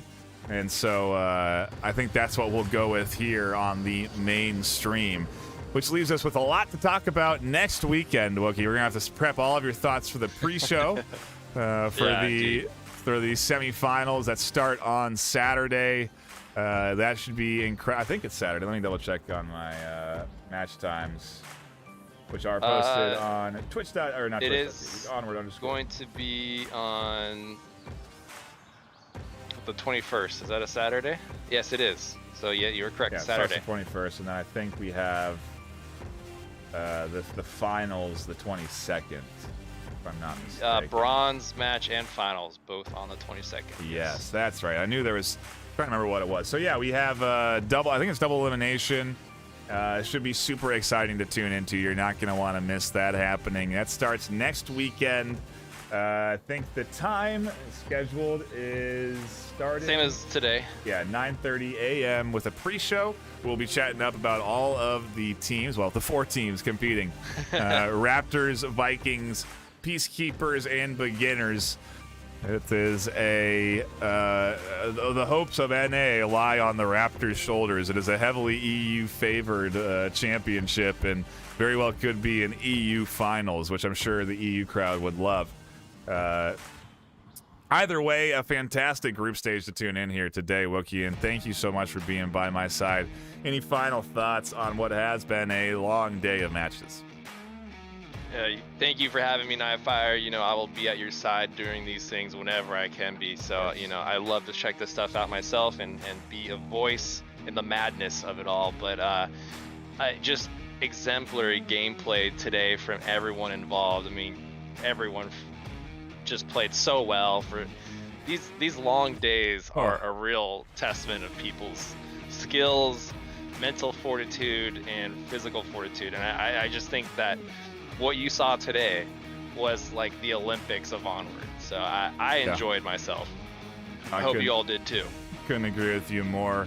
A quick reminder of what people are playing for here today. We did talk about it a bit, but 14,000 USD in prize pool, over 10,000 in cash, 5,000 for first place, and that's going to be what we're deciding next weekend. So be sure to catch that live here on twitch.tv/VR Master League, also on venues, Twitch, Facebook, YouTube, everywhere. You can catch the action next weekend.